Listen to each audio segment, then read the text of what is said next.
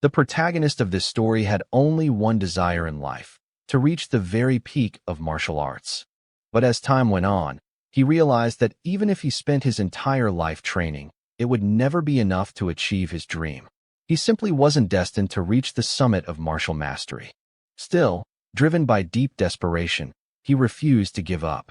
He decided to chase an ancient legend, a tale from long ago about a divine dragon that guarded a golden fruit said to grant immortality to whoever consumed it. After a fierce and deadly battle against the divine dragon guardian, he finally reached the sacred place where the legendary fruit was said to grow. He could hardly believe it. The golden fruit of legend was real. Its radiant golden light illuminated the surroundings, exuding a mysterious, divine aura. Exhausted from the long fight, he sat atop the corpse of the slain divine dragon, his eyes fixed on the glowing fruit. After catching his breath, he slowly stood and approached the tree. Confidence filled his chest. With this fruit, he believed, he could finally reach the peak of martial arts that he had dreamed of all his life. Without hesitation, he plucked the golden fruit and began to eat it. The moment he swallowed, a strange and powerful energy surged through his body. His veins throbbed, his blood boiled, and his entire being trembled as if being reforged by divine power. It was then revealed that this man's name was Gilfus Eldragon, the one hailed as the strongest human in the entire world. But decades later, Gilfus Eldragon had grown old. Now lying weakly on his bed, he was surrounded by his children and grandchildren. They whispered that his time was near and that they must accept that he would soon pass away. His eldest son, Gilliam, held his father's hand tightly. Gilfus, the current head of the Eldragon family, told his son that he didn't want to see sadness on their faces, that his time had simply come. Gilliam forced a smile, his voice trembling as he said that the manor had already grown gloomy when their mother passed away, and it would be even lonelier once their father was gone. But Gilfus gently reminded him not to let weakness consume him, not to be swallowed by grief. Then, as silence filled the room, Gilfus thought back to the golden fruit. He admitted to himself that, in the end, perhaps no one could truly believe in the myths of the ancient world. Yet he still felt fortunate, for he had lived long enough to have a family of his own. He told his loved ones that he had lived a long and fulfilling life and that he had no regrets. But deep inside, he knew it was a lie. Even now, he still couldn't let go of his dream. If only he had more time, he would continue to pursue the peak of martial arts, the dream that had eluded him all his life. And so, in his final moments, he held on to that desire until his last breath. However, in a completely unexpected twist, Gilfus opened his eyes once again. Confused, he wondered if he had merely fallen asleep. Everything felt strange. His room was different. His body felt light, and his surroundings unfamiliar. When he finally looked at his hands, his eyes widened in disbelief. These are my hands. Am I a baby? He quickly realized he was in a bizarre situation. But as a 10-star level martial artist, he questioned how anyone could have done this to him without him noticing. Then a thought struck him: the divine dragon and the golden fruit. He finally understood. The fruit's effect wasn't immortality, but reincarnation. Though unexpected, the realization filled him with joy. He had been granted another chance, a second life, to reach the peak he had failed to attain before. Soon, he noticed he wasn't alone in the room. When he looked around, he realized he was inside the annex of the Eldragon Manor. Somehow, he had been reborn into the same family. He then noticed that the room was filled with other infants. Just as he was wondering why there were so many babies here, a group of maids entered, carrying baby bottles. But strangely, instead of milk, they carried a red liquid. Gilfus watched as the maids poured the crimson substance into the bottles. He thought they were about to feed the infants, but suddenly, one of the maids carried out a goblin. They forced the bottle into the goblin's mouth. Moments later, the goblin began to tremble violently. A red light burst from its body, and then it exploded into a shower of blood, splattering across the room. Gilfus froze in shock. Fear and confusion filled his mind. What in the world is happening here? One of the maids calmly said that the mixture would be safe if they adjusted the right amount of water. As they began feeding the red liquid to the other infants, another maid picked up Gilfus himself. He looked at the bottle and immediately realized it wasn't milk. The energy coming from it was terrifyingly strong. He could sense that the liquid was dragon blood, and that it was far too dangerous for a newborn's fragile body. But before he could react, the maid pushed the bottle into his mouth. Instinctively, like any infant, he began to drink. Instantly, immense power surged through his veins. His small body trembled from the pain. But Gilfus recognized it. The blood of ancient dragons was coursing through him. He thought, "This is dangerous, but maybe this is also an opportunity." At first, he considered stopping. But then he realized, if he could absorb this power, he might surpass even his former self. He might finally reach the true summit of martial arts. With fierce determination, he continued drinking the dragon's blood. His veins bulged, his body convulsed in agony, but his will remained unbroken. "Don't underestimate me," he thought. "I am Gilfus Eldragon." He repeated the words in his mind like a mantra, enduring the pain until, miraculously, he overcame it. The maid stared in disbelief as he continued to drink, surviving what should have been a death sentence. Within his tiny body, two colossal dragon energies clashed violently, battling for dominance. When one finally overpowered the other, Gilfus could hardly believe how easily he had absorbed the power. When the two dragon forces finally merged within him, he realized this was the perfect opportunity. After finishing the last drop, he couldn't believe he had survived the overwhelming pain. His body hadn't exploded. Instead, it had adapted. He noticed a few other infants had also survived, which made him smirk inwardly. Never underestimate the survival instincts of a newborn, he thought. But, as expected from a baby's body, exhaustion soon overcame him. His eyelids grew heavy, and despite his triumph, Gilfus Eldragon, the strongest human reborn, slowly drifted into sleep. After 7 years, he was now undergoing intense physical training. While doing one-handed push-ups, a massive boulder was balanced on his feet. When he finally reached his 1000th rep, he kicked the boulder upward. And as it came crashing down onto his back, Gilfus couldn't believe the strength his body now possessed. Gilfus Eldragon, the former family head of the Eldragon clan, now lived under a new name, Zeke Eldragon. Zeke thought about how he had achieved such physical power at a young age, realizing it was all thanks to the ancient dragon blood flowing in his veins. It was said that every being in this world possessed something called a source of power, but the ancient dragon blood that had been given to them as infants contained a tremendous amount of that power. Those who survived drinking it developed bodies far stronger than ordinary humans. With the divine dragon source of power within him, Zeke knew he had already surpassed the limits he had reached at the same age in his past life. And since he was the only infant who had managed to drink an entire bottle of ancient dragon blood, his body underwent a drastic transformation, one even he did not expect. Yet despite his progress, what frustrated him most was that he remained a mere 1 star. He had trained relentlessly, expecting to reach at least 4 stars by now. The star was the measure of one's source power. In this world, the human body was said to resemble a universe. The more stars one had floating within that inner universe, the stronger they became. However, as the number of stars increased, so too did the difficulty of reaching the next level. In his past life as Gilfus Eldragon, Zeke had achieved the unimaginable, 10 stars. He was the only person in the world to ever reach such a level. "Time really flies," Zeke muttered. He was now 7 years old. He learned that he was an illegitimate child of the current Eldragon family head. His mother had died when he was still an infant, and to this day, he had never even seen his father's face, something he considered deeply irresponsible. What shocked him most was the realization that 1,000 years had already passed since his reincarnation. He thought that reincarnation itself was already unbelievable. But after 1,000 years, the world had changed. It had become a true survival of the fittest era. The greatest proof of this was the practice of feeding infants the blood of ancient dragons, followed by a ritual known as the Dragon Trial. Only those who survived both the drinking of dragon blood and the Dragon Trial were deemed worthy to receive education and training as Eldragon warriors. Naturally, Zeke should have been one of them. Yet whenever he asked the servant assigned to take care of him why no instructor had ever been sent to train him, the servant would only say that he wasn't allowed to answer such questions. Even after turning 7, Zeke had never received a single lesson. Isn't that strange? Zeke wondered aloud. Every child who survived the dragon trial was supposed to begin combat training, everyone except him. Day after day, he lived alone with only a servant by his side.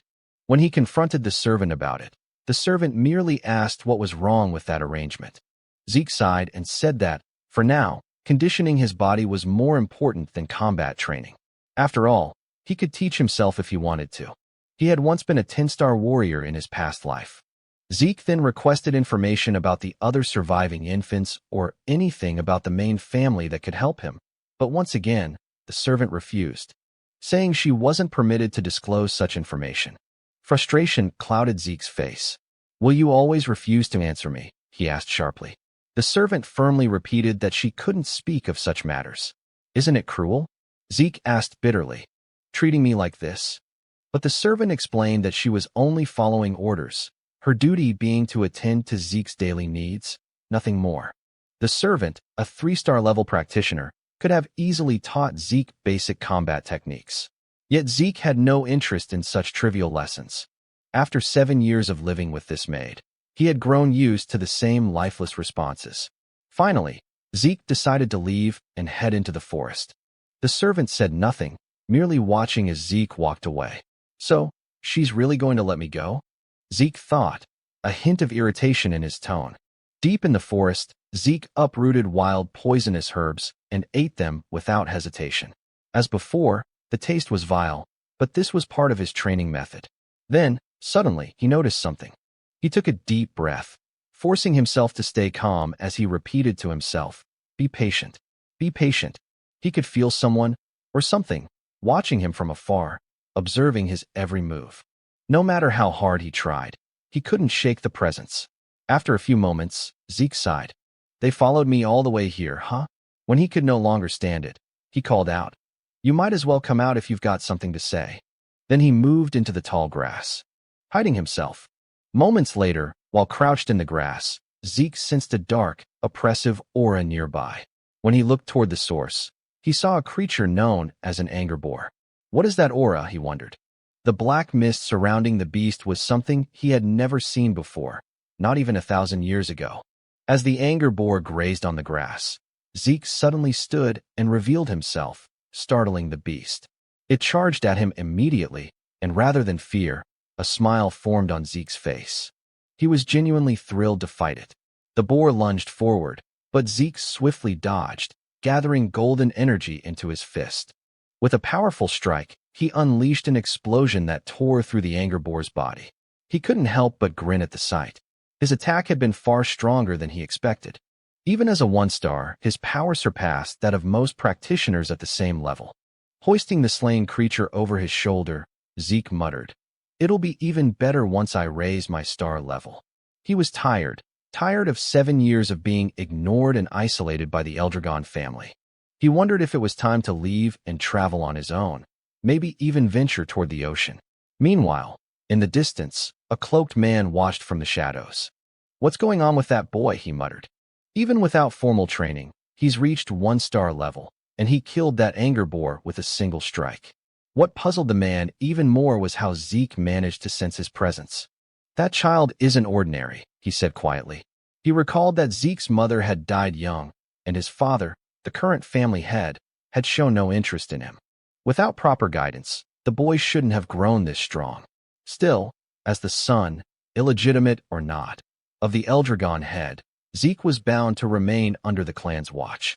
That was why someone like him had been assigned to monitor the boy from the shadows. An illegitimate son, yet the blood of the family head runs through his veins, the man whispered. Could that be why he's so strong? Uncertain, he chuckled softly. That kid will be interesting to watch in the future. Then he disappeared into the darkness. Back at Zeke's home, the boy was packing his belongings, ready to set off on his journey. But suddenly, he sensed several powerful presences outside. 3 4-star practitioners and 1 5-star. What are they doing here? He thought, stepping quietly to the door to listen. From their conversation, he heard them talking about how fresh and clean the air was in such a remote place, and how peaceful it was since there were no nearby rifts. Hearing this, Zeke concluded that they weren't assassins. They didn't sound like bad people at all. Deciding to confront them directly, he opened his door and asked, "What business do you have here?" The group froze in surprise. Then Zeke noticed the emblem embroidered on their clothing, the mark of the Eldragon clan. Eldragon, he muttered under his breath, wondering what they wanted from him. The men quickly bowed.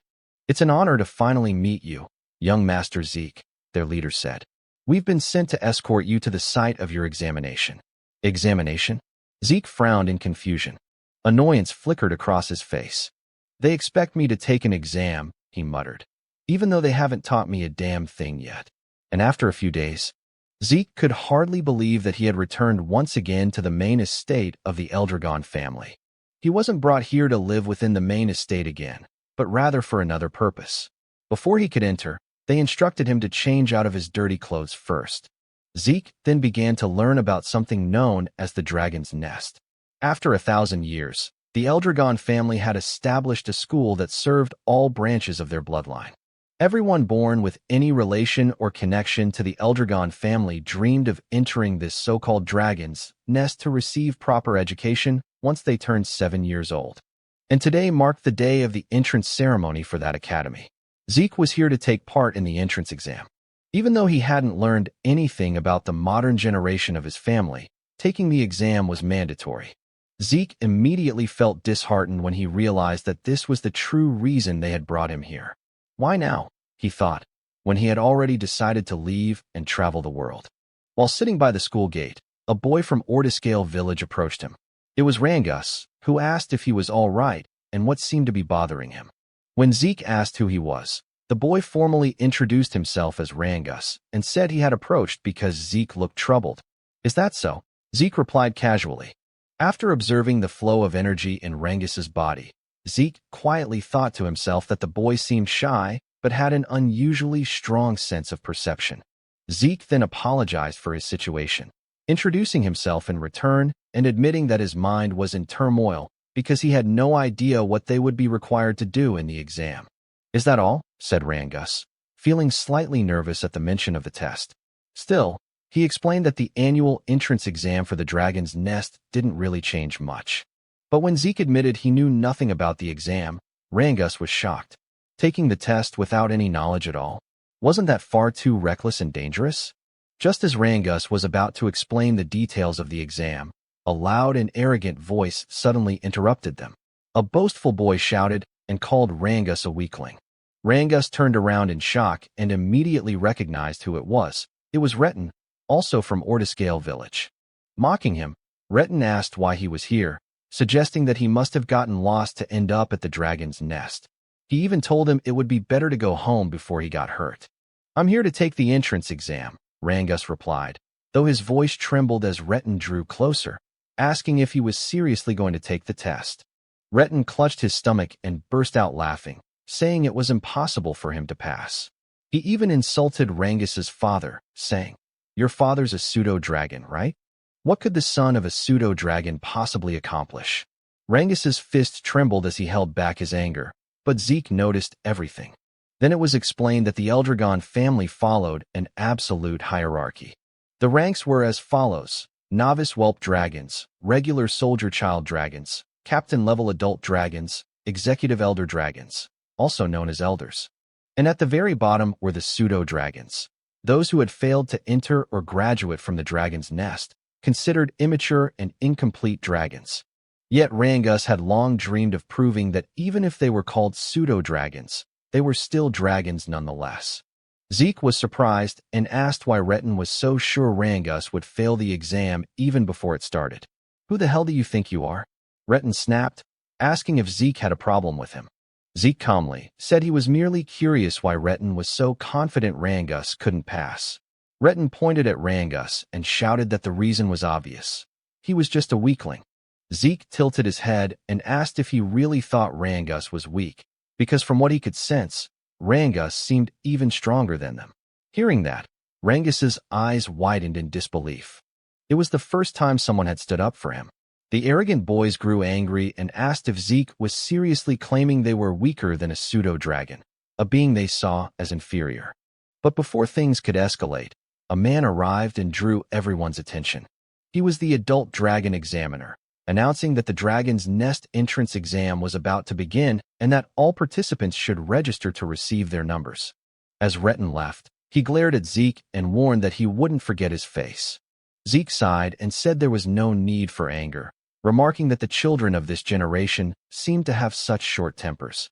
Rangus quickly replied, "That wasn't that strange, since we're about the same age." Rangus added that anyone would be angry if told they were weaker than him. "Is that so?" Zeke muttered lightly. Since the entrance exam was mandatory, they had no choice but to take it. Though Zeke was surprised when Rangus said it was actually possible to skip the test, Zeke's eyes widened, and Rangus realized Zeke truly didn't know anything about it. Rangus advised him that it might be better to withdraw now before he got hurt. But Zeke replied confidently that a genius like him would never withdraw from a challenge. Rangus could only shake his head and say that Zeke was overly confident despite knowing nothing about the exam. Zeke simply laughed and said that whatever the test may be, they should hurry since it was about to start. Rangus had no choice but to agree. When they arrived at the testing grounds, the examiner announced that the exam was simple. To pass, they only needed to scratch the stones placed behind him. However, no other weapons were allowed except those provided by the academy. Still, they were free to use their bare hands if they wished, but each participant only had 3 attempts. "That's it," Zeke said, sounding unimpressed. After surviving the dragon trial when they were still infants, he expected something far more terrifying and intense. But this seemed disappointingly simple. The examiner then called the first participant and instructed him to begin. The boy, nervous but determined, struck the massive stone with all his strength. The sound of metal clashing against rock echoed loudly, ringing in their ears. But to everyone's shock, the boy's sword snapped in half, and the recoil shattered his arm. Zeke was stunned at what he saw. As the boy writhed in pain, the examiner calmly said that he still had 2 remaining attempts and asked if he wished to continue. But since the boy could no longer stand, the examiner declared him failed and ordered the others to clean up the area. As the injured participant was dragged away, the next number was called. Rangus trembled in fear at what he witnessed, while Zeke grew annoyed. "So this is what they call an exam," he muttered. He then asked what kind of stones they were using. It was explained that the stones possessed regenerative properties. Any scratches would vanish in an instant. Moreover, they could reflect physical force 100-fold when struck with power. Zeke immediately said that such materials were far too excessive for an entrance exam. But Rangus explained that it was still possible to scratch them if one could properly circulate their source power throughout their entire body before attacking. "I see," Zeke said. He realized that the circulation of source power was far more important than martial arts skills in this exam. After glancing at the other participants, he thought that only a few would be able to pass, including those arrogant boys. As the exam continued, more and more failed than passed. Many were injured badly due to the stone's ability to reflect ordinary physical attacks. Then, after a few moments, the examiner called out Zeke's number. "It's my turn," Zeke said with a calm smile. Rangus, still nervous, asked if he really had no intention of withdrawing. But Zeke simply walked forward, telling him not to worry. As he approached the examiner, the man's eyes widened in shock. Zeke's aura began to flare up, faintly revealing the might from his previous life as Gilfus. The examiner told him to step forward and choose a weapon, but Zeke said it wasn't necessary. His fists alone would be enough. The crowd murmured in disbelief. No matter how skilled he might be in circulating source power, they thought there was no way he could scratch the stone with his bare hands. His fists would surely shatter instead. Some of them said that not only Zeke's fists but also his arms would be destroyed, which made Rangus extremely nervous for him. Along with his fear came anger toward himself, thinking he should have forcibly stopped Zeke to prevent him from getting hurt. The examiner then gave the signal to begin. As Zeke approached the massive stone, he placed his hand on it, noting that this was the first time he had ever seen such a material. He thought to himself that it must have been formed over 1,000 years ago. And even now, there were still many things about the current generation that he didn't fully understand. But that didn't matter anymore. He immediately gathered his source power into his fist. While Rangus trembled with anxiety about what might happen to Zeke, our protagonist was actually filled with excitement because, for the first time, he could use his full strength. He decided to use the mysterious stone to measure his current power. Rangus's eyes widened once more as Zeke unleashed the first form of the dragon destruction combat technique. burst strike against the stone. A tremendous surge of energy erupted from the impact. Fragments of the shattered rock flew everywhere, and the violent wind from the blast sent dust and debris swirling through the air. In awe, yet on guard, Rangus quickly shielded himself from the aftermath, while the examiner's eyes widened in disbelief at what he had just witnessed. As the dust began to settle, Zeke stood there with a smile on his face, remarking that the technique he used still seemed too much for his current strength. Despite the severe injuries to his hand, he laughed at himself, realizing he still needed much more intense training. The other participants were speechless at what they had seen. Retin looked both shocked and annoyed that Zeke had destroyed the enchanted stone. A woman watching commented that Zeke was truly interesting. While the others still couldn't get over what had happened, Zeke waited happily for the examiner to announce the results, but the examiner was still in shock. The stone Zeke had destroyed was known to regenerate itself, and the only ones capable of breaking it were supposed to be those who had already reached the 4-star level or higher. Yet now, a mere child stood before him, having done what seemed impossible. "He's just an illegitimate son," the examiner muttered to himself, then wondered if Zeke's ability came from the blood of the family head that still flowed within him. He also realized that the technique Zeke used seemed strangely familiar. Still dazed, the examiner didn't respond right away, so Zeke called out to him impatiently, asking for the result. Snapping back to his senses, the examiner finally declared that Zeke had passed the test. One of the examiners then handed Zeke a small bottle containing a green liquid. Curious, Zeke asked what it was, but the man only asked if he could leave already since Zeke was blocking the area. Annoyed, Zeke frowned and muttered if everyone in this generation was this rude. Before he could complain further, Rangus ran up to him with excitement, praising Zeke's performance. Zeke proudly grinned and said it was nothing but peanuts. Zeke then asked what the liquid was, and Rangus explained that it was a healing potion, the standard potion of the Eldragon family. Healing potion? Zeke repeated. Rangus confirmed it. But since Zeke was an illegitimate son of the family, he suspected it might be poison. However, since Rangus had vouched for it, he wondered if it might actually be a spiritual medicine. The elixir, known as cloud-piercing clarity wood, was made from extremely rare materials, herbs found only in secret realms, along with the pure source power of divine beasts and the essence of elusive phantom beasts.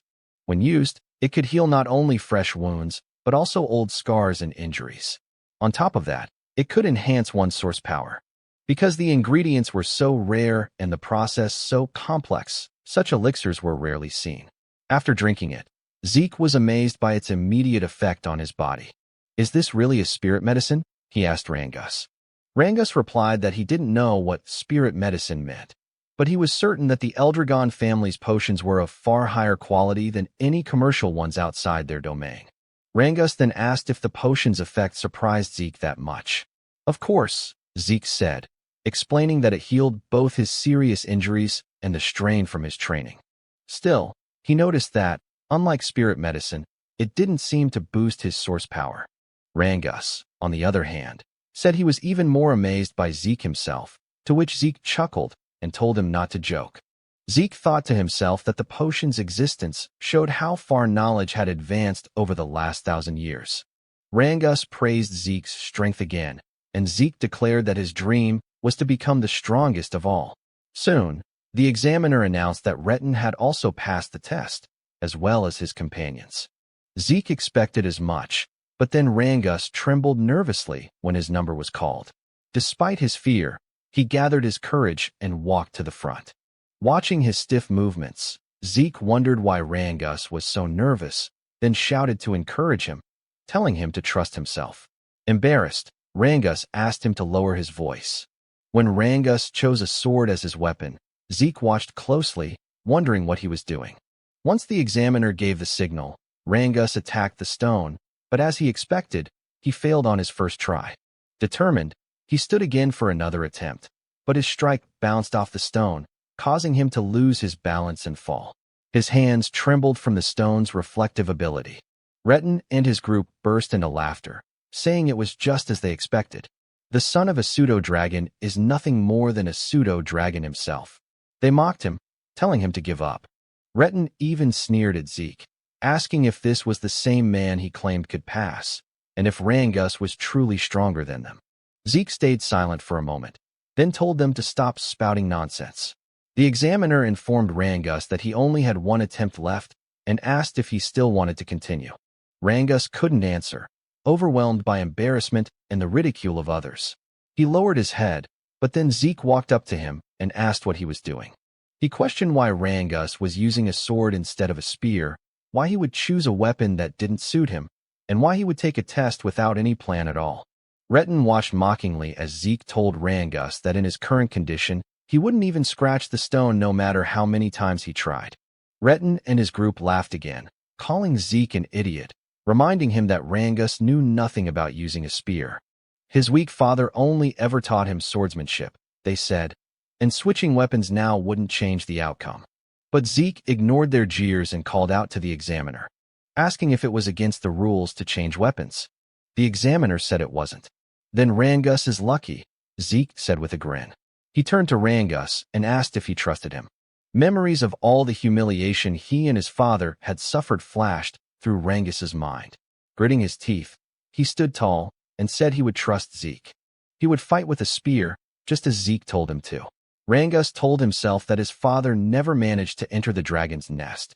Because of that, people called him a pseudo-dragon and laughed at him. But despite all the humiliation, his father endured everything just to raise Rangus properly. That's why Rangus swore to prove to everyone that he, Rangus, the son raised with care by his father, is also a true dragon. He stood up once more, gripping the spear tightly in his hands, and declared that today he would prove that neither he nor his father were fake dragons. He also realized that if he tried again with a sword, the result would only be the same as before. So this time, he decided to trust Zeke completely. The only problem was that he didn't know how to use a spear. Zeke called out to him, and, as he pointed toward the enchanted stone, he told Rangus that there was nothing else he needed to do. Just thrust the spear straight into the stone without thinking about anything else. Just pierce it straight through, Zeke said firmly. Rangus tightened his grip on the spear. He knew that, under normal circumstances, stabbing the stone directly wouldn't cause even the slightest damage, especially since it had a strong regeneration element. But Zeke was the first person to ever stand up for him, even though they had just met that very day. It was something new and unfamiliar to him. But because of that, he chose to place his full trust in Zeke and believe in his own strength this time. He gathered his source power into the spear and immediately noticed something strange. For years, he had wielded a sword, yet he had never managed to wrap it in this much source energy, something he was now effortlessly doing with the spear. With a determined shout, Rangus unleashed his full power and struck the stone with everything he had. Retin nearly died laughing, saying exactly what he had predicted, that changing weapons wouldn't help him pass the test. But Rangus didn't stop. He felt something different, something powerful. The spear in his hands felt like an extension of his own body. Then, as he drove the weapon forward with all his strength, the spear pierced through the enchanted stone completely. The shock on Retin's face, and those of his companions, was priceless. Even the examiners couldn't hide their astonishment, delighted by what they had just witnessed. Rangus hadn't just scratched the stone, he had pierced straight through it. Zeke immediately praised him. While Rangus himself could hardly believe what he'd done, even after the examiner officially declared that he had passed, Rangus still asked in disbelief if he had really succeeded. Zeke smiled, wrapped an arm around his shoulder, and confirmed it. Overwhelmed with joy, Rangus nearly cried as he hugged Zeke tightly, shouting over and over that he had done it, that he had passed the test. Retin's group, however, refused to believe it. They called it luck, but Retin himself stayed silent, shaking with rage. He couldn't accept that, just as Zeke had said, Rangus was actually stronger than them, and that his result was far better. The examiner then announced that the test had officially ended. Afterward, he declared that the entrance ceremony would begin shortly. Zeke immediately asked if the test was truly over. Rangus replied that it seemed so, but added that there would probably be more tests once they entered the dragon's nest. Soon, a group of men emerged from a dark hallway. When they stepped into the light, the The examiner announced that the head of the Eldragon family would now deliver a speech to congratulate those who passed. The moment Zeke saw the man, he asked who the person with the cold, dark expression was. Rangus, clearly nervous, replied that it was the family head himself. That's the family head. Zeke said, "Why does he look like that? He's not even smiling. He looks colder than ice." Rangus immediately covered Zeke's mouth, whispering that it would be best if he stayed quiet, repeating his plea for him to stop talking. Zeke nodded. When he looked again at the group, he remarked that these people represented the current power of the Eldragon family. Some of them were at the 7-star level, while others were 6-star. To Zeke, their strength was impressive, especially since the current family head, Zeke Eldragon, was an 8-star level powerhouse. 1,000 years ago, only a handful of people had ever reached that level. Still, Zeke wasn't sure how many existed in this current era. "I don't like this family head," Zeke muttered. But before he could say more, Rangus tried to hush him again. Zeke sighed and thought to himself that he never expected this man to be his father in this lifetime. A dark, fiery aura radiated from Balza's body, making the entire area feel heavy. The examiner quickly ordered everyone to stay silent because Master Balza was about to speak. When Balza stepped forward, he uttered only a few words. "You must all strive to become the flesh and blood of the Eldragon family." As he spoke, the terrifying pressure of his aura spread across the hall. Zeke wasn't affected, but many of the examinees trembled in fear, some struggling to breathe as their bodies froze under the immense pressure. Zeke noticed that even Rangus was affected. He couldn't believe how easily everyone around him was overwhelmed by the family head's presence. More than that, Zeke could sense an intense hatred hidden within Balza's aura. He didn't know the reason behind it, but even so, he couldn't bring himself to like the man who was supposedly his father. When Balza turned away, another man stepped forward and drew everyone's attention. He had blonde hair and cheerfully thanked Balza for his words. He then said that Master Balza had high expectations for them all, and that just like his master, he would also keep his own speech short. As Zeke wondered who this man was, the speaker simply told everyone to train hard and grow stronger. "That's it," one of the examiners muttered. The man smiled and said that people who worry too much about small things go bald early, so he wouldn't bother with long speeches. Zeke couldn't understand what was wrong with them, but at least the atmosphere in the hall had lightened up. The examiner then announced that the new students would now be assigned to their dormitories. Everyone whose number was called had to head there immediately. Zeke asked if they wouldn't all be staying in the same dormitory, and Rangus explained that there were 4 East, West, South, and North dorms. Every student accepted into the academy was allowed to live in one of those 4 halls. When Zeke's number was called, he stood up and waved goodbye to Rangus. He was assigned to the East Hall. As he walked through the corridor, he commented that a lot had changed in this place over the past 1,000 years. After finding his room, he said that he must have gotten lost since it took him a while to arrive, and his roommate had probably gotten there first. When he opened the door, he cheerfully greeted his new roommate and apologized for being late. He then said that from today on, they'd be sharing the same room. But to his surprise, his new roommate turned out to be none other than Rangus himself. Zeke couldn't help but laugh, saying it seemed like fate kept linking them together. He asked if there was anything else scheduled for the day, and Rangus confirmed that their training would start tomorrow. "Is that so?" Zeke said casually, prompting Rangus to ask if he hadn't listened to the examiner's earlier explanation. Zeke admitted that he hadn't, on purpose. Rangus sighed and said they should get some rest early since training would begin the next day.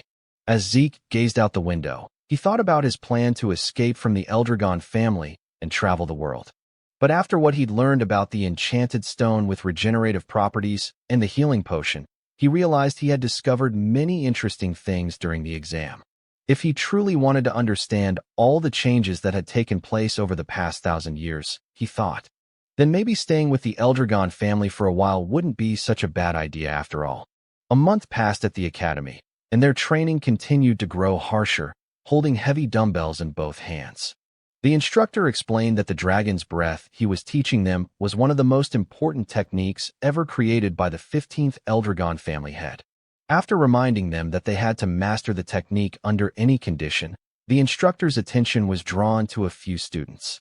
Some of them, he noticed, had already mastered Dragon's Breath, especially the young woman he called Master Lika. Her overflowing energy suggested that she was close to reaching the 2-star level. But aside from her, one other student caught his eye, and he could hardly believe what he was seeing. Zeke was training while not only holding the dumbbells, but also balancing large stones on his head and arms. The instructor stared in disbelief and muttered to himself that the blood of the family head truly ran in Zeke's veins. However, it was said that no one had ever taught Zeke anything since he was a child, which is why everything he was witnessing now felt unfamiliar to him. Zeke, on the other hand, couldn't believe that the technique he once called the Dragon King's breathing technique had been further developed by the succeeding family heads, and that it was now being taught to other branches of the family as well. According to Zeke, breathing techniques were methods that gathered the source power from the surroundings into the body. Once circulated, this source power would strengthen a person's own inner energy. The effectiveness of such techniques depended on an individual's ability and intellect. That was why the great families of this world kept their techniques secret, never allowing them to be learned by outsiders or those not belonging to their bloodline. Zeke also realized that the Dragon's Breath was a safe and simple technique, easy enough to master, but it was useless to him if it could only be used while resting. His own version of the breathing technique allowed him to manipulate the surrounding source power even while moving. Because of that, it was far more complex and powerful in actual combat, but also much harder to learn. Only a few had ever mastered it. He thought the current generation must have simplified his original version so that even the family's branch members could learn it. And that decision had clearly helped strengthen the Eldragon family. Zeke couldn't help but feel a strange satisfaction. He never imagined that the techniques he had discovered long ago would still have an impact after 1,000 years. It made him wonder if the other martial arts techniques he created had also evolved over time. Interesting, he muttered to himself, amused by the thought. Lika, meanwhile, quietly observed Zeke from a distance. Later in the cafeteria, the other students were astonished by how much food Zeke was eating. As he continued devouring his meal, he noticed Rangus sitting silently across from him. "What's wrong?" Zeke asked. "You won't get strong if you don't eat." Rangus simply asked if Zeke didn't find his stamina strange. "That's it," Zeke replied. "You just need to eat more if you want to get stronger. Train harder. Push yourself." He even offered some of his food to Rangus, but the latter politely declined, saying he'd had enough. As Zeke thought about how some of the students were already well trained even before entering the academy, a girl suddenly approached them. "You're quite impressive," Lika said, her tone calm yet confident. Zeke blinked. "And who are you supposed to be?" he asked casually. Rangus immediately choked on his food, whispering nervously, "You don't know who she is? That's Master Lika, the daughter of the family head, Lord Balza." "Oh," Zeke said indifferently. "What do you want me to do about that?" "I don't know her." Rangus began sweating profusely. "You can't talk like that. Master Lika is one of the candidates to become the next family head. She's not someone you can just speak to casually." "Is that so?" Zeke replied. "Well, I'm a family head's child too. An illegitimate one, though." Rangus froze in shock, while Lika looked at him curiously. "Is that true?" she asked. "You're really the family head's illegitimate son?" The narrator's voice continued. Lika Typhon Eldragon, one of the candidates to inherit the Eldragon family, was now standing before Zeke herself. "Why would I lie about that?" Zeke said, shrugging. Lika frowned slightly. "Then tell me, how could an illegitimate child like you destroy the magic stone with your bare hands? How could someone not from a renowned family possess such strength?" "Because I'm Zeke," he replied confidently, turning back to Rangus. "Stop staring and finish your food." Both Lika and Rangus fell silent for a moment. Then Lika suddenly smiled. "You really are an interesting person," she said before sitting down beside him. "How about serving under me? I'll make you one of my followers." Zeke raised an eyebrow. "What exactly do you mean by that?" "I want you to join me," she said. "Be my ally, and I'll be your backer. Every illegitimate child needs allies and influence, don't they? Use your strength to help me become the next family head. And once I do, I'll help you achieve your own dreams." Zeke didn't even hesitate. "No," he said flatly. Lika frowned again. "Why not? Don't tell me you want to become the family head yourself." As her aura flared with a faint crackling energy, Zeke could tell that she was close to reaching 2-star level. For someone her age to release an aura like that, she was indeed impressive. Still, Zeke remained calm. "You can think and do whatever you want," he said. "But I have no interest in being family head or any kind of title." "Why?" Lika asked coldly. Zeke stabbed his knife into the table. "Because I don't need to serve anyone," he said, his voice steady but sharp. "I'm the strongest person there is." The cafeteria went silent. Even Lika couldn't believe what she was feeling. Zeke's presence had completely overwhelmed her for a moment. Rangus immediately stepped in to diffuse the tension, urging both of them to calm down. But Lika wasn't the type to back off, embarrassed and angered by what just happened. She decided to challenge Zeke to a duel. Zeke, however, didn't seem to care and simply continued eating. Moments later, a commotion spread across the campus. "Where are they going?" one student asked. "To the training grounds," another replied. "There's going to be a duel between the younger generation. Master Lika herself is fighting." "What? Master Lika from the Typhon family," someone exclaimed. "Who's brave enough to challenge her?" When they arrived at the training grounds, everyone whispered among themselves, wondering who would face her. Zeke, meanwhile, couldn't believe Lika was actually serious about the duel. "Are you all right with this?" Rangus asked nervously. "You'll be fighting Master Lika. Even if you call her master, I don't know who she is," Zeke replied bluntly. Rangus sighed. "You should at least show some respect now that I know you're also the family head's son." "Do what you want," Zeke said. Still, Rangus tried to explain. "What's important now is that you understand who you're up against. Master Lika isn't just anyone. She's the daughter of Lord Balza Eldragon, and she also carries the blood of the Typhon family, one of the 4 great families supporting the Eldragons. She's a prodigy who mastered all forms of the Typhon family's hereditary lightning greatsword technique at a young age.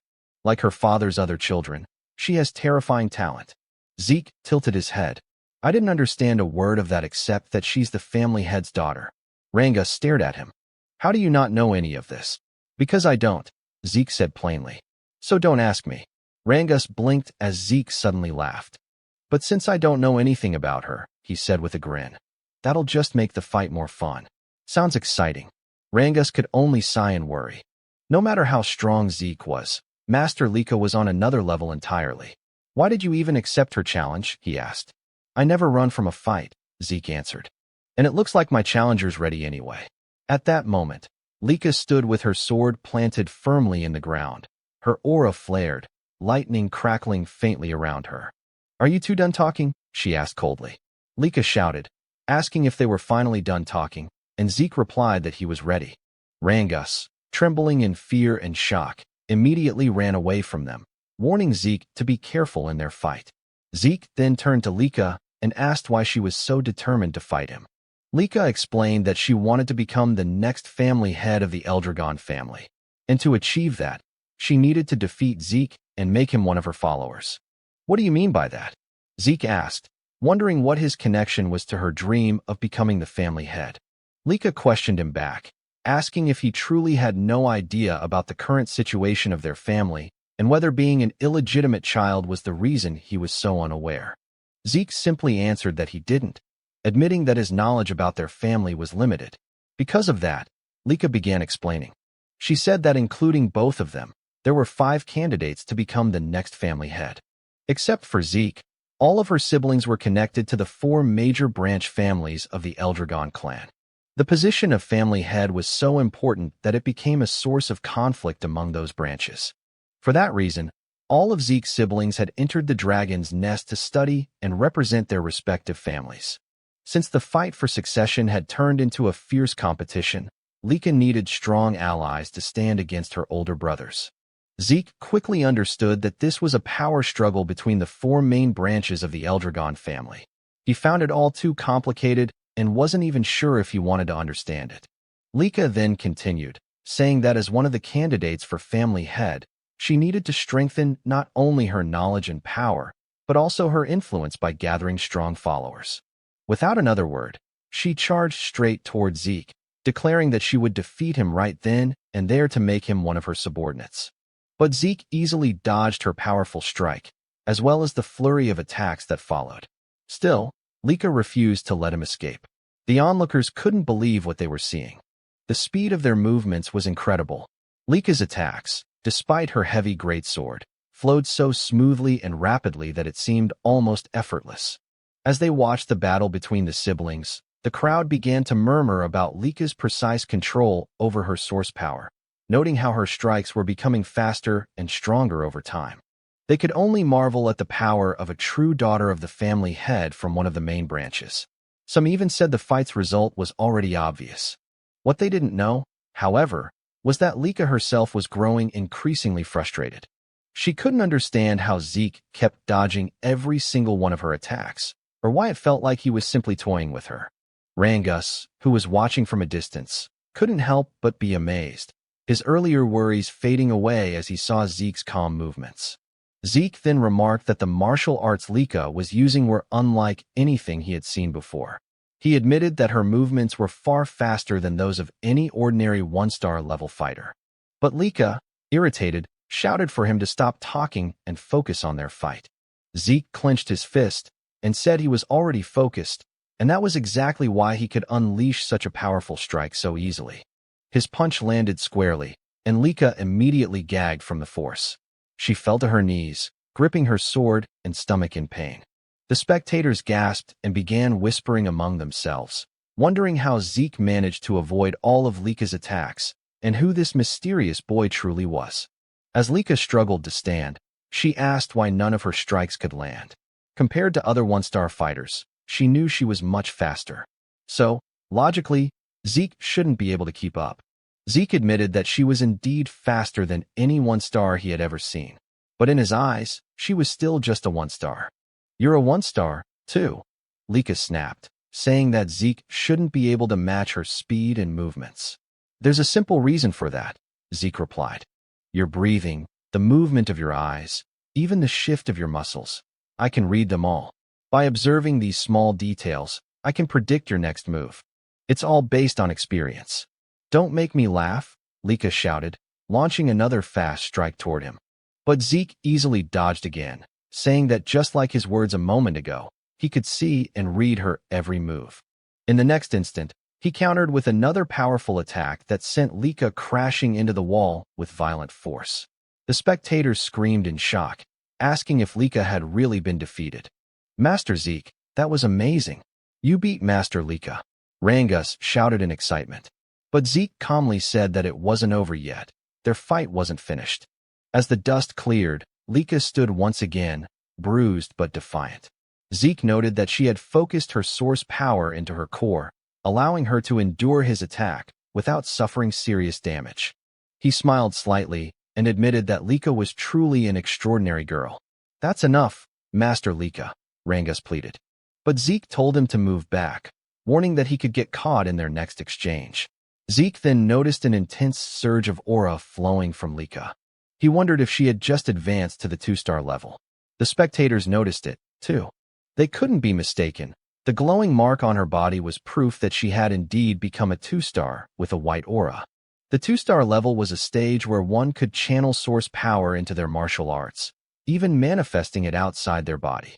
Lika thanked Zeke, saying that because of him, she had achieved the 2-star level earlier than expected. But because of that, she declared, "You no longer have any chance of winning." With her aura blazing, she charged toward Zeke, her great sword surrounded by radiant power. Zeke only laughed. He looked genuinely thrilled. "You've really improved," he said with excitement, dodging another rapid strike. "Your speed is incredible now." But his expression suddenly changed when he felt a sting on his cheek, a shallow cut. "I know I dodged that attack," Zeke thought to himself. Lika smirked and asked if he could finally see the difference in their strength. "This is my true ability," she said proudly.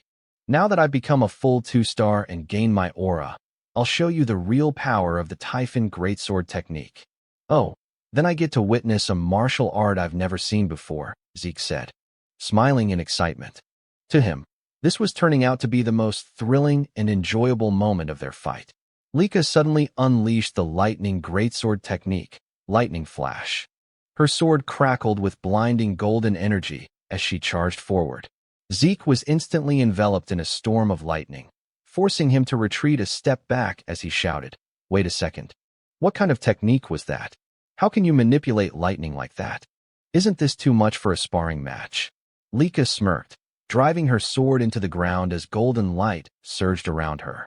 You seem surprised, she said calmly, summoning another move. Lightning net. Sparks erupted from the earth, forming a glowing web of electricity that shot toward Zeke, but he narrowly dodged it. As he landed, he muttered to himself, her power has grown tremendously. Her strength now is nothing like before. At this rate, this fight won't be easy. The audience murmured in awe, unable to hide their astonishment. Ever since Lika had advanced to 2-star level, the tide of the battle had completely turned. Rangus, who had been watching anxiously, began to worry.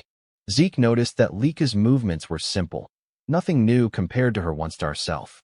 But every swing of her blade now carried far greater force. Her lightning greatsword technique was overflowing with power, her aura amplifying each strike. What surprised Zeke even more was the speed.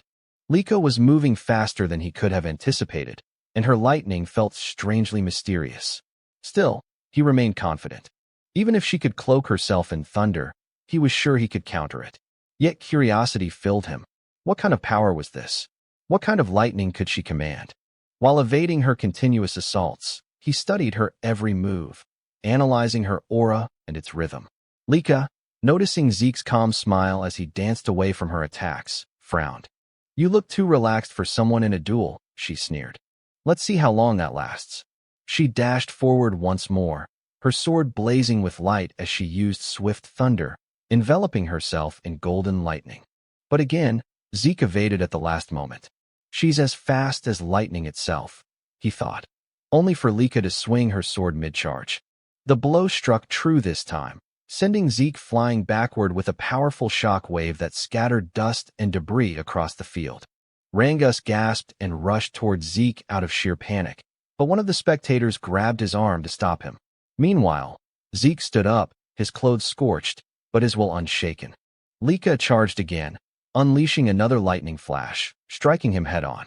Yet Zeke still stood tall afterward. How is he still standing? Lika muttered, her brow furrowed in disbelief. Rangus ran toward them, shouting, Master Lika, stop. That's enough. We've already seen your strength. But Lika snapped back coldly. Do you not understand, Rangus? Stopping mid-battle would be an insult to Zeke. Desperate, Rangus turned to Zeke and begged, Please, Master Zeke, surrender. That's enough. Lika chuckled. He's right. Judging by your condition, surrendering would be wise. If you kneel and pledge loyalty to me, I'll stop. But Zeke only smiled silently. Lika's eyes hardened. Even as an illegitimate child, you're truly a proud Eldragon, she said with a hint of mockery. She raised her great sword high, her aura surging. If that's what you want, then I'll use my full strength to end this. Lightning roared from the heavens as Lika summoned her first secret art, Heaven's Thunder. A colossal surge of golden energy descended, shattering the stones beneath Zeke's feet. Thunderbolts struck his body in a storm of divine fury. Rangus cried out in terror, watching his friend's body engulfed by golden lightning, smoke rising from his charred form.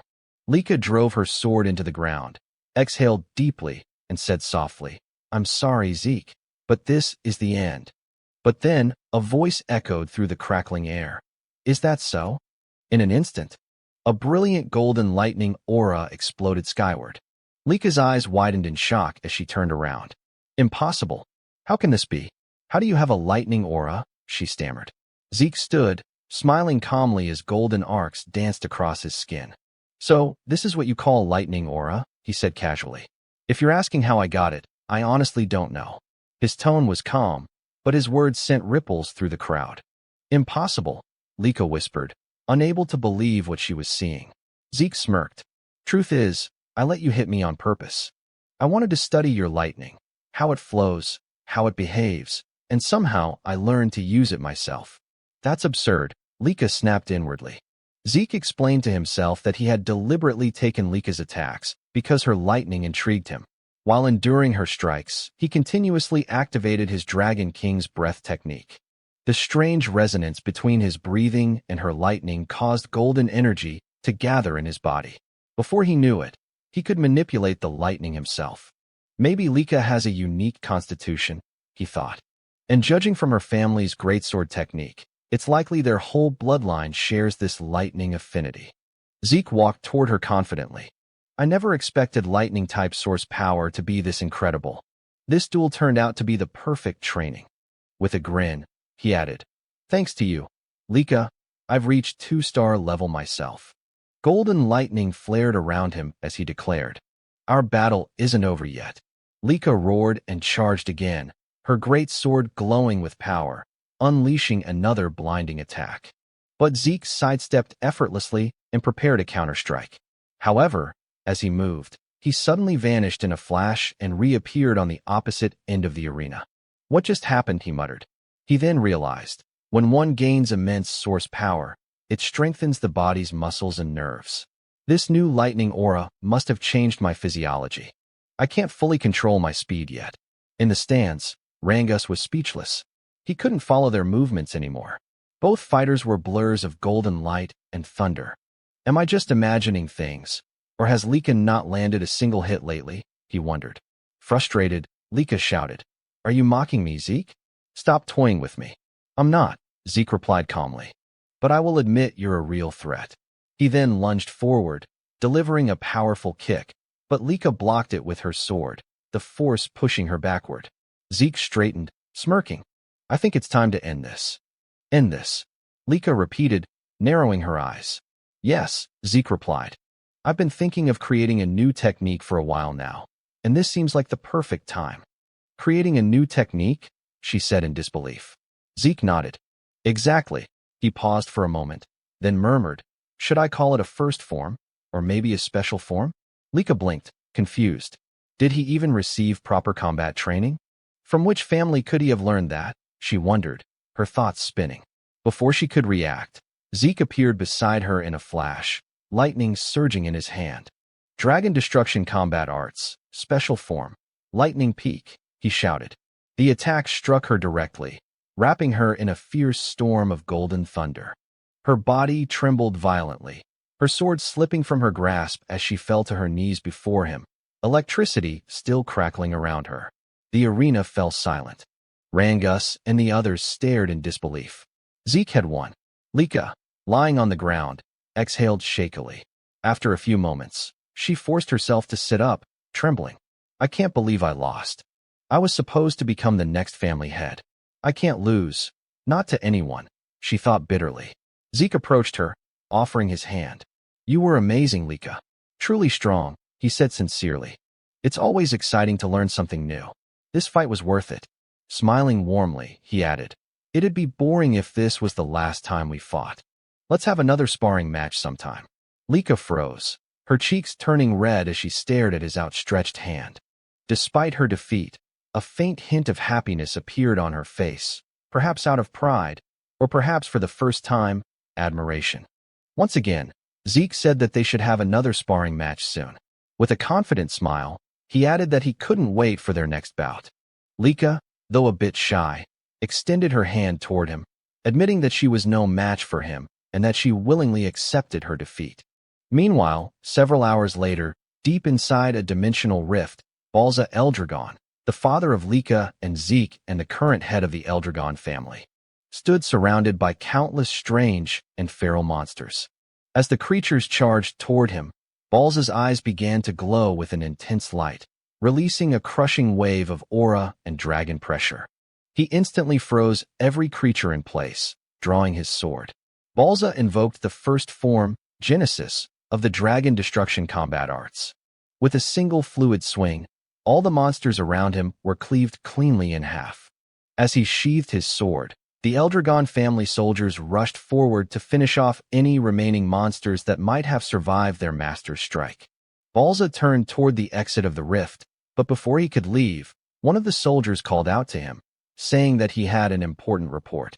Balza stopped walking and asked what it was about. The soldier informed him that Lady Lika had reached the 2-star level. Upon hearing this, Balza froze mid-step. His glowing eyes flickered, and his response came out cold and detached. So what of it? The soldier, clearly nervous, explained that reaching the 2-star level at only 7 years old was an extraordinary achievement.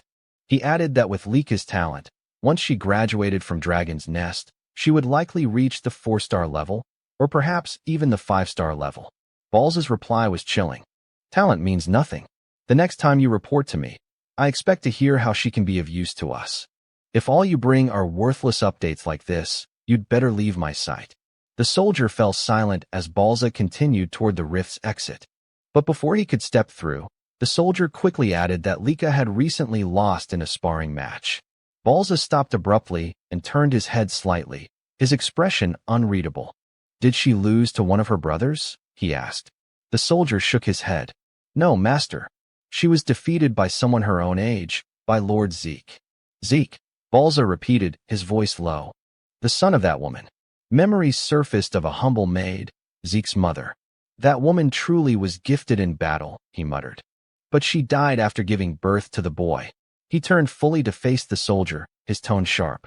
Tell me who could have possibly trained Zeke to defeat a 2-star cultivator. The soldier hesitated before answering. No one, master. Lord Zeke has never received formal training. He defeated Lady Lika through his own strength and skill alone. In fact, he too has already reached the 2-star level. I see, Balza said flatly. Then, turning his back once more, he declared, begin the first trial. The soldier was visibly startled. Master Balza, forgive my intrusion, but isn't it too soon for the first trial? It's only been a month since the students began their combat training. Most of them haven't even reached the 1-star level yet. Balza cut him off. I do not care. Death chooses no timing, no level, no favorites. Only the strong deserve to survive. Star levels mean nothing if they can't endure the first trial. Those who fail aren't worthy of the Eldragon name. Yes, master, the soldier replied quickly. But then Balza added, also, summon Freya. Tell her to return immediately. The soldier's eyes widened in disbelief. Freya? Master, do you mean that Freya? Balza nodded. Indeed. If Zeke could defeat Lika using only his own strength, then he's far more intriguing than I expected. I want Freya to design and supervise the first trial herself, and I expect her to personally observe every participant. The soldier bowed deeply. As you command, Master Balza. For the first time in a long while, a faint smile appeared on Balza's lips. A rare, almost warm expression flickered across his face as he said softly, he's the most interesting one of all. The next day at Dragon's Nest, the students continued their combat training under Rangus. Zeke, however, was off to the side practicing his breathing technique. Sitting in a wall-sit position, he balanced a massive boulder on his head while holding dumbbells in both hands. His unwavering focus drew the attention of Rangus and the others, who couldn't help but watch him in silence. With his eyes closed, Zeke contemplated the technique they were studying, the Strike Dragon combat arts. As he recalled, this technique was originally created by the 15th family head. Though labeled as a combat art, it was in truth a body enhancement method, simple yet well-constructed, allowing even young cultivators to grasp it. Rangus called out, Zeke, aren't you going to train? Zeke opened one eye. What do you mean? I mean combat training, Rangus clarified. We're practicing the Strike Dragon combat arts. I already learned that, Zeke replied casually. Rangus was stunned. What? But it was only taught to us this morning. How could you have mastered it already? Because I'm me, Zeke said with a smirk. But what's more important right now is that your source power is flowing incorrectly. My what? Rangus asked, confused. Zeke set down the heavy boulder from his head and told Rangus to turn around. Placing his hand on Rangus's back, Zeke channeled his aura through Rangus's body, correcting the flow of energy. There, he said. That's how your aura should circulate. Rangus turned to face him, grateful. You've really mastered the Strike Dragon combat arts, haven't you? That's incredible. Zeke frowned playfully. Are you doubting me? What kind of friend are you? No, not at all, Rangus quickly said. It's just, aside from my father, no one's ever taught me like that before. That's why I want to learn everything I can. You, Lord Zeke, already have your own martial arts, strong enough to defeat Lady Lika. I just thought the Strike Dragon combat arts might be too simple and boring for someone like you. It's not boring, Zeke replied. Actually, I admire its stability. It reminds me of my own dragon destruction combat arts. Though my children never liked that technique, they said it was too difficult and complicated. The dragon destruction combat arts was indeed a complex and demanding technique, but it possessed immense power. It consisted of 4 main forms, and during his battle with Lika, Zeke had created a 5th. Beyond that, there was even a secret, its final form, a terrifying and destructive ability, the same one he had once used to slay the divine dragon in his past life. He wondered silently how his descendants had handled his other dragon techniques over time. Perhaps they had modified them. The thought only made him more excited. Anyway, he said, since I've already mastered the strike dragon combat arts, I'll continue with my physical training. He smiled faintly. Everyone has their own way of learning techniques. But before he could continue, Rangus suddenly shouted his name. Zeke, please teach me. I know it's a shameless request, but I want to get stronger, even just a little. Zeke looked at him for a moment, then nodded. All right, I'll teach you. Rangus blinked in surprise. Wait, you mean it? You'll really teach me? Of course, Zeke replied. Why do you look so surprised? You were the one who asked. I just didn't think you'd agree so easily, Rangus said sheepishly. I'm not lying, Zeke said. And I know you're worth teaching. Just then, Lika approached them. Though hesitant, she spoke up. Zeke, I'd like you to teach me too. Rangus turned to her, startled. You too, Lady Lika? Is there a problem? She asked calmly. Honestly, I used to think that no one my age could defeat me. As a candidate to become the next head of the Eldragon family, I was confident in my power. But yesterday's match shattered my pride. I still don't know how you managed to use lightning aura or how you wield it even better than I do. Zeke sighed. So now this is my fault, he muttered half-jokingly. Determined, Lika continued. I want to become stronger, strong enough to defeat our older brothers and you as well, Zeke. Please teach me. Zeke fell silent for a moment, deep in thought. Since Zeke did not answer right away, Lika asked if he was truly fine with it. Even though he was also a candidate to become the next head of the Eldragon family, Rangus agreed with her, realizing that even if Zeke was an illegitimate child, Balza Eldragon was still his father, which technically made Zeke one of the successors, whether he liked it or not. Zeke calmly replied that he did not mind, but the real question was whether Lika's body was in good enough condition to train. He said that from what he had seen in their match, her injuries would normally take at least a month to heal. Lika shook her head and said she had already used a healing potion, so there was no need for him to worry. Zeke and Rangus exchanged a look, whispering to each other. Zeke asked if that medicine truly had such absurd effectiveness. Rangus replied that if Zeke was referring to the basic potion given during the entrance exam, it definitely was not strong enough to heal Lika's wounds so quickly. Because she was the daughter of the family head, she must have used a much stronger kind of potion. Zeke sighed in amazement, muttering that this era truly was something else. Lika nodded, admitting that without the potion, she would have been bedridden for at least a month. But now, what mattered most was her request, whether Zeke would agree to train her as well. She knew that he, too, needed to train, but she wanted to grow stronger under his guidance. Zeke agreed without hesitation, saying that he never turned down young people with ambition. Both Lika and Rangus were surprised by his answer. Lika pointed out that he was also young like them, while Rangus added that they were about the same age. Zeke chuckled and agreed. Then, with a teasing tone, Zeke asked if she was truly sure about having him as her instructor. After all, he was the one who had defeated her. Lika replied firmly that she did not care about that. She did not have the luxury to be picky if she wanted to become the next head of the Eldragon family. She had to become stronger, no matter what it took. Zeke remembered how during their first encounter, she had mentioned her dream of becoming family head. He asked why she seemed so obsessed with that goal. Without hesitation, Lika answered that if she failed to become family head, she would only be used for a political marriage. She spoke bitterly, saying that in the best-case scenario, she would probably be forced to marry one of her cousins, but the worst case would be marrying a man she did not even know. Zeke's expression darkened, anger flickering in his eyes as he asked what she meant by that. Lika said it was natural, considering how valuable the Eldragon bloodline was, especially within the 4 branches of the family. Their source power was special. It could be used in countless ways. That was why the family was obsessed with keeping their bloodline pure. Rangus shuddered, sensing the terrifying aura that suddenly emanated from Zeke. His voice turned cold and sharp as he said that the Eldragon family had truly begun doing disgusting things like this. He clenched his fists, saying he would destroy such filthy and meaningless traditions. But before the atmosphere could grow heavier, several instructors arrived, immediately drawing everyone's attention. Lika blinked in surprise, wondering why they had come, while Zeke muttered that the timing could not be worse. He worried that they might have overheard what he had just said. Then, from behind them, a woman with fiery red hair appeared.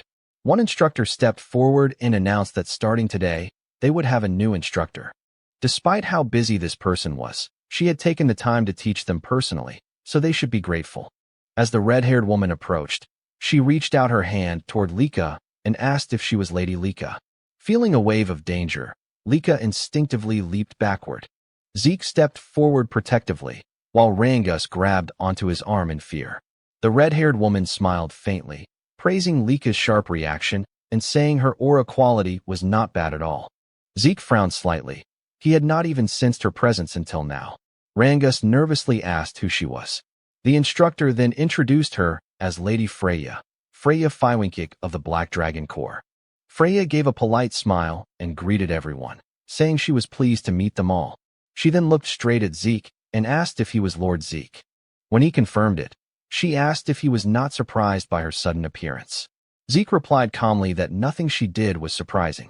Freya froze for a moment as Zeke's eyes began to glow faintly, and he commented that her stealth technique was rather interesting. Freya quickly realized why even the family head, Balza Eldragon, was interested in this boy. Meanwhile, Zeke analyzed her movements.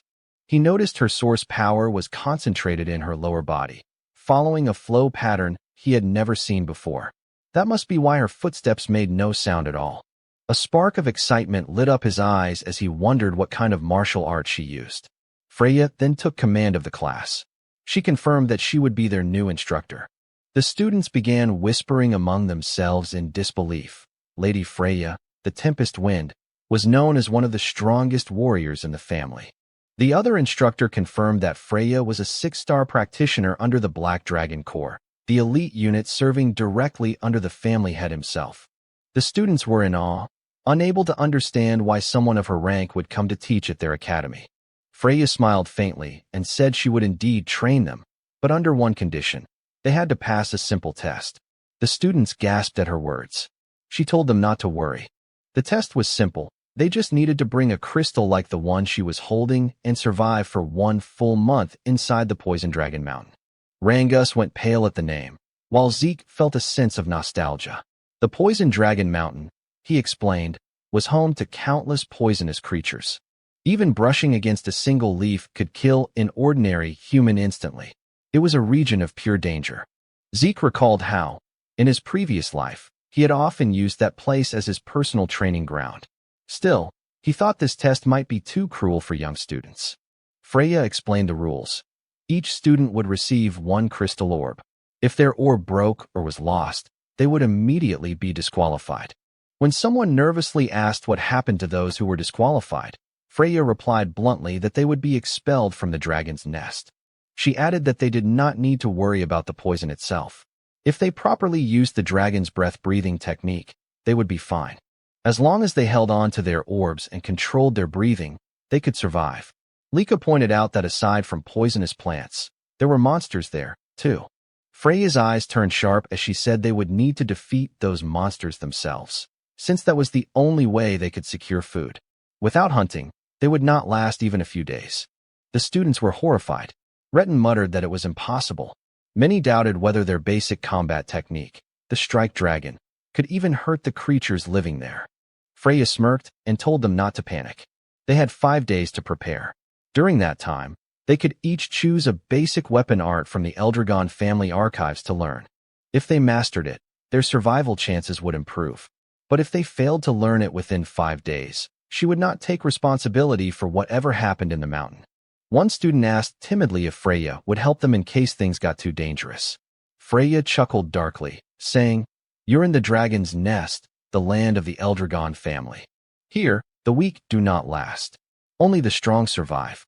If you can't defeat a few monsters on your own, then you might as well sleep peacefully beside them in the bed of poison." The The students trembled in terror, sweat dripping down their faces. Rangus was on the verge of tears, while Lika stayed silent in deep thought. Zeke frowned to himself, wondering if this was still the same Eldragon family he once knew. It felt so different from when he had been the family head. Freya then said that was all for now. She began distributing martial arts books for every weapon type and told them to step forward to pick whichever technique they wanted to learn. As students crowded around, Rangus hesitated, unsure what to choose.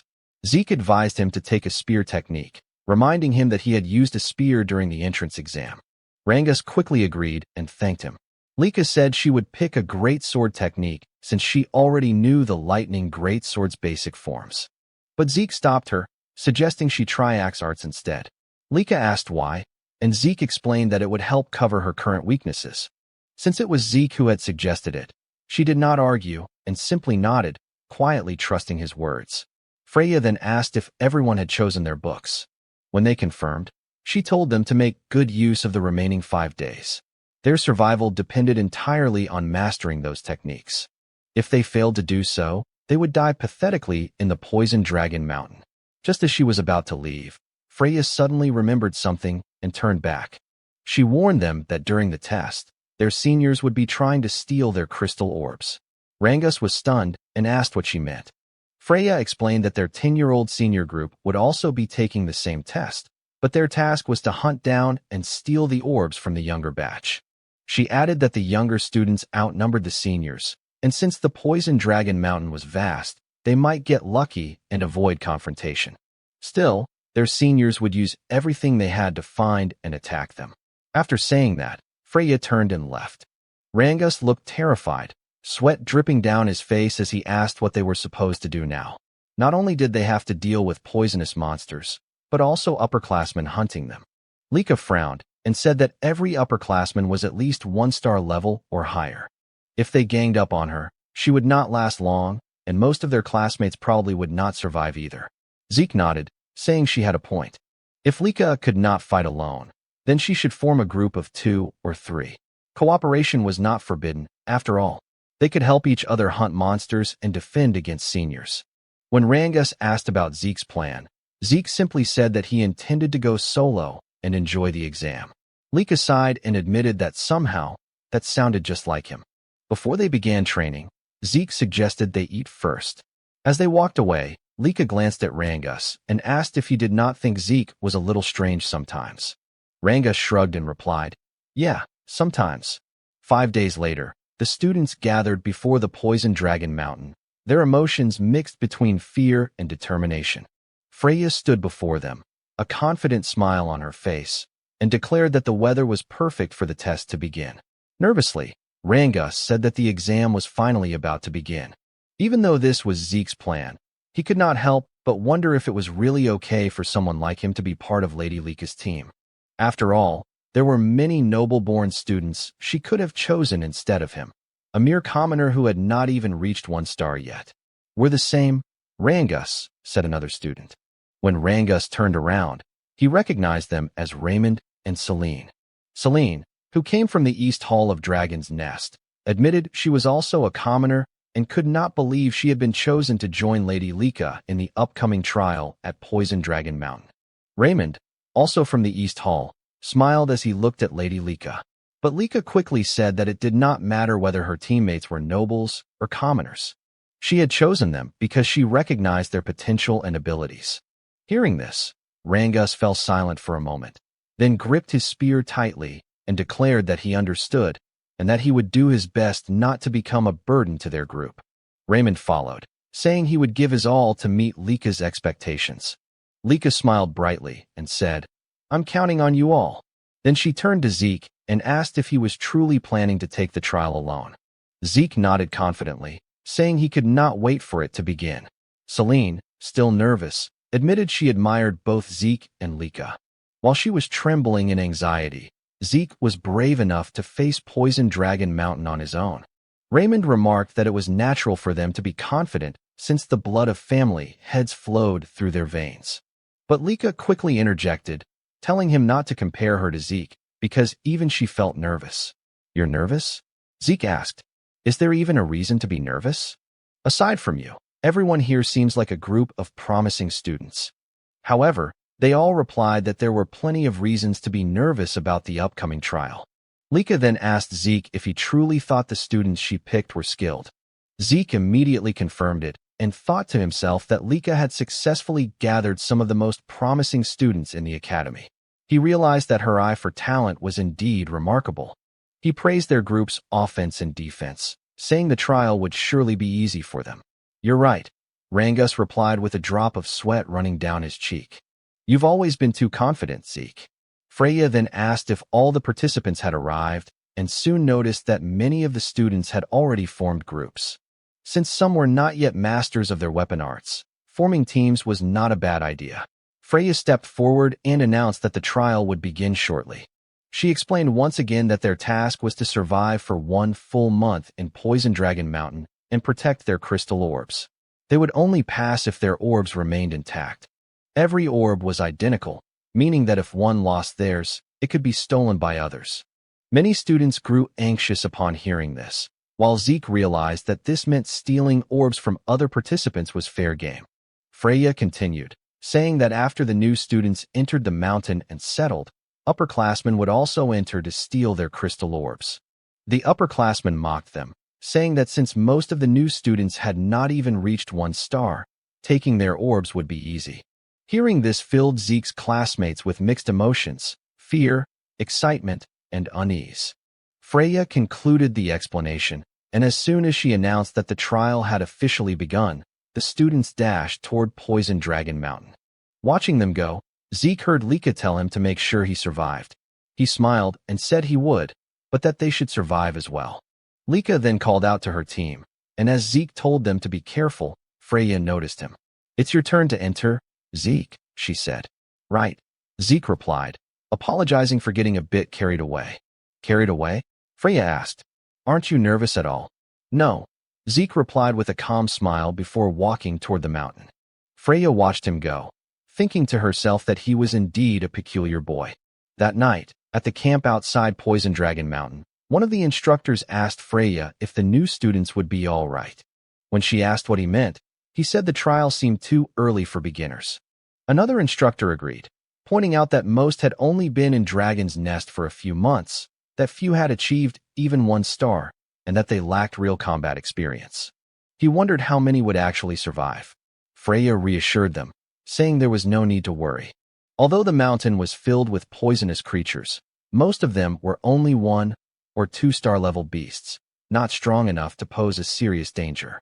With a cheerful smile, she said the students would do fine. Then, under her breath, she whispered that she would eventually release that thing. When an instructor asked what she said, Freya simply smiled and replied, "Nothing." She then announced that it was time for the upperclassmen to begin their part of the trial. The older students immediately ran off toward the mountain, their eyes gleaming as they carried their weapons. Watching them leave, Freya murmured, "I wonder how many will survive. I can't wait to see the results." Meanwhile, inside the Poison Dragon Mountain, as the upperclassmen began their hunt, one of them spotted their first target. It was none other than Zeke, still standing motionless at the foot of the mountain. "The newbies entered the mountain long ago," one said mockingly. "Is this guy stupid or what?" Another raised his crossbow and prepared to shoot. But before the arrow could reach him, Zeke effortlessly caught it midair. As the upperclassmen stared in disbelief, Zeke snapped the arrow in half and said, "I've been waiting for you." One of them asked what he meant, but another shouted that it did not matter. Did they not see how he had caught that arrow? Without wasting a second, Zeke dashed forward, his eyes sharp with excitement. "Now then," he said with a smirk, "let's play together." In the deeper part of Poison Dragon Mountain, Celine and her group were under attack by the mountain's monsters. After Celine slew a massive frog-like creature, another one suddenly leaped out from behind her. Raymond swiftly raised his shield, blocking the attack and saving Celine just in time. With a powerful swing, he bashed the monster to the ground and drove his shield straight into its body, killing it instantly. Seeing that Rangus was easily defeating his own opponent, Raymond smiled in satisfaction. Lika then praised them for their excellent teamwork, and Rangus gratefully thanked her. However, His eyes widened when he saw the mountain of slain frog monsters that Lika had single-handedly defeated. Celine, impressed, remarked that Lika's power was truly on another level, just as they had expected. Raymond agreed, saying that while they had been busy fighting a few monsters, Lika had already wiped out most of them by herself. Lika simply shrugged, saying it was only natural. After all, she was a 2-star warrior, and these creatures were nothing more than a warm-up for her. She also noted that since the exam had started a week ago, everyone had improved significantly, especially Celine and Raymond, who had both reached 1-star level. Celine gratefully acknowledged Lika, saying they wouldn't have advanced so quickly without her guidance, and Raymond echoed her gratitude. Rangus, however, remained silent, quietly thinking about how far he had fallen behind now that both Celine and Raymond had achieved their first stars. Celine noticed his downcast expression and gently told him that he would surely get stronger in time and reach 1-star level, too. Raymond agreed, telling him to be patient and keep working hard. Hearing their encouragement, Rangus smiled again and thanked them both. Lika then spoke, saying that Rangus had managed to defeat 3 giant frog monsters even without a star, which was truly impressive. She added that before the exam began, Rangus had trained personally with Zeke and had already perfected his spear handling, so it was only a matter of time before he became a 1-star. Moved by her faith in him, Rangus nearly teared up. As Lika looked toward the sky, she noted that night was fast approaching and told everyone they needed to head back to base. Celine agreed, warning that Poison Dragon Mountain was far too dangerous after dark. While they were on their way back, Lika suddenly stopped. Rangus immediately asked what was wrong, but Lika didn't answer. Her expression darkened as she stared ahead and demanded to know what a certain student was doing near their base. A moment later, a figure emerged from the tall grass. Rangus and the others were startled, and Celine and Raymond instinctively drew their weapons. The student stepped out with a smirk, holding his weapon loosely as he said he hadn't expected Lika to notice him so soon. Lika immediately recognized him as one of the upperclassmen and asked if he had come to steal their crystal. When he confirmed it, she realized that at last, an upperclassman had decided to attack their group, and this one was a 2-star. The upperclassman grinned, saying that their current exam required them to steal the crystals from first years. Though he hadn't expected his first target to be none other than Lady Lika's group, Lika asked if he still planned to stay even after realizing whose base he had invaded. She warned him that a single upperclassman wouldn't stand a chance against her team. But the upperclassman's grin widened as his expression turned menacing. "Who said I was alone?" he replied. From the grass behind him emerged 3 more upperclassmen, all 1-star level. Their leader sneered, saying that even Lady Lika would have trouble fighting them since her teammates were nothing but burdens. Drawing his sword, he shouted for them to surrender and hand over their crystal orbs. He then charged at Lika with a powerful attack, but she evaded effortlessly and ordered Celine and the others to maintain their battle formation while she handled him. Meanwhile, Rangus, still without a star, struggled to defend against the attacks of his opponent. The upperclassman taunted him, saying it would be better to surrender and hand over his crystal. Rangus hesitated, unsure of what to do, until he remembered a conversation he once had with Zeke. Back then, Rangus had asked Zeke if there was any way for someone weaker like him to defeat stronger opponents. He admitted he was still starless and worried that if stronger enemies appeared, he'd only drag his team down. Zeke's reply had shocked him. "Then you should surrender." Zeke explained that if the opponent was far stronger, 3-star or 4-star, then surrendering was the only logical choice, since a starless person could never hope to win. However, he added that if Rangus ever faced an opponent around 1-star level, there was still a chance. When Rangus asked how, Zeke simply said, "It's nothing unusual. You just have to exploit an opening." "An opening?" Rangus had asked, confused. "Exactly," Zeke replied. "If you can find and exploit an opening in your opponent's defense, you can defeat them, even if they're a 2-star. When Rangus asked how he was supposed to find such an opening, Zeke's answer was simple: endure. Keep enduring until your opponent shows one. Rangus had been doubtful, but Zeke continued, "There's no other way. You can't force an opening against someone stronger. You can only endure until they make a mistake. If you can't even do that, then defeating someone stronger will always be a fantasy for you." Zeke added. If your opponent is someone special like Lika, then you won't last long. But against an ordinary 2-star, you should be fine. He then told Rangus that confidence in his own strength was crucial and gave him one last piece of advice. Don't overthink it. Don't think about how to create an opening or the difference in power. Just wait patiently, and when it appears, thrust your spear straight into it. Now, in the midst of battle, Rangus clenched his fists as Zeke's words echoed in his mind. Since he was weaker, he had no choice but to endure every attack and wait for the right moment. The upperclassman grew more and more frustrated as Rangus continued to withstand his blows.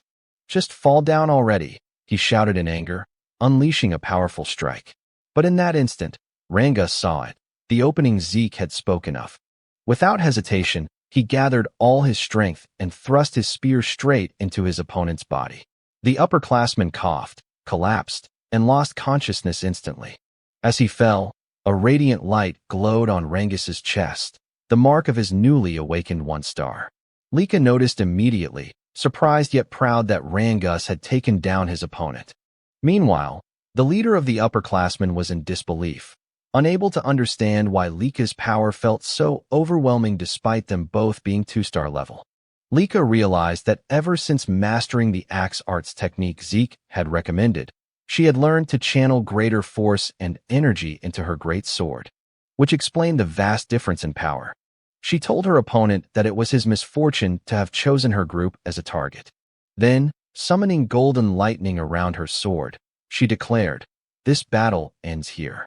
Her blade struck with blinding force, and the enemy leader fell unconscious. After ensuring the enemies were defeated, Lika rushed back to her team and asked if everyone was safe. Once confirmed, the group cheered in relief. They had just won their first battle against upperclassmen. Celine and Raymond congratulated Rangus on reaching 1-star level, and Rangus thanked them with a bright smile. Lika looked at her team proudly, realizing that now all of her members had finally manifested their first stars. With that, she said that the next battles ahead would be much easier. Then, with a thoughtful expression, she wondered aloud how Zeke was doing. Meanwhile, elsewhere in Poison Dragon Mountain, a terrified upperclassman was running for his life. Tears streamed down his face as he muttered repeatedly, "Please don't come here. Zeke, don't come here." He cursed under his breath, trembling in fear, asking himself just what kind of monster that boy named Zeke really was. Moments later, the upperclassmen were running frantically, shouting for help, hoping and praying that Zeke would not follow them. As Zeke dragged along one of the upperclassmen he had just defeated, the others cursed in fear and confusion, asking what kind of monster or demon he was. Holding the corpse of a giant snake beast in one hand, Zeke grinned and mockingly asked what their problem was, wondering aloud if no one else wanted to play with him. The upperclassmen, now completely terrified, called him insane as they continued to flee. Some questioned why a lowerclassman like Zeke was the one hunting them down when it should be the other way around, that the upperclassmen were supposed to be the hunters, not the hunted. Suddenly, one of the fleeing upperclassmen tripped and fell. As he struggled to get back on his feet, he froze. The moment he lifted his head, Zeke was already standing right in front of him. With his crimson eyes faintly glowing, Zeke sighed and said he was getting tired of chasing him. He reached out his hand, offering to help the upperclassman stand up, but calmly added that once he did, he would have to fight him.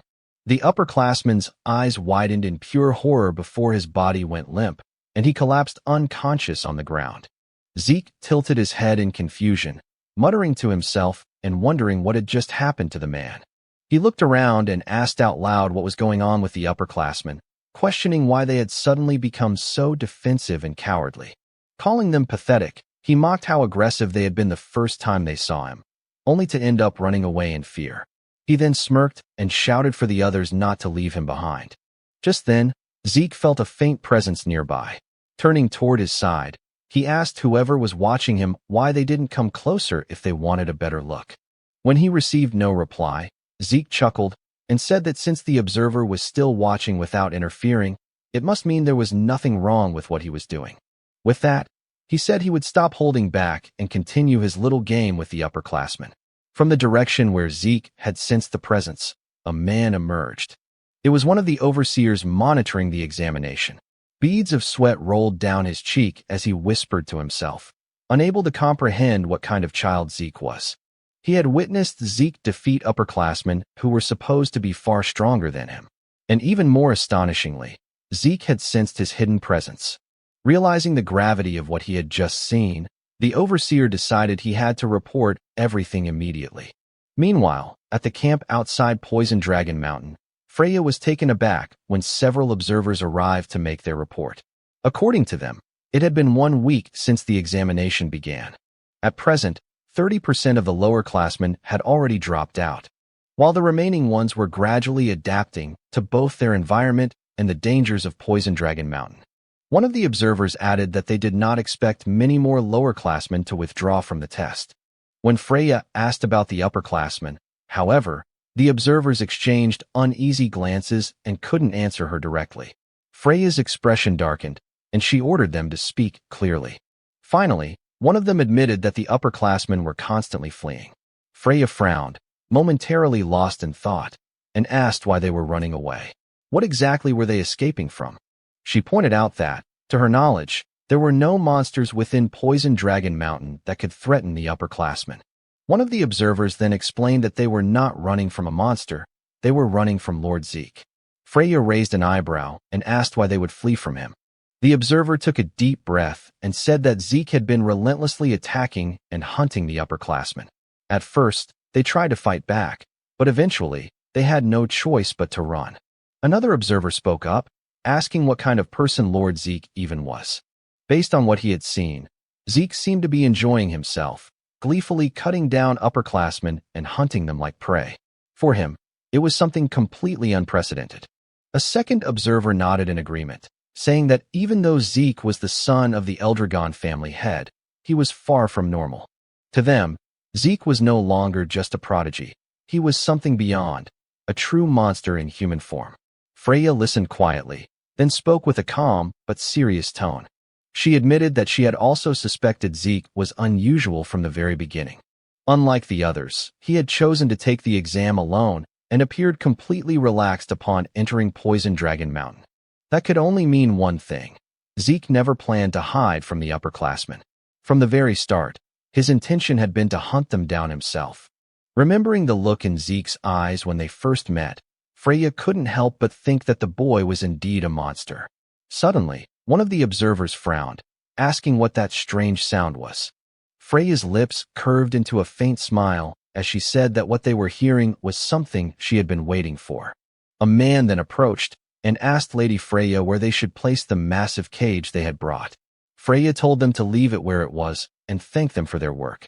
When the observers turned to look at the cage, their eyes widened in shock. They immediately asked what kind of creature was inside, and some even questioned whether Freya truly intended to release it into the mountain, as the creature's aura alone revealed it to be at least a 3-star level beast, far too powerful for any of the students to handle. But Freya, clearly pleased, reassured them that there was nothing to worry about. Adjustments had already been made to the creature. It would only target individuals of 2-star level strength or higher. Ordinary students would not suffer serious harm. One of the observers then asked why such a creature was suddenly being released during the exam. Freya replied calmly that it was a direct order from their family head, Balza. In her mind, she wanted to witness the abilities of the boy whom their soldiers had already begun calling a monster. She wanted to see whether Zeke could survive against such a being. With that thought, she ordered that the mysterious creature be released into Poison Dragon Mountain at dawn. The next morning, deep within Poison Dragon Mountain, Rangus and his team suddenly stopped in their tracks as the ground trembled violently beneath them. Lika frowned, saying she had a bad feeling about the tremor. Raymond wondered if perhaps the upperclassmen had caused it, but Rangus shook his head, saying it was most likely the work of a beast, probably a massive anger boar. Still, Lika couldn't shake off her unease and said that something about it felt different. A moment later, a second, stronger quake shook the mountain. As a giant tree began to fall toward them, Lika's instincts kicked in. She shouted for everyone to move, and the group jumped aside just in time as the enormous trunk crashed down where they had been standing seconds earlier. When they turned around, Lika froze in disbelief. Celine gasped and asked what kind of creature it was, while Rangus's face went pale and sweat dripped down his temples. In a trembling voice, he said they needed to run immediately because standing before them was a colossal golem.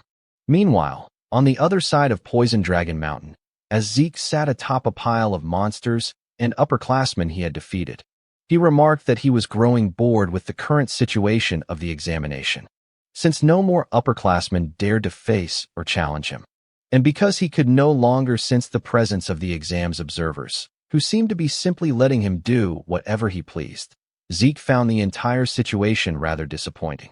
That was until he suddenly sensed a presence from the opposite side of Poison Dragon Mountain, causing him to immediately question what kind of strange aura it was. At first, he thought it belonged to a 2-star level creature, but eventually, he realized that the presence came from a 3-star entity. He instantly wondered if 3-star monsters were truly supposed to exist within Poison Dragon Mountain. He also questioned whether the aura he sensed belonged to an unknown being that had lived within Poison Dragon Mountain for 1,000 years. Zeke then thought that all the examinees would surely struggle against a 3-star level creature, and even Lika herself would definitely not be able to handle it. He also said that the instructors should have made sure that no 3-star level creatures existed within Poison Dragon Mountain before the examination began. But after pausing in brief contemplation, he questioned whether Freya and the other instructors had intentionally allowed a 3-star creature to remain on Poison Dragon Mountain as part of the exam. He then admitted that he had no idea what the instructors were thinking. Still, he found it perfect because it meant he would once again have an opponent to entertain himself with. Zeke also realized that the presence he sensed was far from where he currently was, and he wondered aloud why the creature did not simply appear near his location. Still, he stated that he couldn't just sit and wait.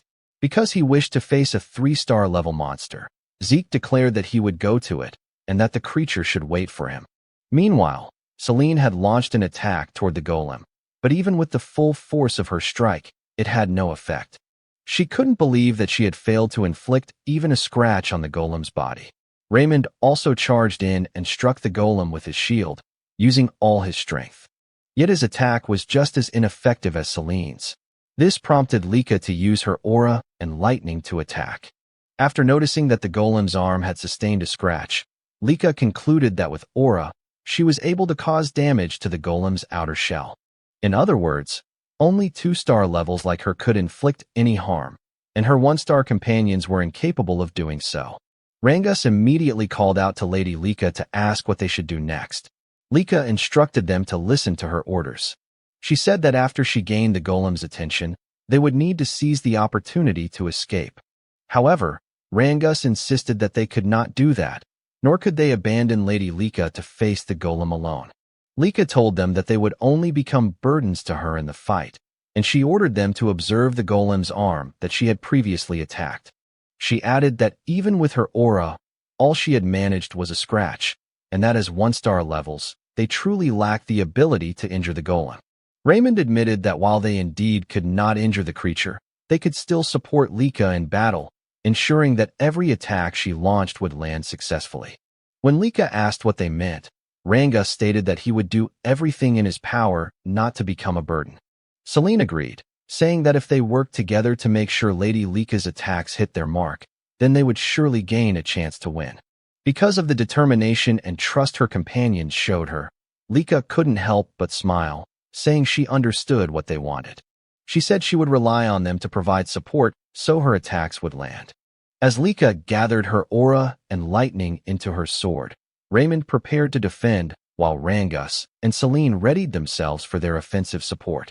After Lika finished concentrating all her power into her sword, she instructed them to begin their renewed assault on the golem. Lika quickly advanced to the front to face the golem, but the creature immediately launched an attack toward her. Raymond used his shield to protect her, but because he was still only a 1-star level, he struggled to withstand the golem's 3-star power. Rangus and Celine dashed forward to attack the golem and draw its attention away. Meanwhile, Lika swiftly moved behind the golem to deliver her strike. She unleashed her lightning great sword technique, Heaven's Thunder, striking the golem from behind with her full strength. A powerful explosion erupted within the forest of Poison Dragon Mountain. After Lika managed to knock down the golem, and once the smoke had cleared, the damage she had caused to the forest was evident. Rangus immediately approached her to ask if she was all right, and Lika said she was fine, though she had used up all the source power in her entire body. She then asked how Raymond was doing. With Celine supporting him, Raymond replied that he was doing all right as well. But when Lika said that they should return to their base, she suddenly sensed the golem's presence again behind them. She quickly shoved Rangus away, resulting in Lika being the one seized by the golem. As the golem held her, she couldn't believe that it was still capable of moving. She realized she had grown too complacent after her attack. Celine also couldn't believe that after being hit by Lika's full power strike, the golem was still alive and able to move. Rangus immediately tried to save Lady Lika by attacking the golem with his spear, but the golem swung Lika rapidly, preventing him from landing a blow.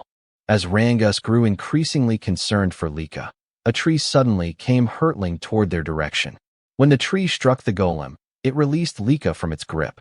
Rangus quickly helped her stand and move away from the creature. Lika, still confused, wondered aloud what had happened and how she had managed to escape the golem's hold. Then Zeke suddenly asked what kind of situation they were dealing with. Rangus and Lika immediately recognized him upon hearing his voice. But instead of checking on Lika's condition, Zeke was far too delighted by the sight of the monster. With his eyes glowing in excitement, he immediately asked what kind of clay puppet he was looking at. Just moments before Zeke arrived at the location where he had sensed the presence of the golem, he caught sight of a golden lightning aura.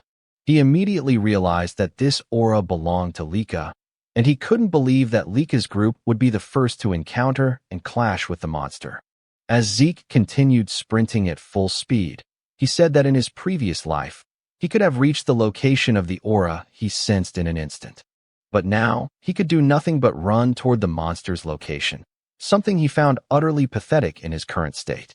He also thought about how Lika's group was filled with promising youngsters. Even so, their opponent was a 3-star level monster, so he had no idea how long they would be able to endure in battle. Suddenly, something came to mind, causing him to stop abruptly as he remembered a technique he had recently learned.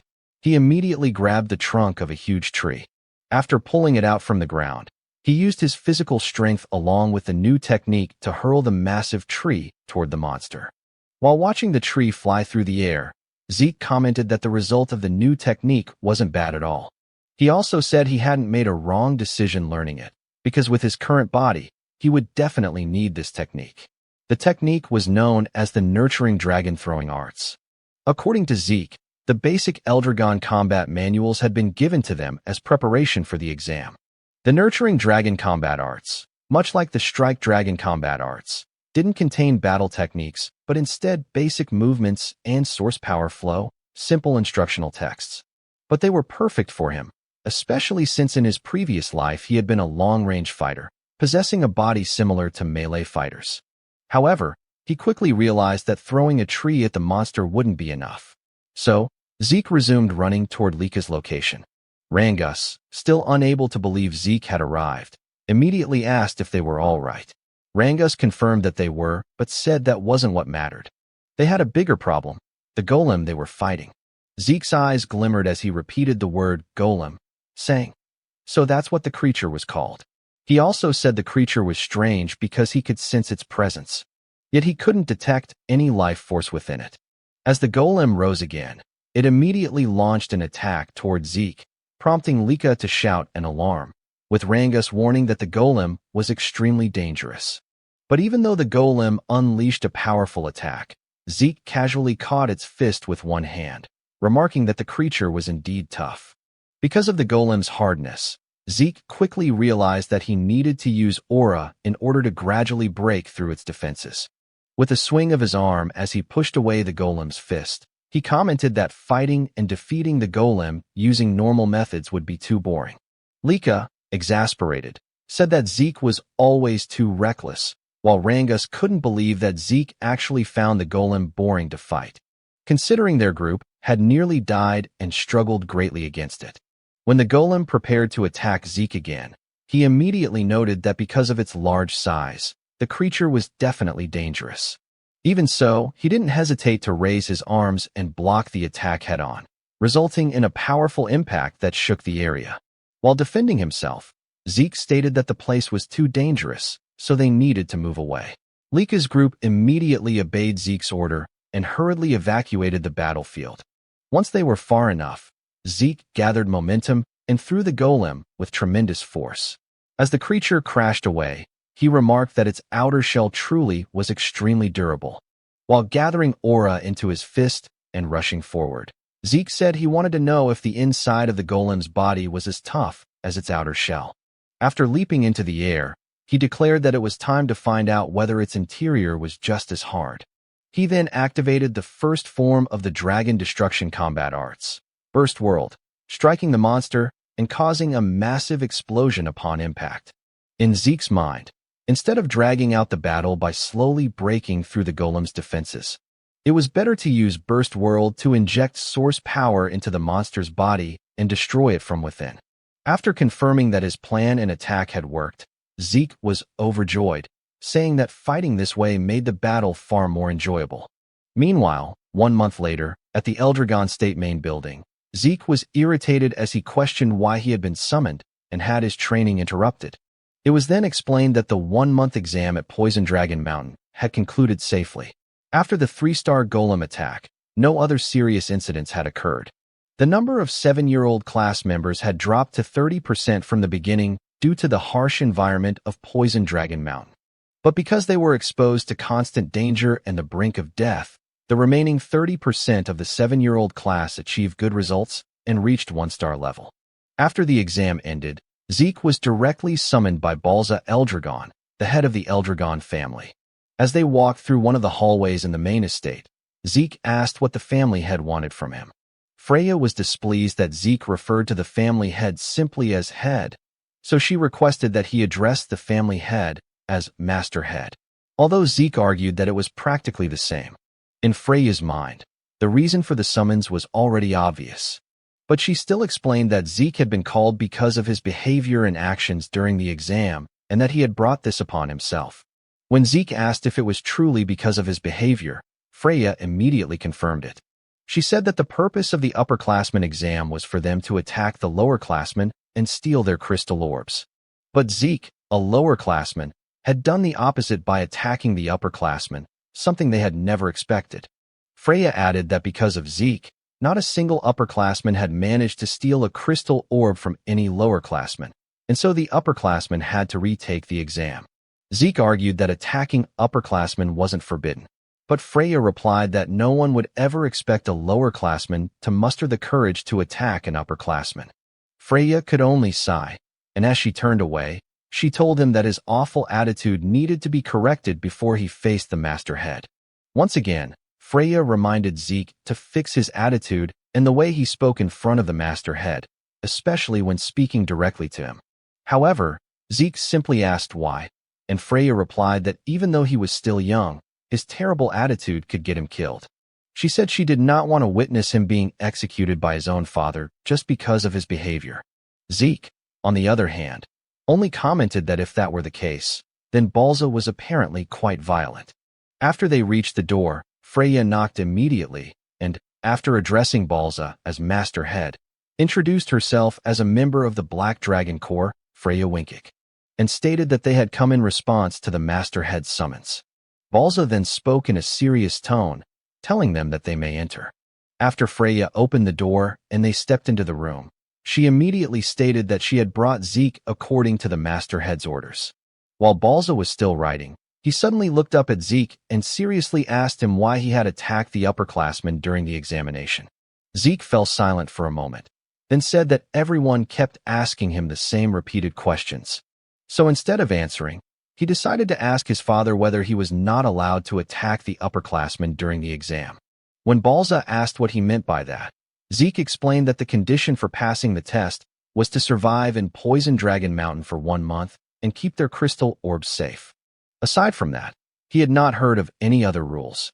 Therefore, he simply followed the rules of the exam and used his time in whatever way he wanted while the test was ongoing. He added that if there were any prohibited actions during the exam, they should have stated them clearly before the test even began.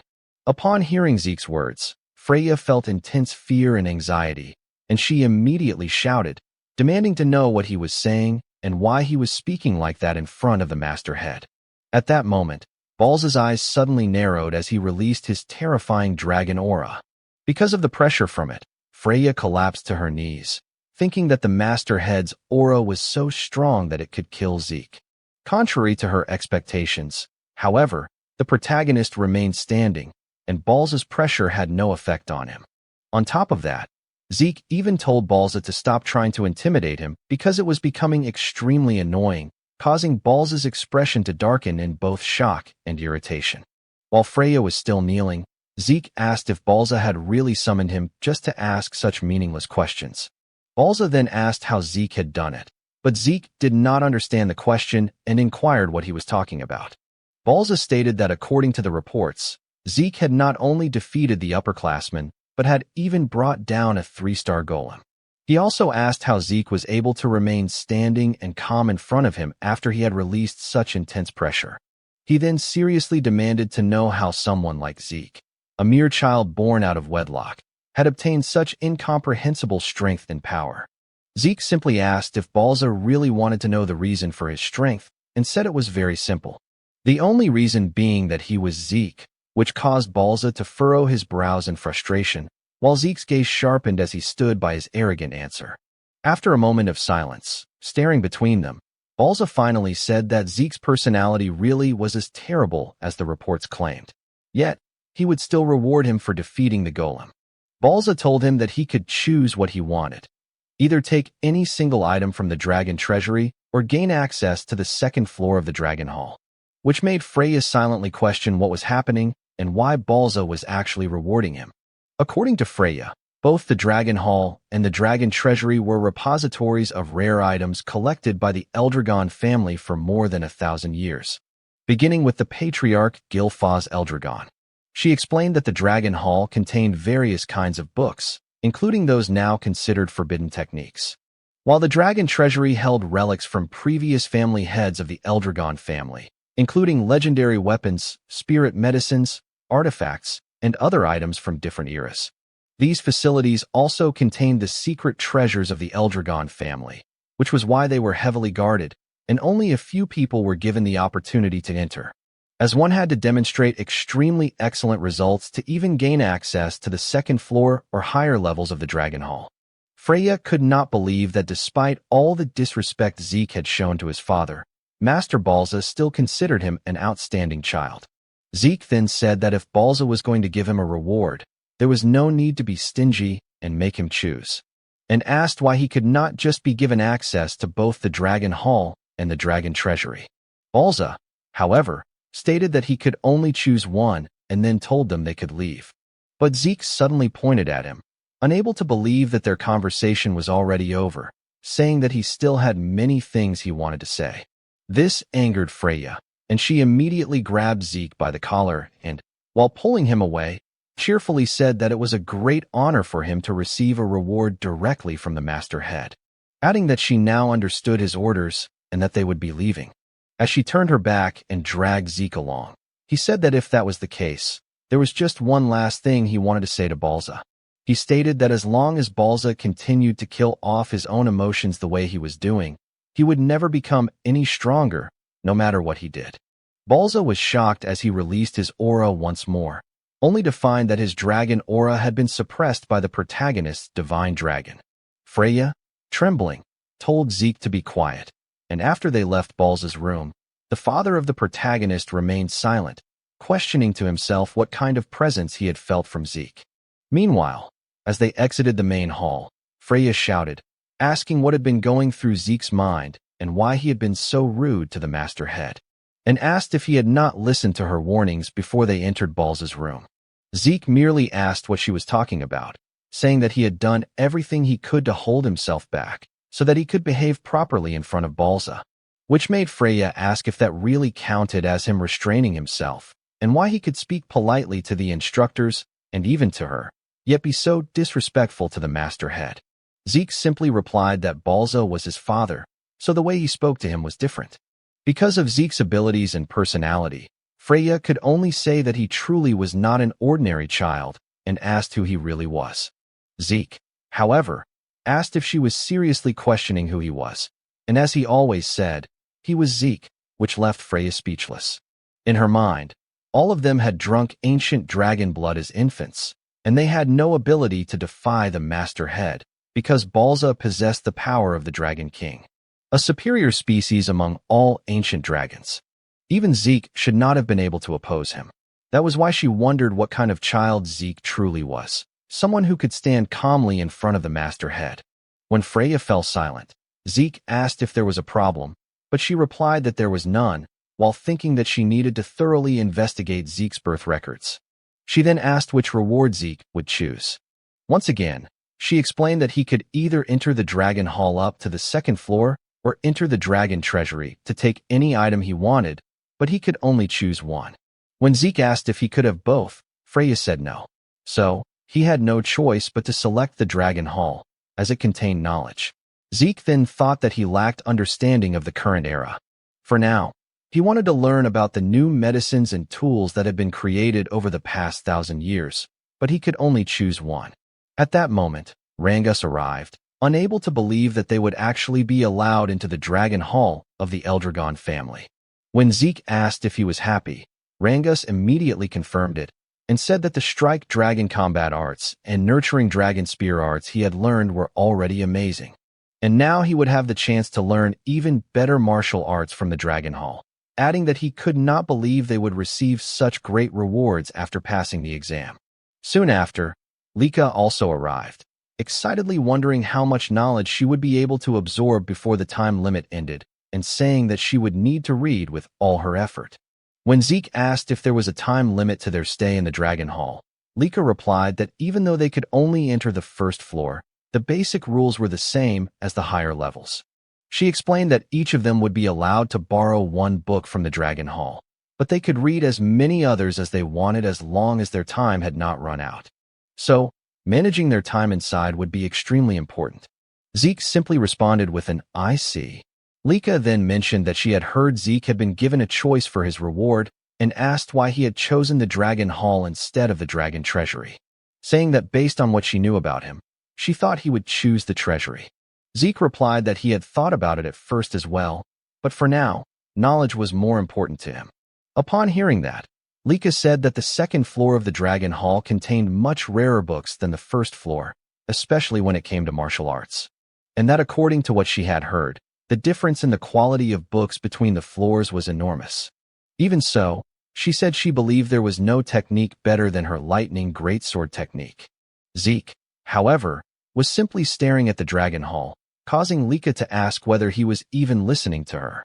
When they finally arrived at the Dragon Hall, the Guardian announced that their time limit inside would be 5 hours and reminded them to use their time wisely and to remain silent while inside. Zeke was unsure if 5 hours was considered long or short for them, but Lika said that it was already a generous amount of time compared to others who were only allowed 2 to 3 hours inside the Dragon Hall. She then said that the first thing they had to do was decide which book they wanted to borrow, and after that, they should use the rest of their time to read as many other books as possible. Rangus mentioned that he had heard of talented people who could read multiple books at the same time, but his current goal was simply to find a martial arts book that suited him before their time ran out. After they entered the Dragon Hall, Zeke commented that finding the books that suited them, and that they wanted to borrow, would probably be difficult. While Rangus and Celine still could not believe that they were actually inside the Dragon Hall, and that this was what it truly looked like. Zeke, on the other hand, said that the number of books in the Dragon Hall was even more impressive than he had expected. He immediately smiled, excited about whether there was some new knowledge he could discover that might surprise him.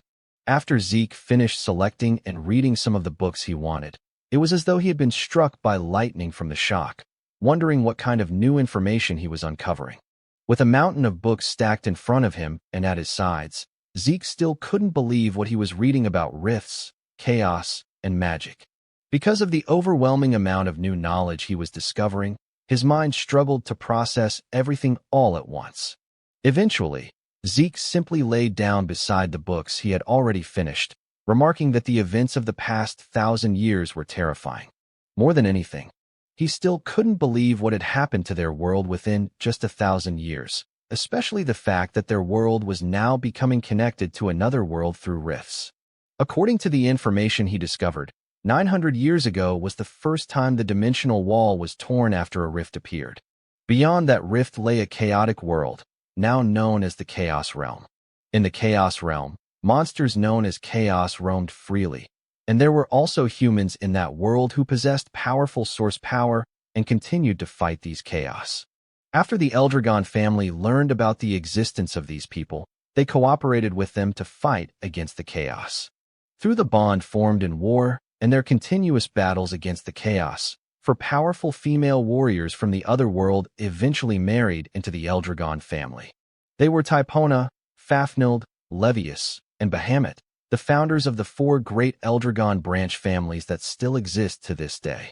Zeke's thoughts then drifted back to the anger boar he had killed in the forest, the one covered in a strange black mist, as well as the lightning aura he had recently seen from Lika. He admitted to himself that he truly knew nothing about any of those things, because both the strange black mist from the anger boar and Lika's lightning aura originated from the other world. But what truly caught his interest was magic. For to Zeke, it felt like an advanced form of technology brought by the people from the other world into their own. His eyes shone with excitement as he wondered where the books on magic might be, questioning why he couldn't find a single book that could teach him magic. Normally, such books would be placed near the history section. But then, Zeke was startled when he suddenly heard a voice telling him to be quiet while inside the Dragon Hall. When he turned around, he noticed a golden aura in the darker area of the hall, and immediately wondered how it was possible for him to hear a voice even though he sensed no presence.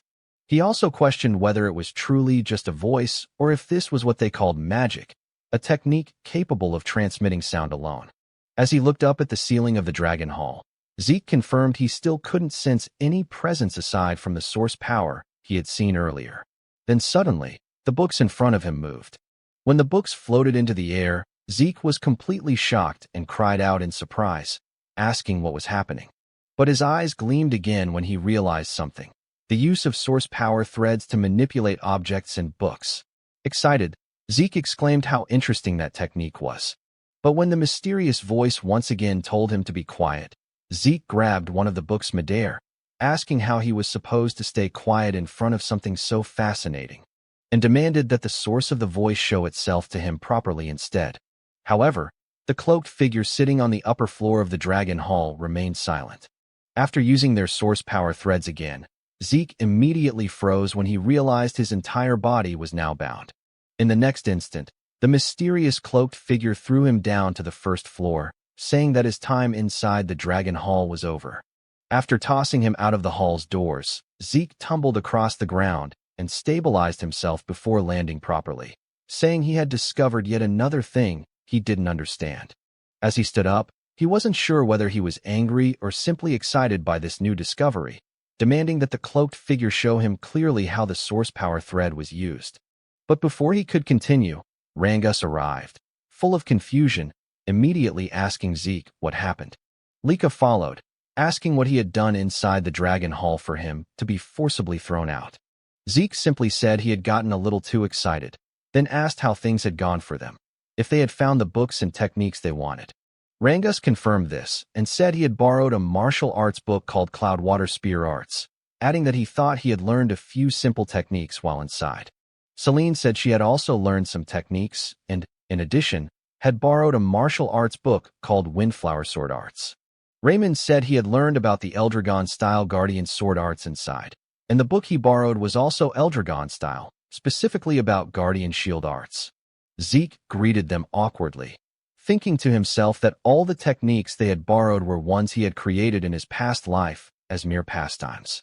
When Zeke asked which book Lika had chosen, she happily said she had picked the Heavy Wave Great Sword Arts, created by the first patriarch of the Eldragon family, Gilfus Eldragon. In the present time, it was known as the Heavy Wave Great Sword Arts, revised and improved version by their 15th family head. She added that she also possessed their family's hereditary martial arts, so she could use the book for research. Zeke fell silent, thinking about how another one of his techniques had been revised by the 15th family head, just like his dragon's breath and strike dragon combat arts. He also remembered seeing many books in the Dragon Hall related to his other techniques from the past, but most of them now had improved versions placed alongside the originals. He wondered if the 15th family head was behind all those improved versions, finding the man more and more intriguing. When Zeke glanced back at the Dragon Hall, he thought that he had originally assumed things would become boring after entering it. But now, he could no longer wait for the next chance to go back inside. 5 years later, as Lika walked down a hallway, she suddenly stopped and wondered where Zeke and Rangus were. Just then, their classmates arrived and greeted Lady Lika, informing her that Lord Zeke and the others were currently at the training ground practicing. Again, Lika Typhona, she muttered before thanking her classmates. She was now 12 years old. When she arrived at the training ground, she immediately saw Rangus, Raymond, and Celine preparing to attack our protagonist, Zeke, who was now also 12 years old. Meanwhile, in Balza's office, he received a report about the appearance of a special rift. When he asked the person on the other end whether the report was truly reliable, it was immediately confirmed. The man reporting was Ein, captain of the Black Dragon Corps, who stated that according to their investigation, there was roughly an 80% chance that water magic existed inside this newly appeared special rift. Balza responded that the location where the rift had appeared was an extremely troublesome spot, and he questioned why, out of all the places within their territory, the special rift had manifested there. Still, they could not afford to ignore it, as there was a high probability that magic water existed inside the rift. According to Balza, anyone who drinks magic water becomes a mage, because those who consume it gain a special constitution that allows them to convert source power into a different force known as mana. He further explained that the emergence of mana-based magic introduced entirely new techniques to the world and, at the same time, sparked fierce territorial struggles over the sources of magic water known as magic springs. In this age of magic, the number of mages directly determines a house's military strength. However, within Eldragon territory, not a single magic spring existed. For a house like the Eldragon family, which possessed no magic springs, there was only one way to obtain magic water: conquering special rifts. At present, the number of Eldragon mages was extremely small, and including Balza himself, all of them were hardened veterans who had obtained magic water through special rift conquests. Even so, in terms of sheer numbers, they were being overwhelmed by other houses that owned magic springs. For this reason, conquering special rifts was Eldragon's top priority mission. However, as Ein had reported, the location where the special rift appeared, the abundant dragon forest, was far too troublesome. There had even been a small border skirmish in the surrounding region just the other day. The abundant dragon forest was a vast woodland that lay mostly within Eldragon territory, but part of it stretched into the lands of another house. Those who claimed broader ownership of the forest and referred to it as the Great Abundant Forest were the Kerberos family. Ein added that the rift itself was certainly within Eldragon lands, but considering its scale and position, the special domain formed around it might extend into Kerberos territory. Knowing those mongrels, there was a high chance they would swarm toward it. Balza remarked that their noses were the only thing they were good for, and in any case, they would detect the special rift sooner or later. Thus, the Eldragon family had to prepare with a struggle against them in mind. Since it was a special rift, both sides would have limited options, but they needed to act before the Kerberos family caught on. With that decided, Balza immediately instructed Ein to inform all dragon nests at once and announced that a selection exam would be held as soon as possible. Meanwhile, at the training grounds, Lika commented that Rangus and the others really went all out every time they trained with Zeke. In the middle of it all, Zeke remained calm as he waited for their attacks. As the three of them attacked Zeke simultaneously from different directions, Zeke's expression darkened as he strengthened his body and accepted all of their blows at once. With the sharp tip of Rangus's spear pressed and embedded into the hero's cheek, Zeke remarked that their coordination was good, but that Rangus was putting too much force into his spear, which ruined the true strength of spear arts. At the time, Rangus was 11 years old. As for Celine, who was 12, Zeke advised her that she focused too much on speed and the number of strikes, leaving no weight behind her attacks, and that she needed to find a proper balance. Raymond, who was also 12, was told by Zeke that his movements and use of the shield were good and correct. Even so, Zeke stated that all of them were still far too passive, and he told them to get more accustomed to attacking. Once again, he instructed them to come at him. As Rangus charged forward again, Lika remarked that watching their training was still completely insane. When Zeke asked what exactly she found so crazy about it, Lika replied that letting himself get hit bare-bodied without using source power was total madness. Zeke simply asked what she was talking about, and said that this was proper training for him. Shouting toward Lika while flexing his muscles beneath his shirt, he told her that she should witness the fruits of his training. Zeke added that because of this training, his body had become sturdy even without source power. Lika complained that Zeke should at least have them stop attacking while they were talking. But at that very moment, Rangus delivered a powerful spear strike from behind Zeke. Rangus declared that Lika should look closely at his attack to see just how insane Zeke's body truly was. This caused Lika to shut her eyes and clutch her head, muttering that all of them were truly abnormal. Not only did Zeke refuse to use any bodily defense, but Rangus and the others continued attacking him with full force. Raymond suddenly asked how Zeke could possess such incredible defense without using source power, while Celine said that it was far too mysterious to be explained by the human body. Lika told them not to lump Zeke in with humans, because Zeke was not one of them. She then asked if they knew what the seniors used to call Zeke and revealed that he was known as the Eastern Hall's demon child. This prompted Zeke to ask whether that title was meant as an insult before questioning what Lika's purpose was in coming to see them and whether she wanted to join their training. Lika replied that training was fine, but there was something she wanted to tell Zeke first.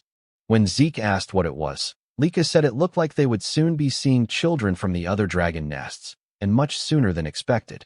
Rangus was visibly shocked by this, while Raymond commented that he had figured it would happen someday, though he hadn't expected it to be so early, and that it was finally time to meet them.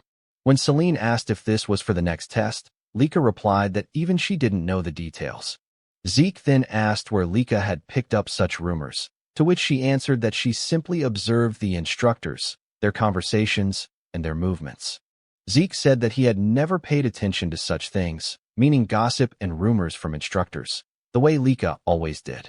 Lika responded that regardless, they needed to be careful because the West Hall had that guy. By that guy, she meant one of the next head candidates besides herself and Zeke. Zeke merely said that now it sounded fun. A few days later, the students of the East Dragon's Nest were gathered in the arena, including several students who were being introduced for the first time. Zeke noted that everyone had been assembled in the arena without any distinction by grade, and Lika agreed, adding that just as she had said before, they would meet students from other dragon nests. After a short while, the students suddenly fell silent as Freya arrived and immediately ordered them to quiet down. Once the students were lined up before her, Freya announced that 3 days from now, they would be fighting the children of the other dragon nests. Again, Freya announced that 3 days from now, they would be fighting the children of the other dragon nests, also known as the Dragon Halls. This immediately caused murmurs to spread among the students, as many of them could not believe that they would be facing students from other dragon halls this time. According to them, battles between students of different dragon halls usually only happened during graduation exams, so they could not help but wonder why such a fight was suddenly being held. Now, Freya explained that there were various reasons behind it, but she could not discuss the details yet. She then added one more thing she wanted to mention. Those who won these matches would be given a special mission. Upon hearing this, Zeke's eyes immediately lit up with excitement.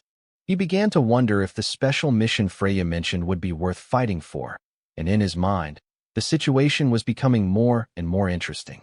Freya then told the students that the matches would be elimination style, with 7 participants selected from each of the East, West, South, and North halls. She also said that the students themselves would decide who would compete and that the selection had to be finished today. One of the upperclassmen asked Freya if those 7 fighters would be chosen only from among the upperclassmen. In response, Freya simply asked him what he thought was the reason she had gathered every student of their hall there, then stated that participants would be selected from all grades. This caused several upperclassmen to look slightly shocked, and they immediately began questioning what the lowerclassmen could possibly do against students from the other dragon halls.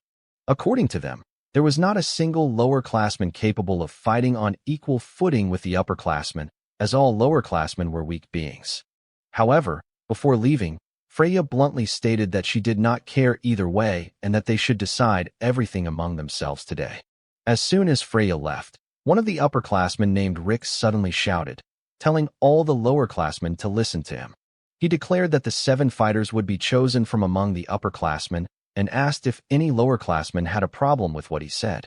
Lika immediately shouted back, saying that she did have a problem with Rick's decision.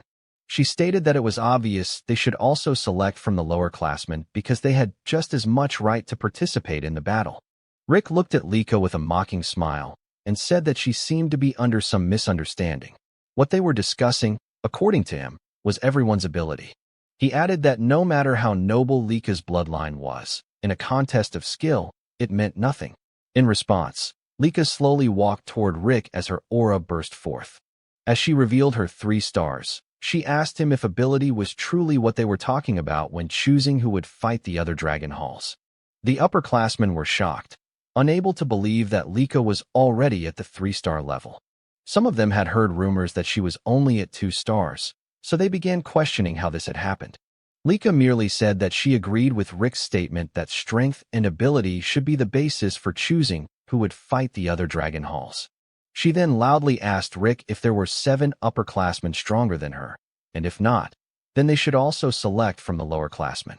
Enraged and irritated, Rick was unable to answer immediately and eventually said that the only reason Lady Lika was stronger than the other upperclassmen was because her bloodline was special.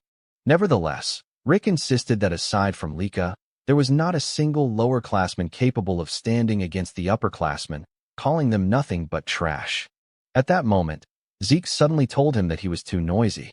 Rick, now furious at the protagonist, asked if Zeke could repeat what he had just said. As requested, Zeke mockingly repeated that Rick was too loud and annoying, causing Rick's anger to flare even further. Zeke then calmly asked Rick if he truly believed that all lowerclassmen were weak beings and nothing but trash in the eyes of the upperclassmen. Rick fell silent in shock as Zeke's expression changed and his aura surged forward. Zeke asked if the upperclassmen would agree to everyone fighting each other until only 7 students remained.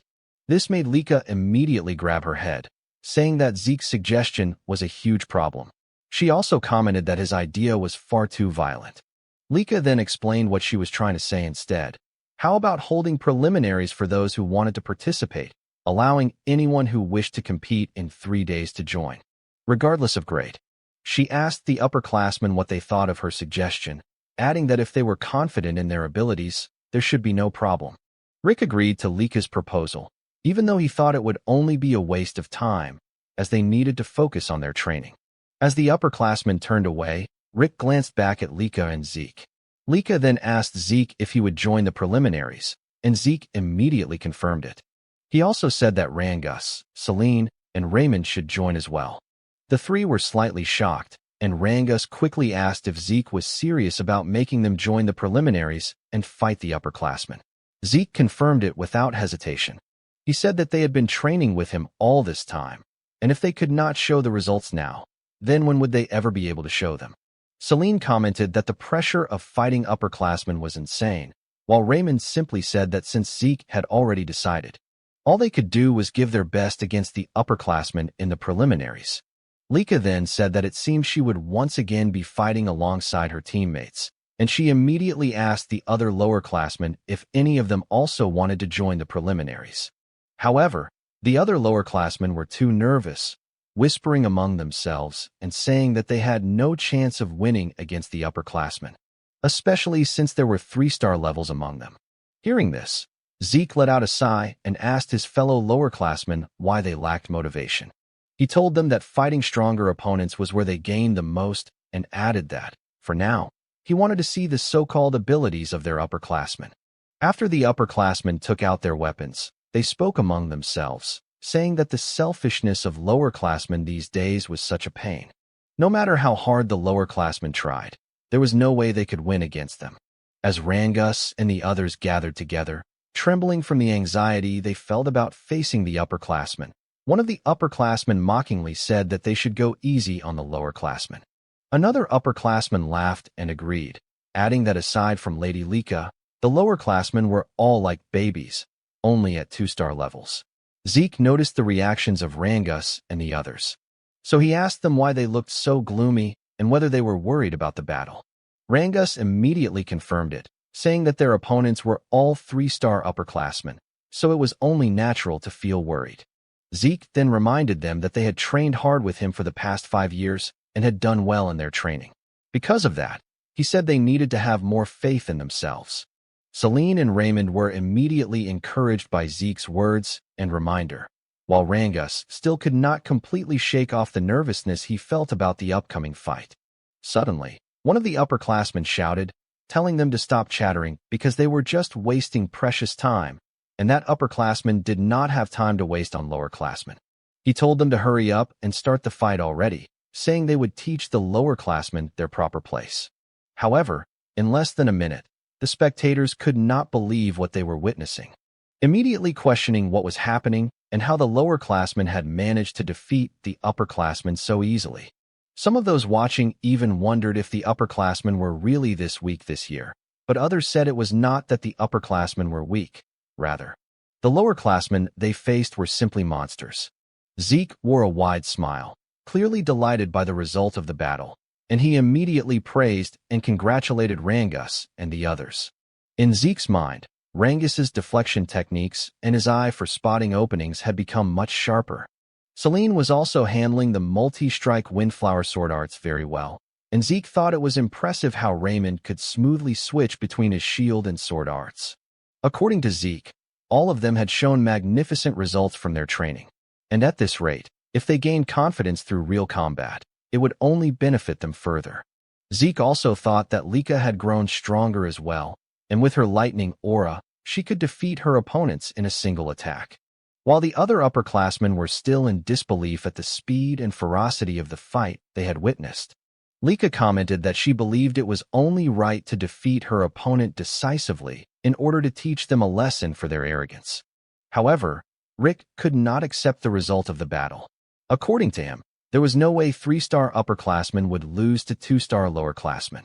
At that moment, Zeke walked toward him and said that Rick was naive, because even after seeing the results with his own eyes, he was still spouting such nonsense. As Zeke approached Rick, he said that age and the number of stars were merely indicators, because in actual combat, the strong were simply the victors. Zeke added that if the upperclassmen were weak, then they would lose, and that was all there was to it. Rick suddenly pointed his finger at Zeke, shouting and calling him stupid.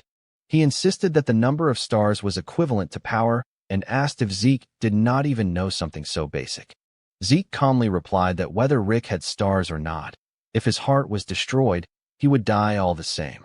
Rick fell silent for a moment when Zeke told him not to lose sight of the essence of strength, because in combat, strength was simply whether one could win or not, and nothing more. Rick then shouted again, telling Zeke to shut up and demanding to know who Zeke thought he was. Rick said he was an upperclassman, so a brat like Zeke should not try to twist logic because it would not work on him. He added that he had been going easy on the lowerclassmen because they were just kids, but because of Zeke's words, it was now too late for Zeke to cry later, as he would not hold back anymore. Zeke simply replied that he was already tired of their war of words. He said that children should act like children and move their bodies before their mouths. And since only the two of them were left in the arena, he asked Rick to show the martial arts he had mastered and was so proud of, as well as how much he had trained. This only made Rick boil with rage, shouting at Zeke not to underestimate him. Rick immediately charged forward with his great strength technique, using all his power. However, before Rick's attack could even land, Zeke's eyes suddenly emitted a golden light, and with a single punch to Rick's face, Rick was sent flying across the arena. After that, Zeke even laughed, saying that Rick had indeed trained well. Because of Zeke's remark, the entire audience fell silent, as did Rick, who remained kneeling on the ground. Other students quickly agreed with Lika's comment that Zeke was truly ridiculous for saying Rick had trained well, because before Rick could even show the results of his training at the Dragon's Nest, he had already been defeated by Zeke. Meanwhile, at the West Hall training grounds, students could be seen groaning in pain, clutching various parts of their bodies from the injuries they had sustained after the battle. After letting out a deep sigh, one man said that every single one of them was useless. This man was one of the candidates for the next family head, Untitled Eldragon.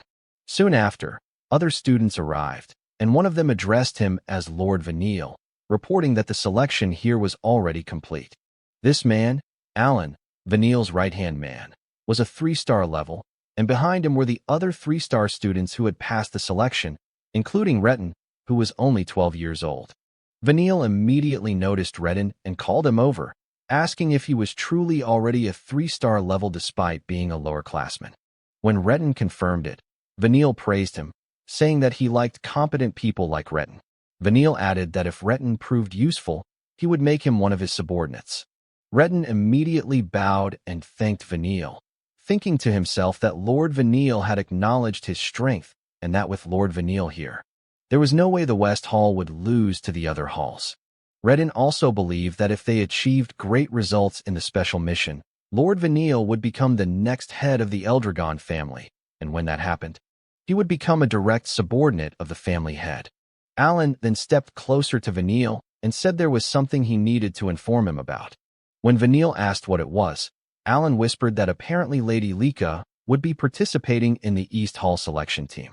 This made Vanille scratch his head in irritation, with annoyance clearly visible on his face. He said that Lika was an endlessly annoying pest to him. He then stood up and said that it did not matter, because no matter how excellent Lika was, they would be the ones to win. Vanille declared once more that they would win, complete the special mission, and prove to his older brothers that the seat of the next family head truly belonged to him. On the day of the selection, all of the participants gathered along with the students of Dragon's Nest from the various dragon halls. Because of the sheer number of students who came to watch, Rangus couldn't help but feel nervous as he muttered that there were so many people in the arena. Lika then explained that most of the students from the different halls had gathered to witness the selection, and she also added that since some kids had dropped out during the exams, she could say that the number of students had already been greatly reduced, asking Rangus if he agreed. Instead of answering her question, Rangus thought to himself that Lika was right, and that those who had dropped out of Dragon's Nest weren't here because they were called pseudo-dragons. Just like his dad. Lika immediately noticed the sadness on Rangus's face, so she quickly changed the topic, patting him on the back as she said that what mattered was that they had been chosen as representatives of the East Hall and that they should be proud of themselves. Rangus immediately agreed and said that he would do everything he could in the upcoming selection. Soon after, they noticed Zeke standing quietly among the participants of the selection. When they approached Zeke, Rangus immediately asked if something was wrong, while Lika also remarked that Zeke seemed unusually quiet today. Zeke replied that there was no problem and that he was simply gauging the fighting strength of the students around him. Suddenly, Rangus collapsed in shock when they heard a loud voice saying, as expected of Lord Zeke, to think that he can also do such a thing. When Zeke turned toward the source of the voice, he saw 2 students running toward them. At the same time, Zeke casually remarked that things had certainly changed. The 2 upperclassmen, who were also members of the selection and were currently running toward him, immediately agreed with what Zeke said. Rick added that after their battle, they had reconsidered their way of thinking, and even though he was part of Eldragon, he genuinely respected the strong. Zeke simply replied that it wasn't a bad thing, so it was fine. Meanwhile, Rangus burst into tears as he clung to Zeke's legs, saying that he was truly shocked by Rick's sudden shout as they helped Rangus stand up. Zeke thought to himself that every participant in the selection from the different dragon halls was at the 3-star level, except for those from the East Hall. As he expected, there were no 4-star students among the participants, but there were several who already had 1 foot in that realm. That was why Zeke was excited to see what kind of techniques he would witness this time. While they continued talking, a girl suddenly hugged Lika from behind, and Lika immediately recognized her as Sandy. Because of Lika and Sandy's loud voices, Zeke also turned his attention toward them. While still hugging Lika, Sandy said that it had been a long time since they last saw each other and asked how Lika had been.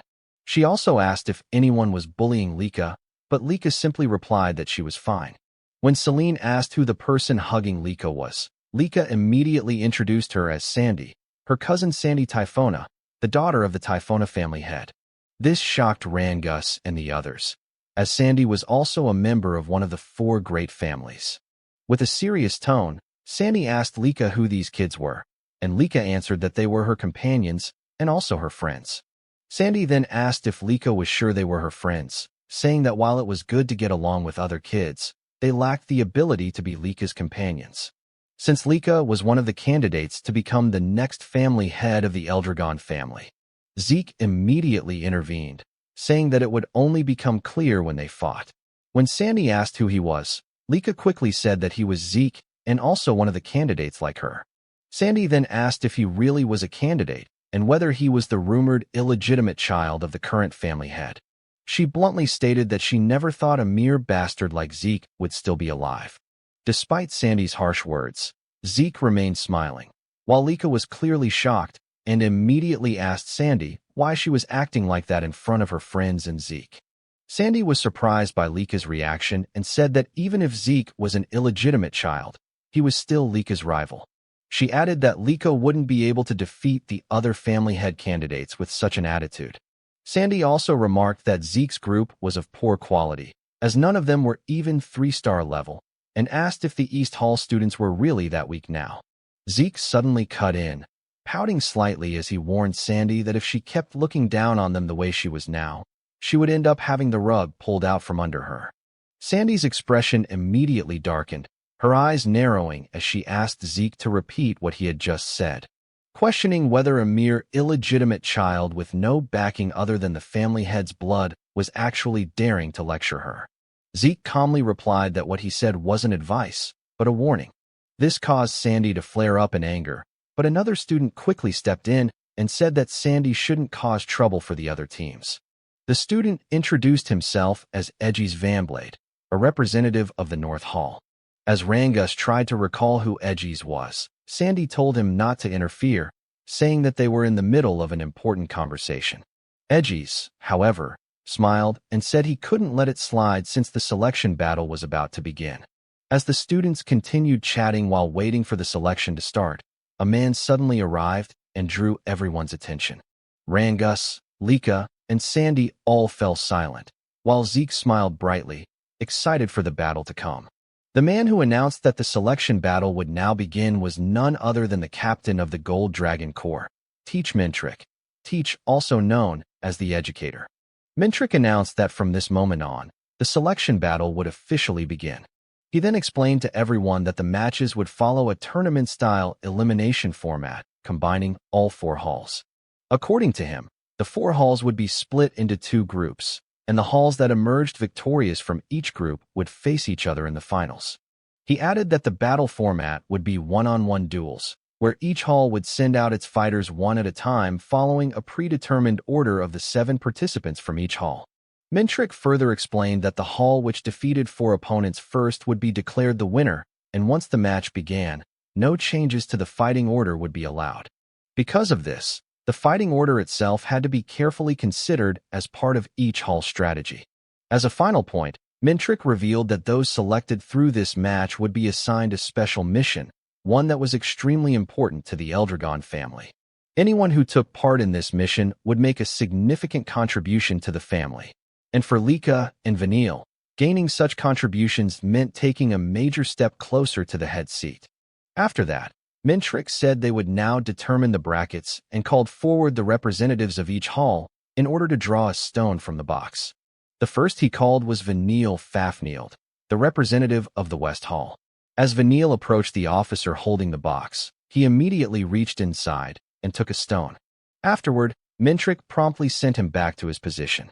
As Vanille walked away, a bead of sweat rolled down Lika's face as she stared at her older brother, who was also looking back at her and her group with a malicious smile. Zeke quickly noticed this and asked Lika if she knew that man. Lika immediately confirmed it and told Zeke that the man was the West Hall's head candidate she had mentioned before, none other than Vanille Fafneild Eldragon. I see, Zeke replied simply, a faint smile forming on his face as he thought about it. Aside from Vanille, the West Hall had many strong warriors overall. Not only that, Zeke could also tell that the other halls were well trained too, though everyone could clearly feel the difference in power between them. Soon, Zeke's gaze landed on Retin, and he thought that it had been a while since he last saw that face. According to Zeke, Retin already had considerable skill during the entrance exam, but to have reached the 3-star level at the age of 12 made Zeke smile, thinking that Retin must have trained extremely hard as well. Just then, Retin suddenly noticed Rangus, and his expression darkened with hostility as he questioned why Rangus was even included in the current selection. Students who recognized Rangus were also shocked, some even shouting in surprise as they wondered what Rangus was doing in the arena. Because of this, Rangus once again felt nervous. When Raymond noticed it, he immediately asked if Rangus was okay. Rangus hesitantly replied that he was fine, while Retin continued to stare at him with clear malicious intent. Soon after, Mintrick called the representative of the North Hall. After Edgies drew a stone from the box, Mintrick then called the representative of the South Hall, who likewise took a stone. Finally, he called the last representative from the East Hall. When Lika heard this, she immediately told Zeke that he was being called forward, causing Zeke to look at her in confusion as he asked why he had to be their representative. Lika calmly replied that the reason was simple. It was because he was the strongest in their group. Eric and the others immediately agreed with her, while Zeke questioned whether, in situations like this, it would be better to send the youngest member of the group instead. Lika merely asked what he meant by that, then added that they were all about the same age anyway before ordering Zeke to go forward and take a stone. With no other choice, Zeke accepted his role as the East Hall's representative and stepped forward. However, Sandy suddenly questioned why an illegitimate child like Zeke was chosen as their representative instead of Lika herself. Lika simply replied that it was because Zeke was the strongest among them. Even so, Sandy did not believe her. According to Sandy, Zeke was not even at the 3-star level like Lika. She also reminded Lika that the selection was effectively a head candidate battle between her and Vanille, and that at this rate, Lika would surely lose. Lika merely smiled and said that it was fine and that there would be no problem, confidently declaring that their team was strong. After Zeke took the last stone from the box, Mintrick instructed each hall's representative to channel their source power into the stone they had drawn. As they did so, the stones began to glow, turning either blue or red. Mintrick then explained that the colors would determine the brackets, announcing that the first match would be East Hall versus North Hall, followed by West Hall versus South Hall. Upon learning that their first opponent would be the North Hall, Zeke's group immediately turned their attention towards Sandy and Edgies' team. They soon noticed a particularly tall student, and upon seeing his appearance and the sharpness of his gaze, Rangus shuddered in shock and asked if that tall man was truly a student of Dragon's Nest. Lika confirmed it, though she had not expected that they would be facing Sandy's team in the very first match. Meanwhile, Sandy released her lightning aura and told Lika that this was a good opportunity to wake her up. Pointing at Lika's team, Sandy declared that she would thoroughly crush Lika so that she would remember her position and purpose in life. Lika, however, did not waver. As her golden lightning aura surged forth, she told Sandy to bring it on. At the same time, while holding the blue stone, Zeke noticed Edgies smiling calmly as he said that it looked like they would be fighting in the first match and that he was really looking forward to it. Seeing Edgies' reaction and hearing his words, Zeke replied that it seemed like they would get along, adding that he too was looking forward to the battle and could not wait to fight anymore. Meanwhile, after a brief moment of silence filled the entire arena, Mintrick declared that the first match would take place between East Hall and North Hall. As soon as everyone heard the announcement, Eric immediately told Lord Zeke that he would do everything he could to win his fight. However, despite his determined words, his expression betrayed him. This caused sweat to trickle down Lika's cheek as she nervously asked Zeke if Eric would really be all right. Zeke simply agreed with her observation. Soon after, Mintrick asked whether both groups were ready for the match. Once Eric stepped into the center of the arena to face his opponent, Mintrick immediately ordered the start of the battle. Eric charged at his opponent right away after gathering his source power into his fist. As Zeke and the others watched from the sidelines, Zeke couldn't help but wonder what the outcome of Eric's match would be. Lika responded by saying that, judging by their appearances, it was going to be a tough fight, and she quickly asked for Zeke's opinion. Zeke simply replied that there was no such thing as a guaranteed victory in any battle, unless they were talking about himself, since he was confident that his wins were always absolute. Lika then clarified that she wasn't referring to him, but to Eric, so Zeke decided to just focus on watching the fight. Zeke added that, in terms of skill alone, North Hall's fighter wasn't much different from Eric, and if Eric fought the way he normally did, he should be able to win. Lika immediately agreed but pointed out that this was their first time fighting in front of such a large crowd, and the pressure of representing their team was also a heavy burden. As Eric continued to receive relentless attacks, Zeke admitted that her words were true. After Eric was eventually knocked down by his opponent, Mintrick declared that the winner of the first match was North Hall. Because of this, Marin became extremely nervous, and despite her hesitation, she said she needed to win. Lika tried to comfort her, telling her not to be too anxious and that she would be fine. But in just a moment, Marin was also defeated by her opponent, leaving Zeke and Lika with nothing but a sigh. As Eric and Marin trembled, they apologized to Zeke for their losses. But Zeke simply laughed and said he already knew they were completely overwhelmed by the atmosphere of the arena. He added that they didn't need to worry, because if this were a real battlefield where life and death were at stake, the results would surely be different.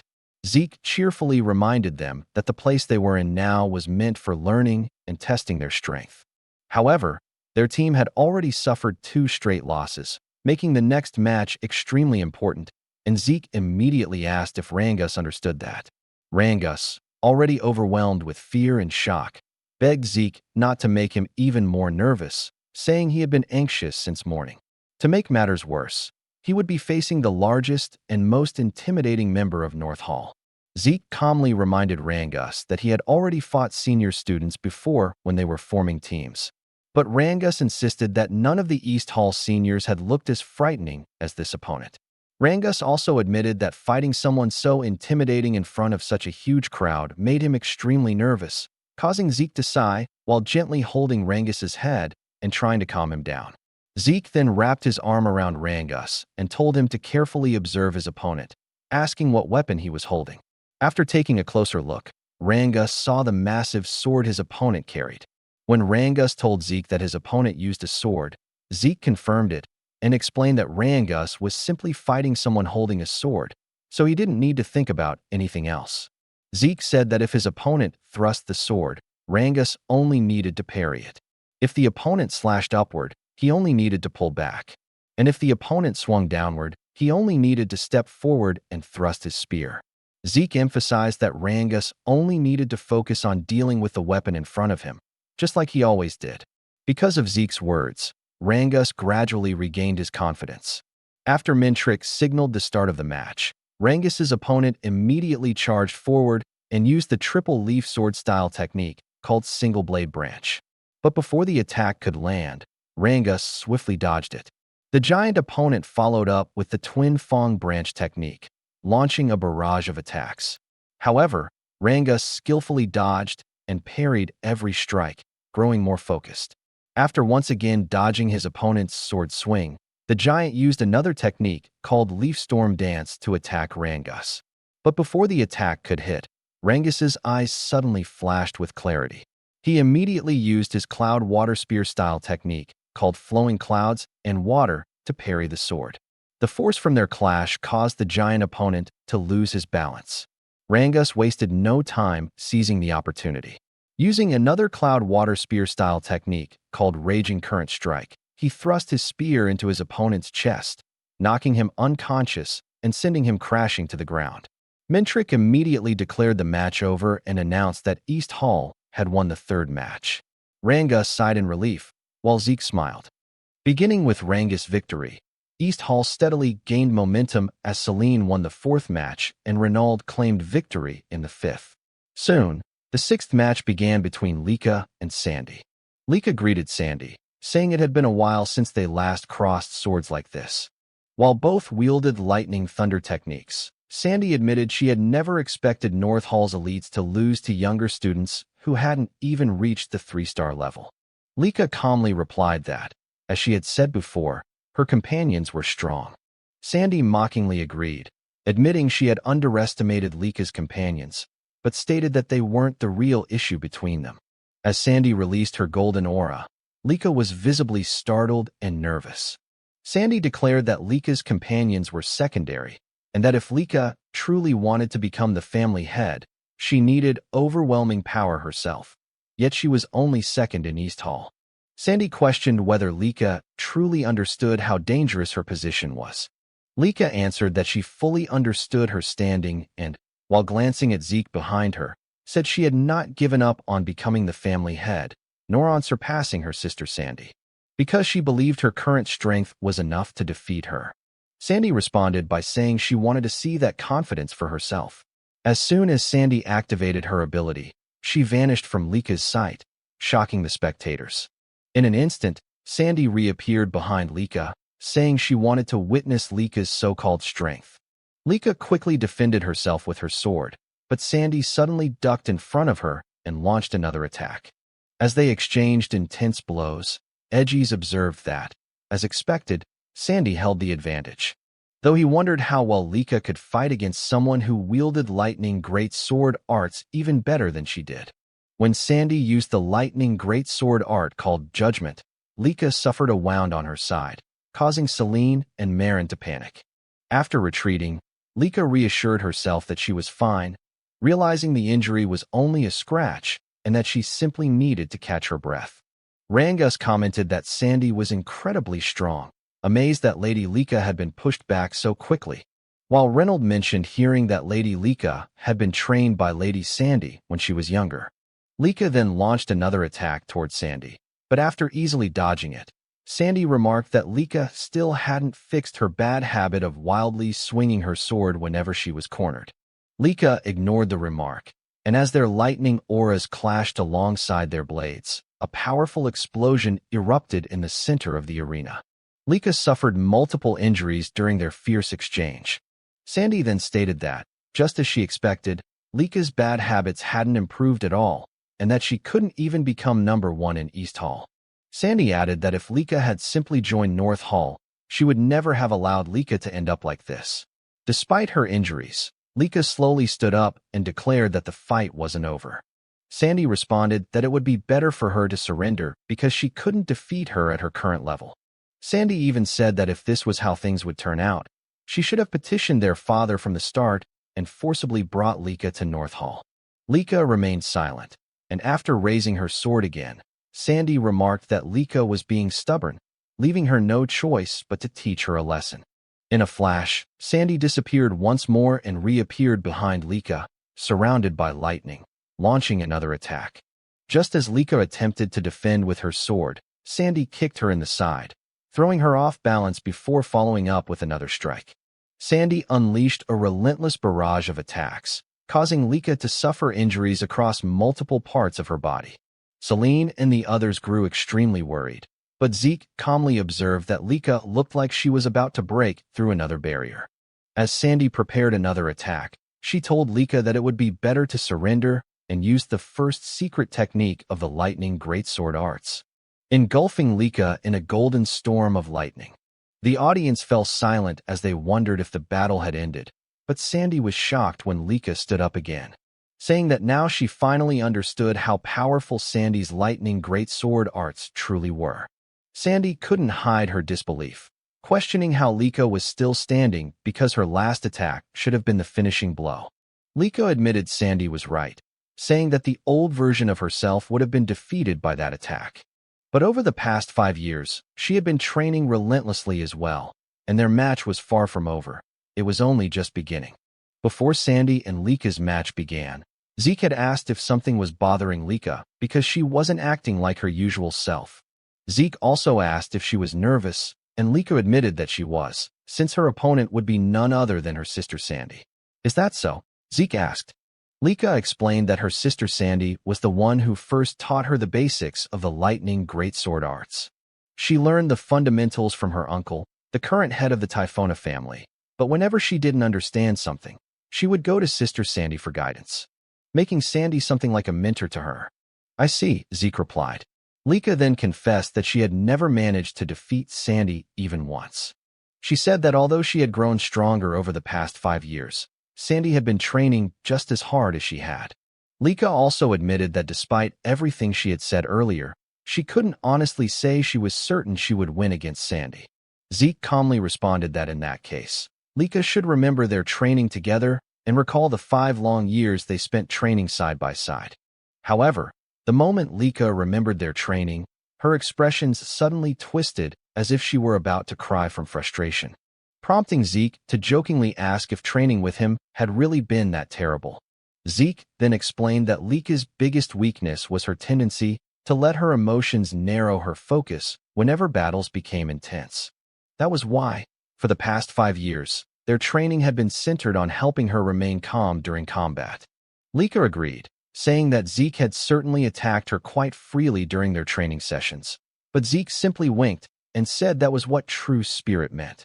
This only made Lika more irritated as she asked what kind of spirit he was talking about and how that could possibly count as spirit.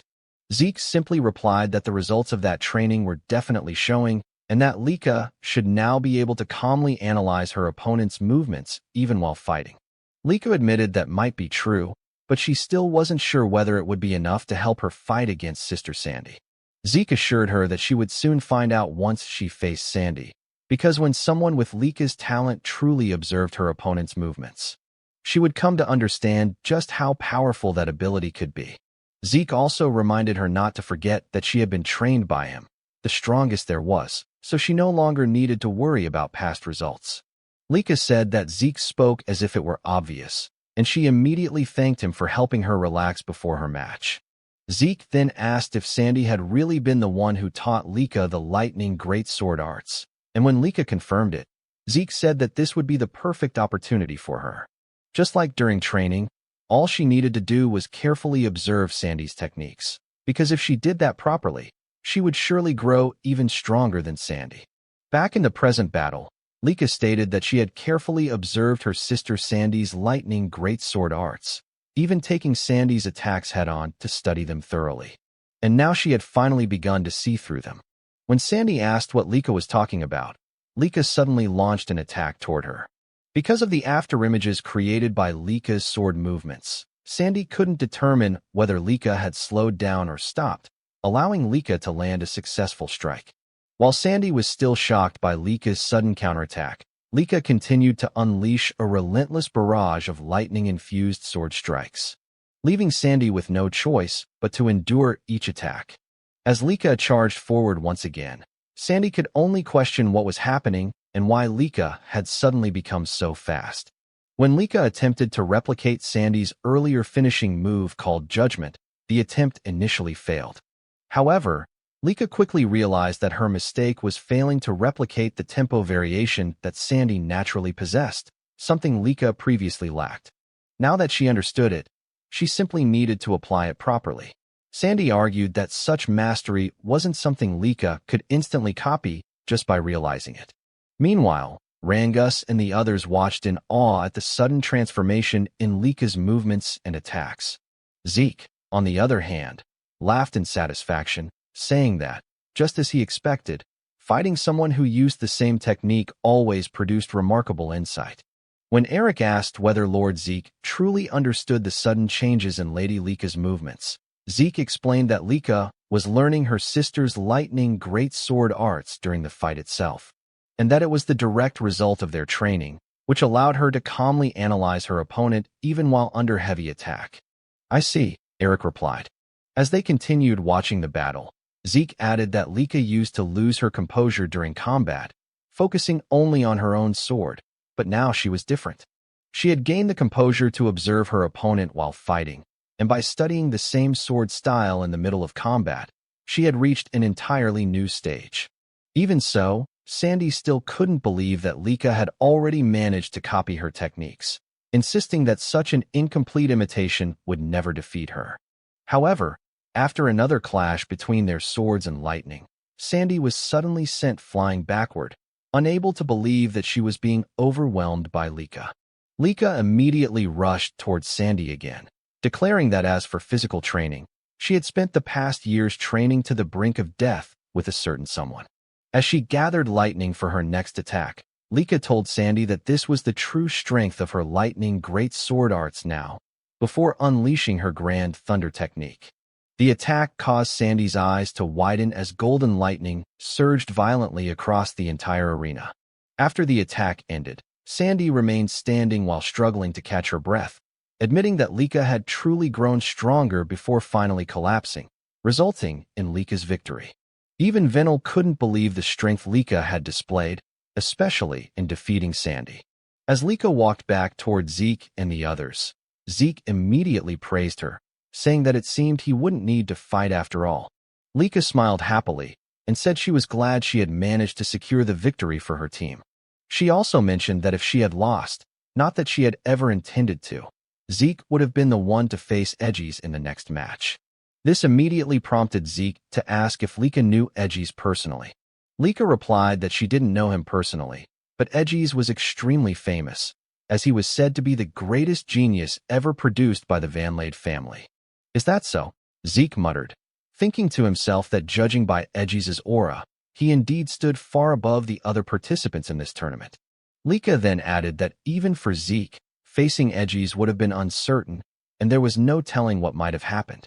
Meanwhile, Menrich stepped into the center of the arena and announced that although East Hall's victory had already been decided, the matches would still continue until the end.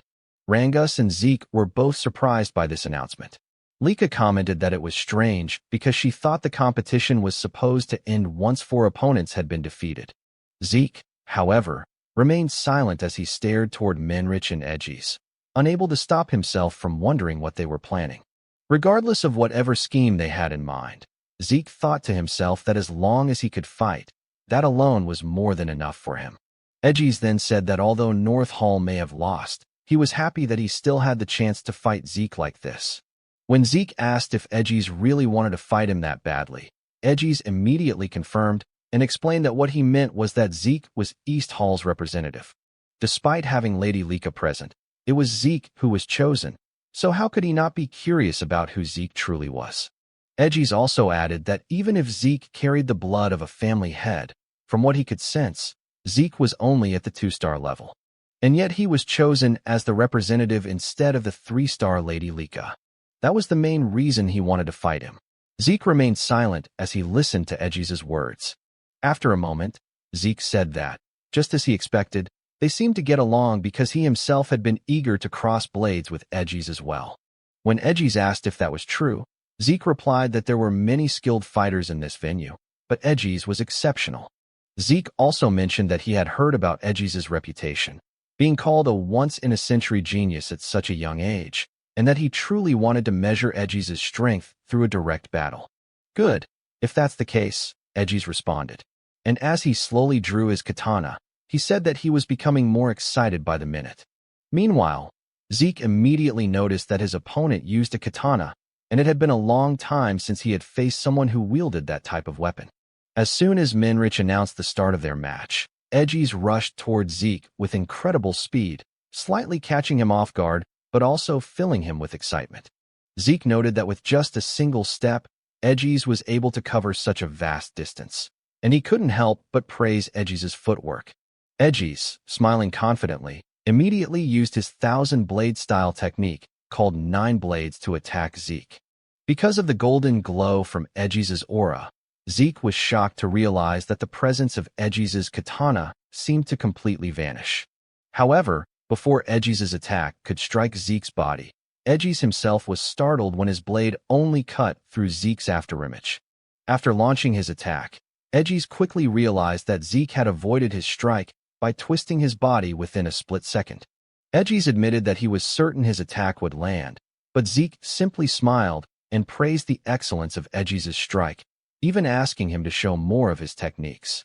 Without hesitation, Edgies moved swiftly once again and unleashed another 1,000-blade style technique, called Wave Blade, toward Zeke. As Zeke carefully observed Edgies' attack, he commented that Edgies' blade trajectory was extremely difficult to read. Suddenly, Zeke was caught off guard when he realized that one of Edgies' attacks was coming from beneath the ground, something he had not anticipated. Even so, Zeke remained calm and continued praising Edgies' skill, saying that although he had no intention of allowing Edgies to cut him, the sword paths of Edgies were truly unpredictable. At that moment, Zeke concluded that Edgies was truly a genius, constantly changing his attack patterns without sacrificing speed or power. Edgies' source power flowed flawlessly without a single wasted movement, delivering sharp strikes that perfectly read Zeke's breathing and rhythm. Zeke knew that such mastery was impossible without relentless training. Meanwhile, because Zeke kept evading every attack, Edgies admitted that he couldn't believe he still couldn't catch him. Edgies praised Zeke, saying that he was truly incredible, and asked what kind of training Zeke had undergone. Zeke simply asked if Edgies really wanted to know what kind of training he did, and then casually invited Edgies to train with him after their battle was over. Moments later, Zeke suddenly moved toward Edgies to launch his own attack. As Zeke's eyes flashed with determination, he struck forward with his fist toward Edgies.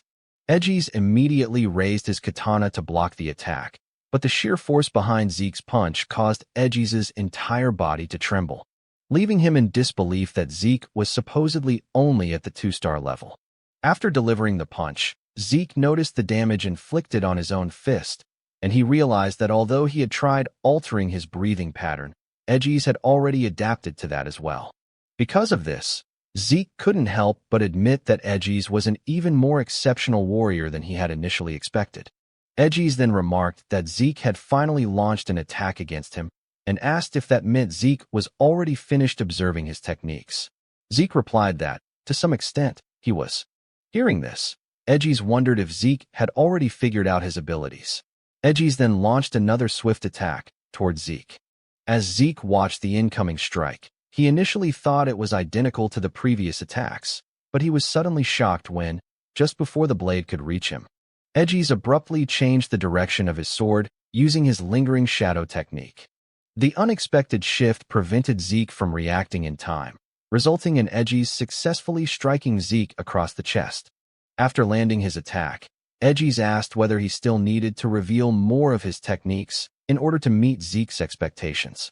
Meanwhile, as Zeke held his chest, he couldn't believe that Edgies had managed to wound him during their fight. Even so, Zeke continued smiling, admitting that their battle was becoming more and more enjoyable. Meanwhile, as the intense battle between Zeke and Edgies continued, Sandy slowly regained consciousness. Her teammates immediately ran toward her and anxiously asked if she was all right. Sandy quickly responded that she was fine. Soon after, she realized that she had lost her match against Lika. Even so, as she recalled how Lika had defeated her, Sandy could not help but smile and let out a soft sigh. Although she had lost, she was genuinely pleased with the outcome of their fight and with Lika's current strength. After that, Sandy apologized to her teammates, saying that if she had won, they might still have had a chance to secure the special mission. However, her teammates immediately protested, insisting that they were the ones who should apologize for being a burden to her and Edgies. They all bowed their heads in front of Sandy, but she firmly told them that what they were thinking was not true. According to Sandy, their opponents were simply that strong. She added that they just needed to train harder so they would not lose again next time. Hearing this, her teammates felt encouraged and regained their spirits. Sandy then asked whether the match between West Hall and South Hall had already begun, but one of them pointed toward the ongoing battle, saying that for some reason, the current match was still going on. She also told Sandy that the fight happening right now was truly incredible. When Sandy looked toward the arena and saw the two fighters clashing, she could not help but feel shocked and wonder what was happening. She immediately realized that Edgies was using the 5 aura blades, which meant he was fighting seriously with his full strength. As Sandy continued watching the battle between Zeke and Edgies, she remembered what Lika had told her, that among their group, Zeke was the strongest. That memory made her fall silent, as she had not fully believed Lika's words before, but now she understood that they were true. Meanwhile, Edgies used his 1000 battle style technique, called 5 Shadow, to attack the protagonist, but Zeke easily evaded it. Sweat immediately ran down Edgies' cheeks, as he could not believe that even that technique had failed to work against Zeke. On top of that, Edgies said that after fighting this much, Zeke was not even out of breath, and he immediately asked what kind of body Zeke possessed. Zeke simply replied that it was nothing special. He had just put a lot of effort into training his basic stamina. He added that techniques are good, but fundamentals are just as important. I see. Edges responded, saying that if that was the case, he would focus more on training his body from now on. He then used his ability once again to attack the protagonist, but with only his arms. Zeke shattered every single strike directed at him. At that moment, Zeke assessed that the blade's hardness, sharpness, generation speed, and range were around the lower upper tier overall, but considering Edges' age, he could become very interesting in the future. Zeke smiled as he realized that through this battle with Edges, he had finally confirmed something: the difference between 1,000 years ago and the present era. According to Zeke, in the martial arts of 1,000 years ago, the motion of the attack itself was paramount. The essence of martial arts was to express all creation through one's techniques, and source power was merely supplementary. But in the modern era, by manifesting source power, practitioners express all of creation through it. In other words, handling source power itself has become the essence of modern martial arts. As he continued evading the attacks, Zeke thought to himself that he had been foolish. He had focused so much on the techniques themselves that he had failed to notice this shift for so long. Even so, he found the changes of the past 1,000 years fascinating beyond measure. Meanwhile, as Edges continued attacking, he realized that all his strikes were being perfectly countered by Zeke. He could only conclude to himself that Zeke was truly a superhuman. Rangus and the others remained deeply worried, and Rangus mentioned that the fight had already lasted for over an hour with no sign of ending. Lika, however, calmly said that neither of them was normal, but their battle would probably be over soon. Edges then told Zeke that it looked like he had already finished observing all of his movements this time. Zeke did not deny it, and said that their fight had been a truly wonderful experience. "I think so too," Edges replied. Suddenly, the protagonist declared that he would pay his respects to Edges. Therefore, what he had learned from their battle, he would now present to Edges as a new technique. As Zeke clenched his fist, Edges suddenly felt an overwhelming pressure. Edges laughed, saying that now he understood why he could not defeat Zeke. Even so, he gathered his full power and activated the 1,000-blade-style secret technique called 5-Blade Ultimate Strike, declaring that he would continue struggling until the end. However, before Edges could launch his attack, Zeke suddenly leaped high into the air.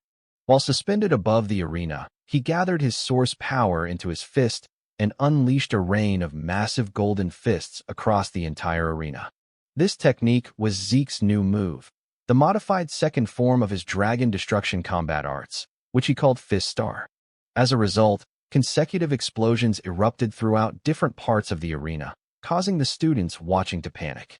When the attack finally struck Edges, a tremendous explosion shook the entire arena. Reynold quickly raised his shield to protect his teammates, marveling at the sheer power of Zeke's attack. Sandy, meanwhile, was so stunned that she could only ask who had won the fight.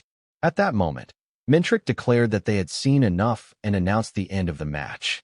As the smoke gradually cleared, Edges' broken katana became visible.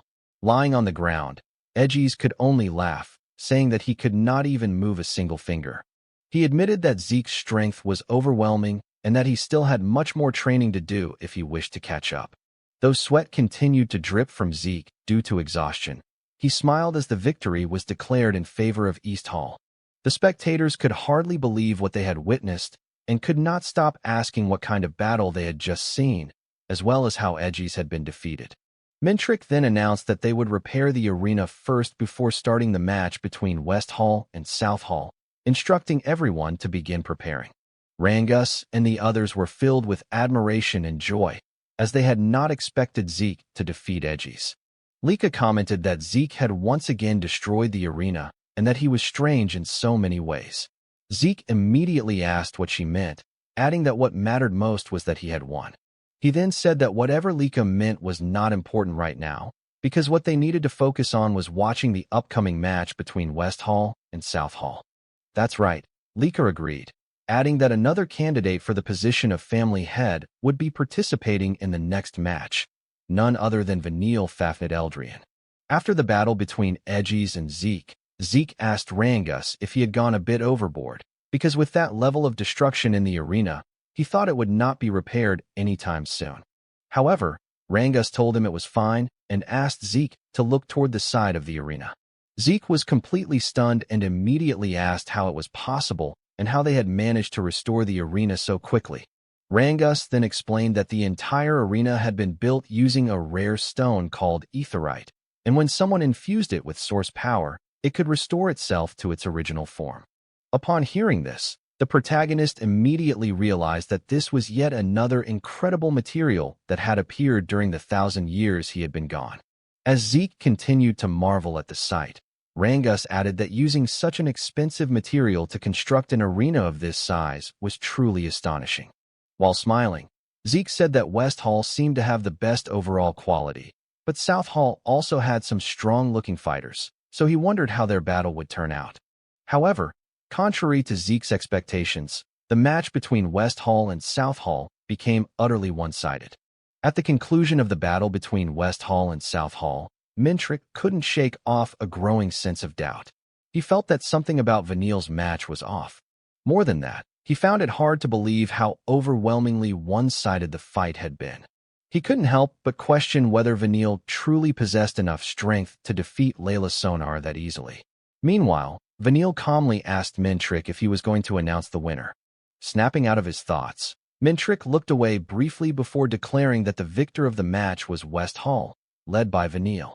He then added that the final battle between East Hall and West Hall would begin in 1 hour. As the announcement settled over the arena, the spectators remained unusually quiet, still unable to process what they had just witnessed. In contrast, Layla's teammates were deeply worried about her condition. One of them carried her away carefully, while Lika stared in disbelief, unable to accept that Layla had been defeated so effortlessly. Zeke, on the other hand, remained silent, observing everything. In Zeke's mind, he was certain something was wrong. The gap in strength and abilities between Layla and Vanille should not have been that wide. Yet, for some unknown reason, Layla's source power flow had been completely unstable.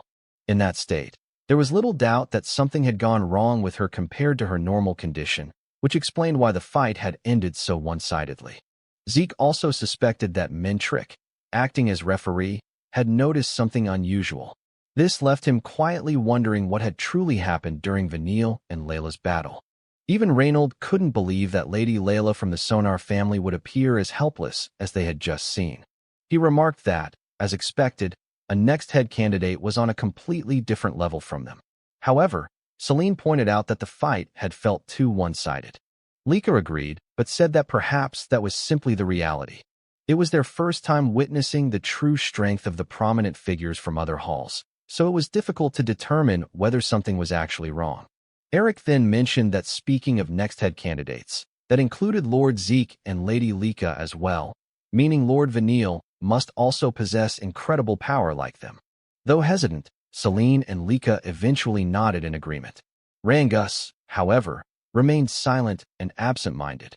When Eric asked what was troubling him, Rangus said it was nothing, just that Lord Vanille was astonishingly strong, and in fact, everyone from West Hall seemed powerful.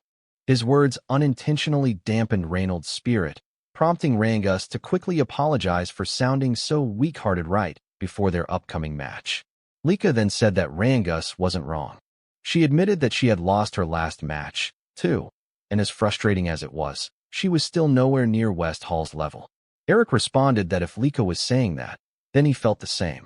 He couldn't even defeat any of them, despite having more stars. Even so, he had no intention of losing. Just like Rangus and the others who managed to overcome stronger opponents, he wanted to do the same. They could still defeat West Hall. His determination reignited Celine's spirit. As Zeke watched them, he thought that their fighting spirit was finally in the right place. It seemed that Marin and Eric might truly grow from this battle. However, the bigger concern right now was Lika. To Zeke, it didn't seem like Lika had noticed Layla's abnormal source power at all. If she believed everything that happened was purely Vanille's strength, then her shaken reaction made sense. But since Zeke himself didn't know the full details, he couldn't offer careless advice. He quietly wondered what he should do. Rangus soon noticed Lika's unusual expression and asked if she was all right. Lika immediately replied that she was fine and, as she walked away, said she just needed to clear her head. Later, in a garden outside the arena, Lika sat alone by a fountain. She couldn't believe that Vanille had grown strong enough to overwhelm Layla the way he did. Even Edgies had been unable to completely overpower Layla without suffering a scratch. Yet Vanille had done it effortlessly. The last time Lika fought Vanille was when they were 5 years old, and she had lost. Since then, she had trained relentlessly, determined to one day defeat him. She had believed she had finally caught up. Yet what she witnessed today shattered that confidence. If the match order remained unchanged, Vanille's opponent would likely be Zeke. Strangely, she felt relieved at that thought, since it meant she wouldn't have to face Vanille herself. But she hated herself for feeling that relief. It was as if she had already admitted defeat, despite her long-standing desire to overcome him. Suddenly, Vanille appeared and asked what she was doing there. With a mocking tone, he commented that she looked awfully serious while sitting alone. Lika's eyes narrowed as she demanded to know what he wanted, stating that they had nothing to discuss and that she had no intention of talking to him. Vanille smirked and told her not to be so prickly. If he became the head of the Eldragon family, she might end up as his wife. At those words, Lika stood abruptly and told him to be silent, declaring that she would be the one to become family head. She began walking away, but Vanille stopped her with his words. He said he knew she was thinking that she couldn't defeat him. He couldn't blame her, since she had failed to beat him back then, either. Surely she had seen what he did to Layla. As he casually draped an arm over her shoulder, he said he was certain she was thinking she couldn't defeat him after witnessing that fight, and asked if he was wrong. Lika only told him once more to be quiet. Vanille then bluntly stated that she should just admit it. Back then, now, and forever, she would never surpass him. He told her to give up and submit to him, promising that if she did, he would treat her well, tightening his grip on her shoulder as he spoke. Lika immediately shoved his hand away and shouted at him to stop talking. Vanille merely remarked that her reaction wasn't cute at all. Without another word, Lika walked away. As she left, Vanille coldly muttered that after placing his arm around her and gripping her shoulder like that, it was already the end for her. He then turned to his subordinate and said they both knew what needed to be done next. The subordinate replied that Vanille could leave everything to them. He then asked whether they shouldn't prepare for the illegitimate brat Zeke the same way they had prepared for Lika. Vanille responded that they could handle Zeke during the match or even set things up while fighting him. Although he admitted it would be best to prepare beforehand, Zeke seemed unusually sharp. If Zeke noticed their preparations, it would only complicate things. Besides, from what he observed, Zeke had deliberately allowed himself to be hit at times, so arranging things mid-battle would suffice. His subordinate agreed. As Vanille bumped fists with him, he scoffed, saying that even if Zeke had defeated Edgies, he wasn't about to lose to some bastard child, even without relying on tricks.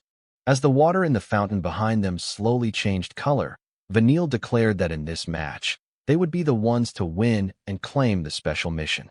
1 hour after the scheduled time for the battle between East Hall and West Hall, Eric nervously said that the moment everyone had been waiting for had finally arrived. However, in his mind, he could not stop thinking about the reality of their situation.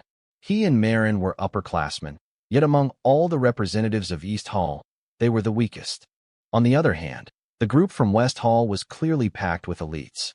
Because of that, Eric could not help but feel a deep sense of anxiety and doubt, wondering if they could really win against West Hall. Suddenly, a fist flew through the air and struck him on the head. After punching Eric, Zeke called him an idiot and loudly asked what had happened to all the confidence he had shown earlier. When Eric admitted that it had only been an act, Zeke shouted and asked him why he was even fighting in the first place. Was he fighting just to lose? Eric immediately replied that it was not like that. Zeke then told him that if he was going to fight, then regardless of the difference in strength, he had to fight to win, and that was what truly mattered. Because of those words, even though a large bump had formed on Eric's head from the punch, he suddenly felt his spirit rise again and said that Zeke was right. He was going to fight to win. Zeke laughed and told him that was more like it. Eric needed to have confidence in himself. After all, Eric had trained hard before, so he should believe in his own abilities. Eric quickly agreed with everything Zeke had said and thanked him. Suddenly, however, Eric fell silent when Zeke said that he would give him a small parting gift. Zeke told Eric to relax his shoulders because the Great Power Fist style was all about gathering all of his strength into a single point before striking. If Eric tensed up too much, the strength he should be concentrating would scatter instead. Zeke tapped Eric's shoulders and once again told him to relax. Immediately, Eric felt a strange sense of relief and confidence. He smiled and said that right now, he felt like he could actually win his fight. Zeke replied that was good, then told Eric to go out there and win. As Eric walked toward the middle of the arena, Lika commented that what Zeke had done was strange. She knew that Zeke had never actually learned the Great Power Fist style, yet he seemed to know a lot about it. She also pointed out that sometimes Zeke seemed oddly knowledgeable about other martial arts as well. When she asked him why that was, Zeke simply smiled and said it was a foolish question. Then he calmly said that the answer should be obvious because he was Zeke. Hearing that, Lika could not believe she had even bothered asking such a question in the first place. Meanwhile, when Eric finally saw the opponent he would be facing, the first thought that came to his mind was that the man was a monster. He had already seen how this man fought in the earlier match. Even so, this time, Eric felt confident that he would not lose. Just then, Eric's opponent mocked him, saying that Eric was acting pretty cocky for someone who had lost to a North Hall punk before. Eric firmly told him to shut up, saying that he was not the same person he had been back then. Still, his opponent questioned whether Eric was really so sure about that. At that moment, Mintrick announced that the first match between East Hall and West Hall would now begin. Eric's opponent immediately launched forward.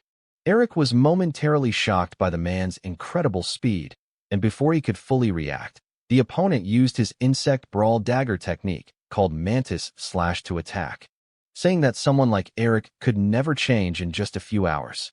Eric was forced to fall back while blocking the attack. His opponent could not believe that Eric had managed to defend himself using his aura. Nevertheless, he did not stop. He challenged Eric to try defending his next attack and immediately unleashed a barrage using his technique called Swarming Locust, raining down attacks on Eric. Seeing Eric struggling in his current situation, the opponent mocked him again, asking what the problem was and what had happened to all the confidence he had been talking about earlier. He said that he had thought Eric might have actually changed. Meanwhile, after receiving several injuries from his opponent's relentless attacks, Eric admitted to himself that his enemy was indeed strong. But that did not mean he could simply allow himself to be beaten one-sidedly. Eric immediately launched a punch in retaliation, but his opponent easily dodged it and told him that he was far too slow. At the same time, Eric received another blow from his opponent, who confidently declared that there was no way an attack like Eric's would ever hit him. Eric realized that at this rate, he would never be able to catch his enemy. He asked himself what he should do now. At that moment, he remembered Zeke's words. He needed to relax his shoulders because the Great Power Fist style gathered all of his strength into a single point. Eric suddenly fell silent for a moment before making a decision to gamble everything on a single attack. He returned to his stance and began gathering his aura. Seeing this, his opponent sneered and said that a weakling like Eric was surprisingly stubborn. The opponent then used a technique called Stinging Bee Flash in an attempt to break through Eric's defense. However, after taking the attack head-on, Eric suddenly smiled and said that he had finally caught him. His opponent was shocked when Eric grabbed and restrained his weapon. Eric then declared that it was time for him to take Eric's attack. Gathering all the aura he had concentrated into his fist, Eric unleashed the Great Power Fist technique called Great Power Fist. The powerful blow sent his opponent flying straight into the wall of the arena. The spectators fell into stunned silence. Meanwhile, Zeke simply smiled as Mintrick announced that the winner of the match was Eric from East Hall. Eric's opponent had lost consciousness. His eyes were rolled back and completely white. Eric's face immediately turned red with joy, and he could not stop himself from shouting in excitement over his victory. Sometime later, when Eric's opponent regained consciousness, he could not believe that he had been defeated by Eric. While holding his injured arm, he suddenly heard someone call his name. It was Vanille. The man quickly went before Vanille and knelt down, apologizing for losing his match. However, before he could even finish speaking, Vanille suddenly attacked him. The brutal act caused intense fear among the members of West Hall, including Retin. Vanille then looked coldly at the rest of his companions and asked if they understood what they needed to do. He told them that they must crush every opponent they faced. None of them dared to object and simply obeyed his command out of fear. Meanwhile, Eric confidently told Marin that she could definitely win her match. Marin nodded in agreement, while her opponent simply stared at her with a serious and unwavering gaze. When Mintrick finally gave the signal to begin the fight, Marin immediately released her aura and rushed toward her opponent with great speed. As she charged forward, she used her red flame sword-style technique called Times Spark /Times to launch her attack. However, her opponent easily defended against the strike using his spear. With precise timing, he deflected Marin's sword, causing her to lose her balance for a brief moment. Seeing the opening, her opponent quickly took advantage of it. After moving swiftly to Marin's side, he immediately unleashed the Great Wild Spear-style technique known as Times Rampaging Pierce, striking Marin hard in the side. Because of the heavy damage Marin received from the attack, she couldn't help but drop to one knee and cough violently. Before she could even recover, her opponent launched another attack without hesitation. As the assault continued, Rangus could hardly believe what he was witnessing and could only mutter that the situation for Marin was looking bad. Meanwhile, as blood continued to spill from the wounds Marin was receiving during the fight, Lika trembled with anger toward Marin's opponent. And even Celine said that she couldn't bear to watch any longer. Eric, now cursing under his breath in anger, was about to rush toward Marin's opponent, but Reynold quickly stopped him, firmly reminding him that he was not allowed to interfere in the fight. Reynold added that the match hadn't been officially called yet, and if Eric jumped in now, East Hall would lose by disqualification. After some time passed, Mintrick finally declared that the winner of the match between Marin and her opponent was West Hall. While Marin lay there unconscious, her opponent arrogantly stepped on Marin's face. As Mintrick's declaration of victory echoed through the arena, Eric and the others immediately ran toward Marin. While Eric and Lika were filled with deep worry as they saw Marin lying there covered in blood, Zeke remained silent as he watched everything that had happened. However, the intense anger on his face revealed just how furious he was at the severe injuries Marin had suffered. As Rangus and Celine continued to worry about Marin, Eric shouted Marin's name in desperation. Rangus couldn't help but wonder if Marin would be all right, while Celine said that the injuries Marin had received from her opponent were far too excessive. Zeke, on the other hand, had a look of intense anger on his face. Yet he remained silent as he calmly watched their enemies. As Marin's opponent began walking away from the scene, Eric suddenly shouted at him. Raising his voice, Eric demanded to know if there had been any need for him to go that far. The opponent's expression darkened slightly, and when he turned back, he asked if they had a problem. When Eric asked what he meant by that, the man simply replied that what had happened was a battle, in other words, real combat, and he had merely gone all out to ensure a certain victory against Marin. Hearing that only made Eric angrier. He said that even if it had been a battle, what he did to Marin was still too much, especially since she had suffered severe injuries and lost consciousness. Celine also shouted in agreement, saying Eric was right and that Marin's opponent didn't need to go that far. The man merely smiled mockingly and said they were too soft. According to him, those from West Hall never showed mercy to their enemies in real combat. As he pointed at Eric and the others, he said that in West Hall, they simply crushed their enemies, and that was all there was to it.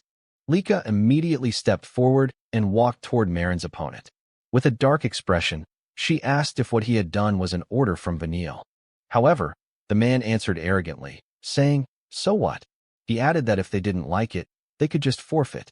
Then he asked Lika if she didn't understand what it meant that the referee hadn't stopped the match. He continued by saying that Marin had still shown the will to fight, and that he had only needed to break that will. After that, he asked them if what he had done wasn't simply natural. Lika shouted again in anger, but Marin's opponent only complained that they were being too noisy before turning his back on them. As he walked away, he mockingly told them they should worry about themselves first before worrying about their friend, because all of them would end up the same way Marin did. Not long after that, Retin suddenly stepped in and said, "That's just how it is." He added that they were welcome to forfeit right there if they wanted.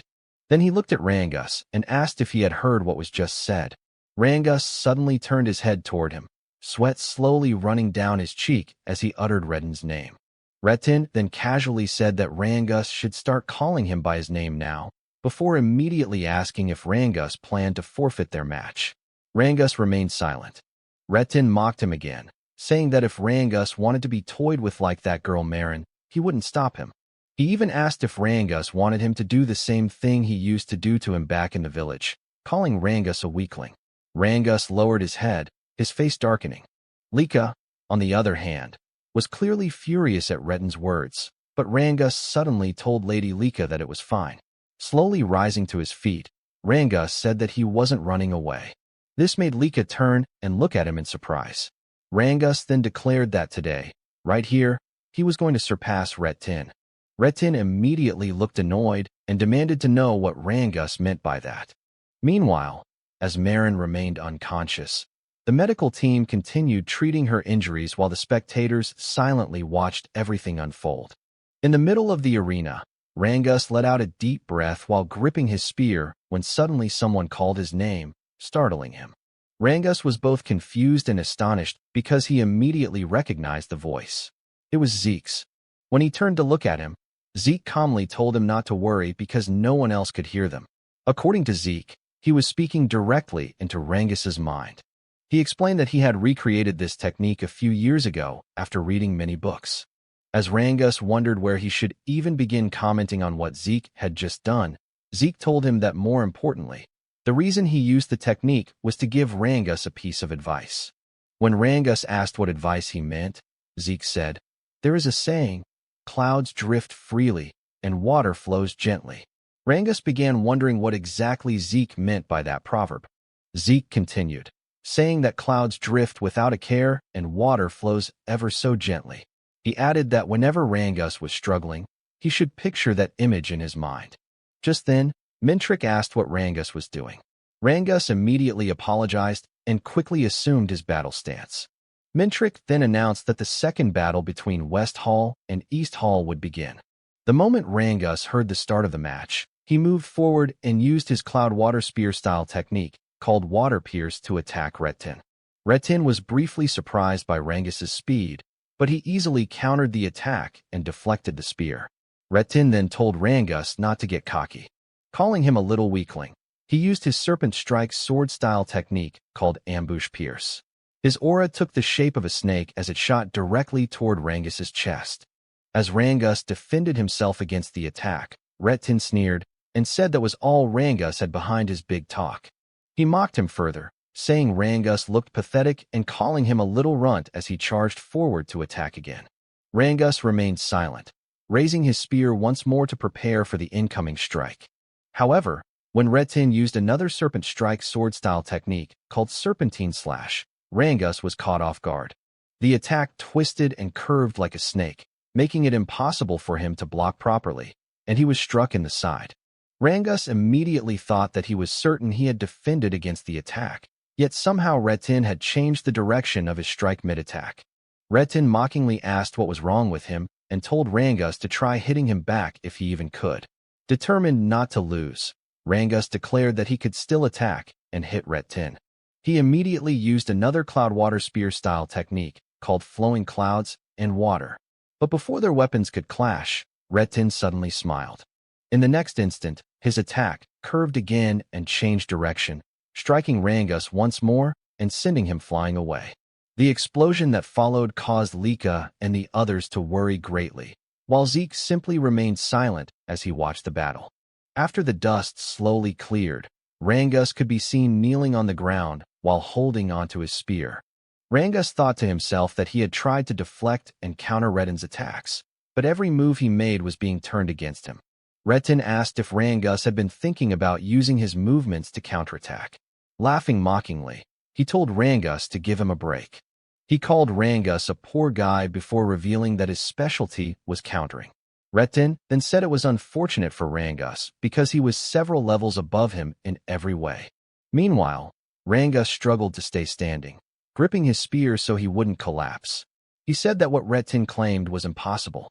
However, Retin suddenly stepped forward, grabbed Rangus by the hair, and said he didn't know what kind of delusion Rangus was living in. He mockingly declared that a child of a pseudo-dragon could never become strong. According to him, Rangus was nothing in the end, just a weakling like his father. Even while struggling, Rangus told Retin not to dare insult his father. But while holding Rangus by the hair, Retin punched him in the face and called him a fake dragon. Rangus fell to the ground. Yet Retin continued kicking and attacking him repeatedly while shouting that a fake dragon like Rangus could never defeat the real thing. As Rangus continued to receive heavy blows from Retin, he began to think to himself that he really was hopeless after all. He thought he had grown stronger, but perhaps it had all been a delusion because he was still weak. Tears slowly streamed down his face as the thought echoed in his mind that he was just a fake dragon after all. At that moment, a memory resurfaced. It was a time when he and his father were fishing by the riverbank. His father had asked if Rangus liked fishing, and Rangus's father said that he liked it, too. He told Rangus that, as he could see, he loved fishing while gazing at the clouds and the flowing water, just like he was doing at that moment. When Rangus asked if his father liked clouds and water, his father smiled and said that clouds always drift so serenely, and the river water continues flowing endlessly. Watching them, he said, made him realize that human worries were actually very small and trivial things. When Rangus asked what he meant, his father simply replied that maybe someday Rangus would understand it as well. Back in the present, Rangus lay on the ground covered in blood as he whispered the words drifting and flowing. Mintrick remained silent as he carefully observed the battle. Soon after, Retin grabbed Rangus again and declared that this was where their fight would end. As Retin gathered his aura into his fist for the finishing blow, he said that a fake dragon would always remain a fake. He added that Rangus should crawl through life on his hands and knees. But when Rangus opened his eyes, he remembered Zeke's words before the battle began. Just like water flowing gently, Rangus's aura began to flow smoothly through his body. Before Retin's attack could land, Rangus managed to block it. Retin did not expect Rangus's sudden defense, and upon sensing the aura coming from him, he quickly stepped back and retreated to pick up his sword. Meanwhile, Mintrick smiled in surprise at the unexpected turn of events. He had just seen the third star on Rangus's chest shine brightly, clear proof that Rangus had broken through to the 3-star level in the middle of his battle with Retin. Retin's face darkened instantly, and his expression twisted with rage at what he had just witnessed. More than anything, he could not believe that Rangus had actually broken through to the 3-star level in the middle of their battle. The realization only fueled his anger. Furthermore, he refused to accept that Rangus now stood on the same level as him. There's no way some fake is standing on the same level as me, Retin snarled, declaring that he would never acknowledge it. As he prepared to strike again, he shouted that he would never accept that someone he once mocked had reached the same 3-star rank. Without hesitation, Retin unleashed his Serpent Strike sword style, Serpentine, sending a swift and twisting attack toward Rangus. Despite having one eye nearly shut from his injuries, Rangus reacted with remarkable speed, effortlessly evading the strike even as it shifted direction. Retin was stunned. That same attack had landed before. Yet now, Rangus avoided it so easily. A thought crossed his mind. Had Rangus already read the pattern of his attacks? The idea was unbearable. Refusing to accept it, Retin launched another assault, this time using rampaging Serpent Flash. As he rained down relentless strikes, he shouted for Rangus to try and withstand this one. But once again, Rangus moved with uncanny fluidity, dodging every blow with motions as soft and natural as clouds drifting and water flowing. Lika could hardly believe what she was seeing, while Zeke calmly observed and remarked that Rangus had just taken a step closer to the essence. Curious, Lika immediately asked what he meant. Zeke explained that clouds drift freely and water flows gently, never stopping no matter what happens. Like them, Rangus was learning to accept incoming force and let it pass through him, adapting fluidly with every movement. Zeke added that he himself had demonstrated a glimpse of it earlier, but Rangus had fully made it his own in this battle.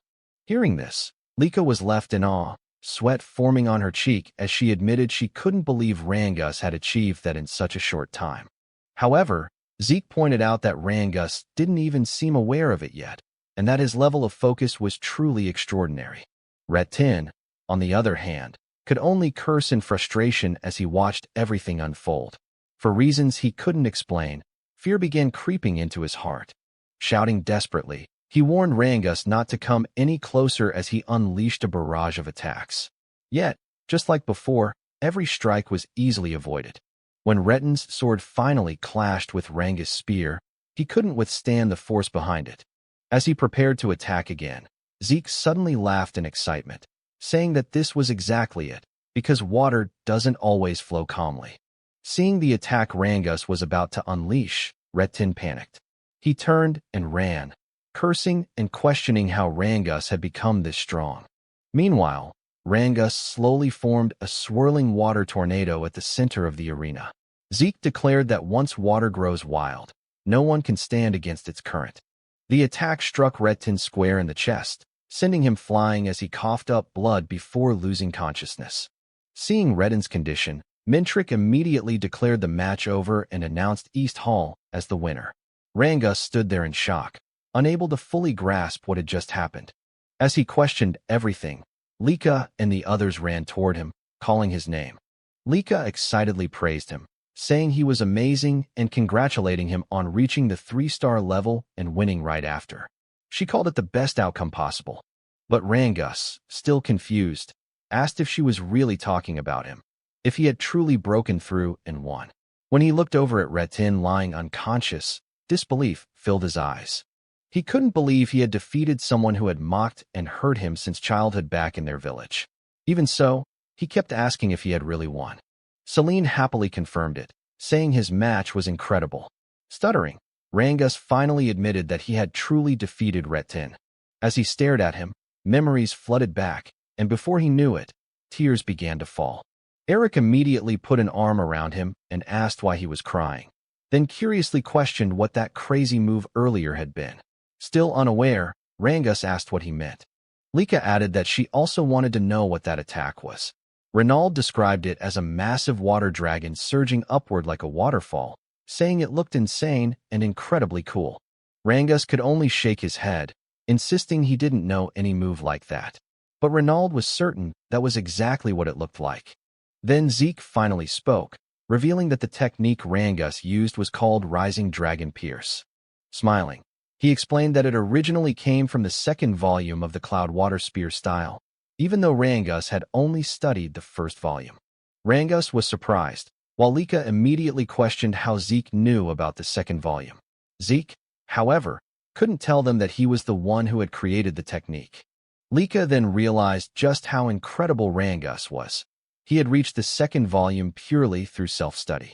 Zeke went on to explain inwardly that the Cloud Water Spear style was a martial art he had created in his previous life, though he didn't remember ever writing it into a book.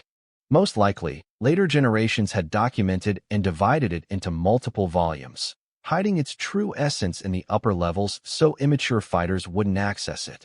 Yet, despite that, Rangus had carved a path to that hidden essence through his own strength alone. To Zeke, it was a wonderful sight, such young talent blooming before his eyes. Just then, Mintrick called out to East Hall, asking how long they planned to stand around chatting.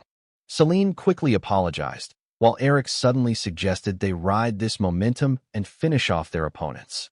Celine nodded, agreeing to do her best. Starting from Rangus's match, East Hall's morale soared to its peak.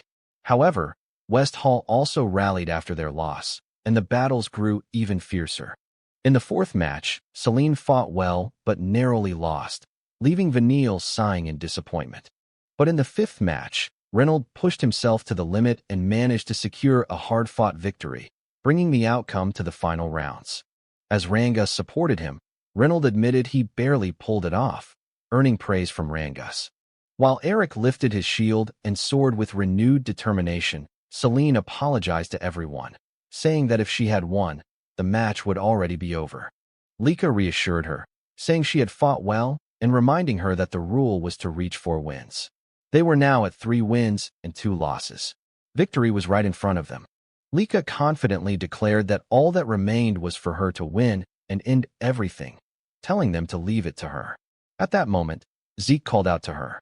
When Lika asked what he wanted, she suddenly blushed as he stepped close to her, asking if she felt all right or if anything seemed off. Letting out a small sigh, Lika said she was fine and fully prepared as always, gently pushing him away and pointing out that he was standing too close. She assured him not to worry, promising she wouldn't lose. Rangus then cheered her on, asking her to do her best. Zeke, however, remained silent. As Lika walked toward the center of the arena, he couldn't help but wonder to himself what this strange feeling was, something unfamiliar stirring within him. Because his teammate had lost to Reynolds, Alan was furious. Without hesitation, he kicked the defeated fighter and coldly called him a useless pawn. As the man slammed against the wall, Alan added that he was worthless. Still, Alan declared that as long as he won his upcoming fight against Lika, everything would return to how it should be. Suddenly, Lika cut in. With a confident smile, she told Alan that what he wanted would never happen because she would be the one to win their battle. Pulling her sword from where it was embedded in the ground, she prepared herself. And at that moment, Mintrick officially announced the start of the match between West Hall and East Hall, Alan versus Lika. In an instant, Lika vanished from where she stood and launched her attack. As she charged toward Alan, he immediately noticed her incredible speed. While defending against her strike, a bead of sweat ran down his cheek as he realized that this was the lightning aura user. Lika, the one said to surpass even Sandy in power. After deflecting her attack, Alan quickly moved behind her. As Lika landed, Alan leapt back, creating distance. But Lika did not stop. She continued her assault, once again using her lightning aura to strike. Alan began to think that in terms of raw strength, he might actually lose this fight. Fortunately for him, Lord Vanille had already taken action before the match even began. Whatever ability Vanille had used on Lika now took effect. Lika was visibly shocked, questioning what had just happened, while the audience quickly noticed that her lightning aura had completely vanished. Seeing this, Vanille gave Alan a signal to attack. Without hesitation, Alan charged forward, declaring that Lika couldn't beat him. Absolutely not. Even without her aura, Lika used her physical strength to block Alan's attack with her sword. However, Alan suddenly kicked her in the stomach, forcing her back. Her allies grew increasingly worried as they watched. Eric clenched his teeth in frustration, while Zeke remained silent. Holding her stomach, Lika kept asking herself why she couldn't use her lightning aura. Alan repeated that she would never defeat him, then unleashed a barrage of attacks across her body. Unable to use her aura, Lika had no choice but to endure each blow. It was explained that a warrior's body is deeply connected to the source power within them, and every movement is enhanced by that power. If a warrior loses their source power mid-battle, every attack from their opponent can become a fatal blow. Alan struck at Lika's head once more. Despite one of her eyes closing from the damage, Lika remained determined to win. She told herself that she only needed to defend against Alan's attacks until her source power and lightning aura returned. Sandy and Edgies grew more alarmed. Sandy said something was wrong. Lika was acting strangely. Edgies agreed and wondered if her source power had stopped functioning, questioning how that could have happened. Meanwhile, after enduring Alan's relentless assault, Lika suddenly dropped to her knees in the middle of the arena. She coughed and struggled to breathe. Even Alan was surprised that she could withstand so much without her source power, as expected of someone on par with Lord Vanille as a candidate for the next head. When Alan glanced toward Vanille, he saw him smiling grimly as he gave a clear order to kill Lika. Alan's expression darkened. He admitted that Lika had held out for quite some time, but this was as far as she would go. Rangus could no longer contain his worry and shouted, pleading for the match to be stopped as he tried to rush toward Lika. However, Reynolds blocked him, stating that he could not interfere. Zeke, who had remained silent until now, suddenly darkened in expression. His eyes glowed with anger, and his fists ignited with aura as he saw Alan preparing his next attack. Lika, sitting helplessly in the center of the arena, was filled with fear. She could barely move her body as Alan closed in. Just then, a golden bolt of lightning flashed across the arena. In an instant, Sandy appeared in front of Lika, sword in hand, shouting at Alan and demanding to know what he was about to do. Alan was momentarily stunned and halted his attack. Zeke let out a quiet sigh of relief, realizing he no longer needed to intervene. He knew that if he stepped in, East Hall would be disqualified, handing victory to West Hall. Alan questioned Sandy, asking why she was interfering. Sandy angrily replied that Alan should not pretend innocence. He had clearly tried to kill Lika, and she demanded that he confirm it. The audience fell silent in shock. Alan smirked and accused Sandy of being overly violent in her thinking, insisting that he would never do such a thing to a family head candidate.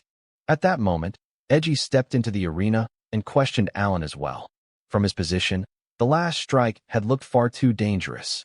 Alan grew irritated and asked if they were accusing him.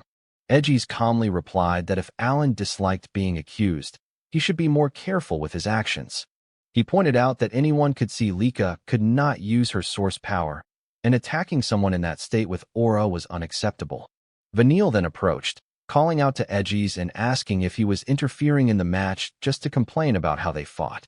He stated that in real combat, an opponent's condition doesn't matter. They simply crush the enemy completely. According to Vanille, West Hall fights as if every match is a real battle. Sandy, still furious, argued that even so, there should be limits, that this was a match, not a death duel. Vanille mocked them, calling them soft, and saying that was exactly why they lose. Edgy's remained silent, but Sandy's anger only grew. Vanille continued, saying they were not playing pretend war. They were fighting for real. He laughed, then added that while this was not a kill or be killed situation, they were still holding back, so it wasn't as if they were trying to kill Lika. However, with a grim expression, he admitted that something might have been a bit broken. Hearing this, Sandy reached her limit and released her lightning aura in anger. Before the situation could escalate, Mintrick released his own aura, silencing everyone with overwhelming pressure. In a cold voice, he demanded to know when he had ever given permission for such pointless chatter. Despite this, Sandy insisted that Alan's earlier attack had clear killing intent. Mintrick dismissed her, stating that someone who did not belong in the arena had no right to speak. He added that fools had no business disrupting the match, and whether the fight continued or ended was his decision alone. Edgy's immediately apologized. Mintrick then declared the match over. West Hall had won. He ordered everyone not involved in the next match to leave at once. Edgy's quickly lifted Lika and told Sandy to pick up her sword before they left. As they exited the arena, Rangus and the others rushed to Lika's side. Deeply worried, Edgy's reassured them that she would be fine.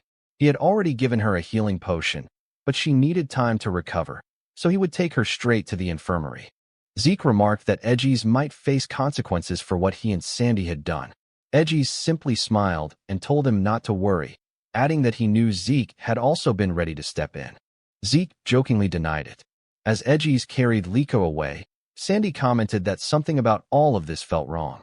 Alan was strong, yes, but for Lika to be overwhelmed like that was impossible. Edgy's agreed, saying that something had already fell off since the very first match with Layla. There was definitely something going on with West Hall. While Lika remained unconscious, Edgy's warned Zeke to be careful in his upcoming fight against Vanille. Zeke gave a slight nod, saying he appreciated the concern.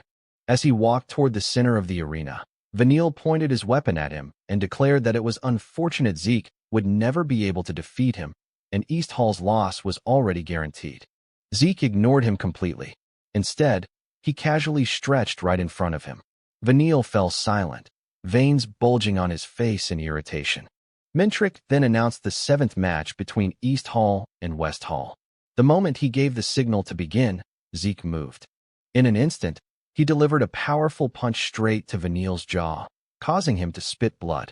Zeke coldly remarked that Vanille's smug attitude really irritated him, and he wanted to see how long he could keep it up. The force of the blow sent Vanille flying into the wall at the far end of the arena, triggering a massive explosion. The audience was left in complete shock, their jaws dropping, while even Mintrick widened his eyes in disbelief at what he had just witnessed. Zeke then added that for someone who talked so much about real combat, Vanille had left himself completely open and asked if this was the kind of real combat he liked. Before receiving a devastating attack from Zeke, Vanille first heard him ask and confirm whether those from West Hall were truly fighting as if it were real combat. Because of this, confusion was clearly written across Vanille's face at the question from their protagonist. until Zeke stated that he would also fight Vanille in real combat mode and asked if he was sure he wouldn't regret it. Vanille then questioned what Zeke meant and arrogantly replied that Zeke would be the one to regret this battle, while silently wondering to himself what Zeke was talking about. Zeke then spoke again, and as he clenched his fists, his eyes faintly glowed while his expression darkened. Suddenly, Alan shouted, "Lord Vanille," with both shock and concern. Although Zeke launched a powerful attack toward Vanille, the latter still managed to counter with a strong move of his own, a fast-moving sphere of wind rushing toward Zeke. However, before it could hit, Zeke simply tilted his head slightly, effortlessly dodging the attack as it crashed into the arena wall. When Vanille stood up, he cursed under his breath.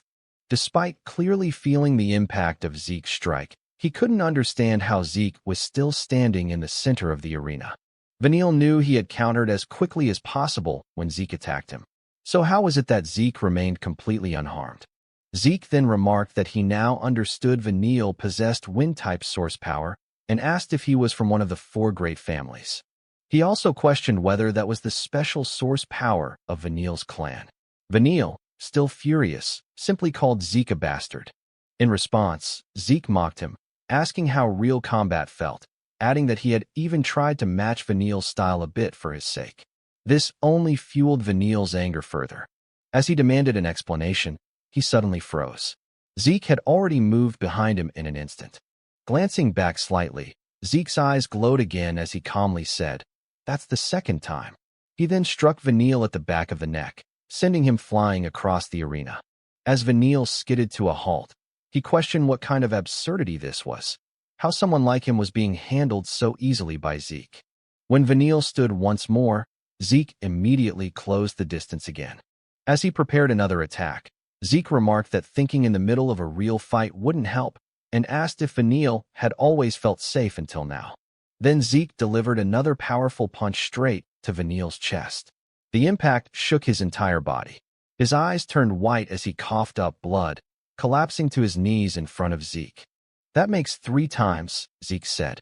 Trembling from pain, Vanille demanded to know what Zeke was talking about, what exactly he was counting. Zeke simply replied that it was obvious. He was counting how many times Vanille had already died in this battle. Vanille, still confused, listened as Zeke explained. The first was when he struck his face. The second was the blow to his neck, and the third was the attack to his heart. Zeke added that the only reason Vanille was still alive was because of the rules. Enraged, Vanille shouted that there was no way that was true. But Zeke kicked him in the face mid-sentence, declaring that Vanille was right. This was real combat, and break time was over. Talking to your enemy wasn't part of it. The force of the kick sent Vanille rolling across the arena. Sandy's expression darkened as she watched, unable to believe what she was seeing. Sweat trickled down her face as she said that the battle between Zeke and Vanille could no longer be called a fight. Edgies agreed, adding that compared to this, his own match with Zeke felt like nothing more than a friendly spar. He went on to say that Zeke's strength was unreasonable, that he was the very definition of unfair. Standing in the middle of the arena with a faint smile, Zeke asked Vanille if he was starting to understand what real combat truly was. As Vanille lay trembling on the ground, struggling from his injuries, Zeke acknowledged that crushing the enemy completely was indeed important on a battlefield, just as Vanille had said. He added that Vanille and the others from West Hall would likely become excellent warriors in the future. As Vanille tried to crawl toward him, Zeke briefly closed his eyes and pointed out that they were not on a battlefield.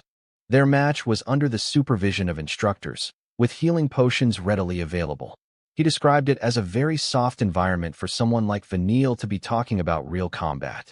Vanille, still struggling, told Zeke to shut up, but Zeke continued, saying that the real combat Vanille spoke of was far removed from reality, that he was merely running away from his own weakness. He then asked if he was wrong. Instead of answering, Vanille shouted repeatedly for Zeke to be silent, his anger reaching its peak. Suddenly, a green whirlwind formed behind him, leaving the spectators stunned. Vanille declared that someone like Zeke, a bastard child, had no right to lecture him. Zeke calmly asked if Vanille was going through a rebellious phase, saying that if that were the case, nothing he said would get through anyway. He added that as Vanille's opponent, it was fine for him to release all his frustration. Vanille, preparing his attack, told Zeke to shut up and stop acting like he knew everything. He then unleashed his wind-rending fan art, Stormblade, sending a barrage of wind attacks at Zeke. Zeke easily leaped into the air, dodging every strike. While airborne, Vanille thought to himself that he only needed one chance, just a moment to touch Zeke. Elsewhere, Rangus, unable to understand what was happening, asked why the ground was tearing apart when he couldn't see anything. Edgies explained that it was Vanille's power, the wind aura of the Fafnald family, one of the 4 great houses. He added that wind aura was invisible, so it was natural that Rangus couldn't see it. Sandy, still irritated, called it a nasty power that suited Vanille perfectly. Edgies laughed and told her not to say things like that, though he admitted that regardless of whether it was annoying, it was difficult to deal with. Vanille's continuous invisible attacks made him a tough opponent. Hearing this, Rangus grew even more worried. Meanwhile, in the arena, Vanille was baffled. None of his attacks were hitting Zeke, even though Zeke couldn't see them. Zeke simply replied that he only needed to follow the flow of the air. Vanille couldn't believe it, calling it nonsense. Suddenly, Zeke struck Vanille on the head and pointed out that his defense was wide open again. Clutching his head, Vanille declared he had truly had enough of Zeke. He launched a rapid series of attacks, but Zeke avoided them effortlessly, hands behind his back and eyes closed, as if playing around. After being cursed at again, Zeke remarked that Vanille really was in a rebellious phase. When Vanille finally stopped attacking, Zeke asked if he felt better. But Vanille only grew more furious, threatening to kill him.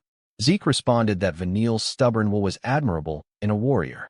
As he delivered another blow, he added that Vanille's body had long since reached its limit. Vanille dropped to his knees once more. Zeke suggested ending the match, saying continuing would only cause more suffering. But suddenly, a mysterious purple aura emerged as Vanille grabbed Zeke's leg. Zeke didn't notice anything unusual at first and asked if he still wanted to continue. As the purple aura intensified, Vanille's face darkened, and he began laughing like a demon. When Zeke questioned what was happening, Vanille gathered his aura into his weapon and declared that this would be Zeke's end. He unleashed Gale Bullet from his wind-rending fan arts. Zeke tried to use his source power to defend, but something fell off. He couldn't use it. With no choice, he blocked the attack using only his physical strength. Rangus and Eric were shocked that Vanille had landed a successful hit. Edgies noticed something strange about Zeke and pointed it out. When Celine asked what he meant, Lika and Marin arrived. Lika, being helped to sit, apologized for worrying them. When asked if she knew what was happening to Zeke, she explained that rather than knowing, she realized he was the same as her. During her earlier match, she had suddenly been unable to use her source power. She added that Layla, who fought Vanille first, had acted strangely too. Perhaps she experienced the same thing. If that was true, then Zeke likely couldn't use his source power either. Back in the arena, Vanille laughed, convinced of his victory. He mocked Zeke for his earlier arrogance and declared he would ensure Zeke would never stand against him again. Gathering his power, he prepared his ultimate technique, Typhoon falling to dust. As Zeke stood back up, Vanille ordered him to die and launched his attack. Rangus could only shout Zeke's name in worry. Zeke, however, focused all his physical strength into his fist. Before the attack could hit, he rushed forward and delivered a powerful punch straight to Vanille's face. The impact sent Vanille crashing into the arena wall. As the dust settled, Vanille looked at Zeke with fear and disbelief, sweat dripping down his face. He couldn't understand how Zeke could still fight after everything. His companions were equally stunned, while Lika simply laughed softly, remarking that it didn't seem to matter to Zeke whether he could use his source power or not. Vanille could hardly believe it. Even after unleashing his mysterious power, Zeke still managed to stand despite taking the full brunt of his attack. He couldn't stop himself from wondering, how was that even possible? Meanwhile, as Zeke rose to his feet, he noticed a strange purple energy flowing both inside and around his body. It didn't take him long to confirm what it was poison. Because of this, Vanille grew even more furious and confused. How did Zeke figure it out? According to him, that poison shouldn't have been detectable at all.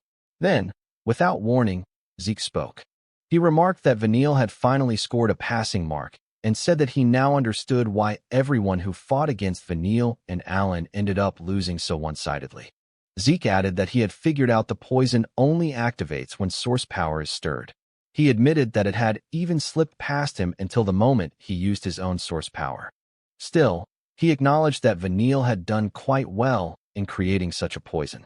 Vanille declared that his poison had completely sealed Zeke's source power and demanded to know how he withstood his last attack.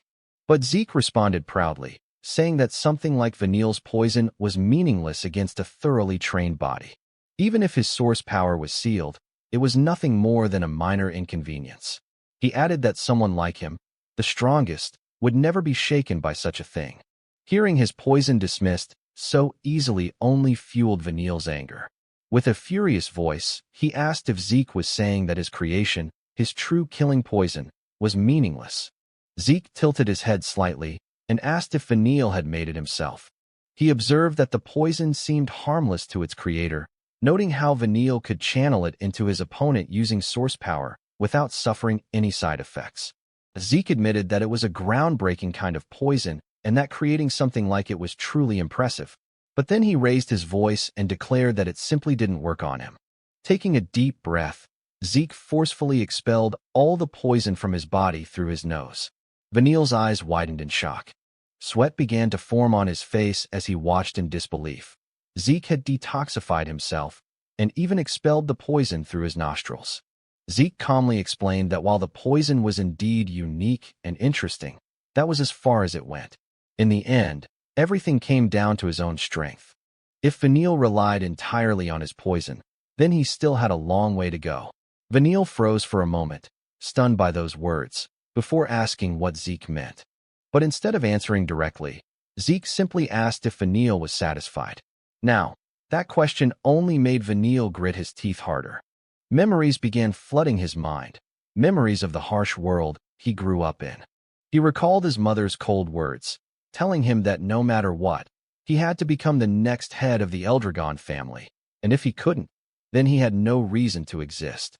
He remembered the constant praise surrounding Lady Lika, who had already mastered the family's secret technique.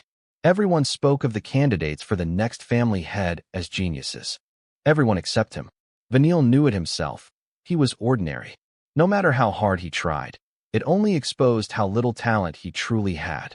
He could accept that his older siblings were stronger, but he could never accept that even Lika, who was younger than him, surpassed him so completely. He remembered his mother's harsh lectures, shouting at him, asking how he could fail at something so simple. Those endless days of scolding carved deep scars into his mind. But in the midst of that suffering, he had finally discovered his own talent, poison creation.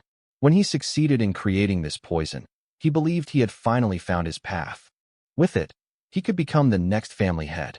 With it, his mother would finally acknowledge him. And yet now, Zeke had effortlessly detoxified it and called it meaningless.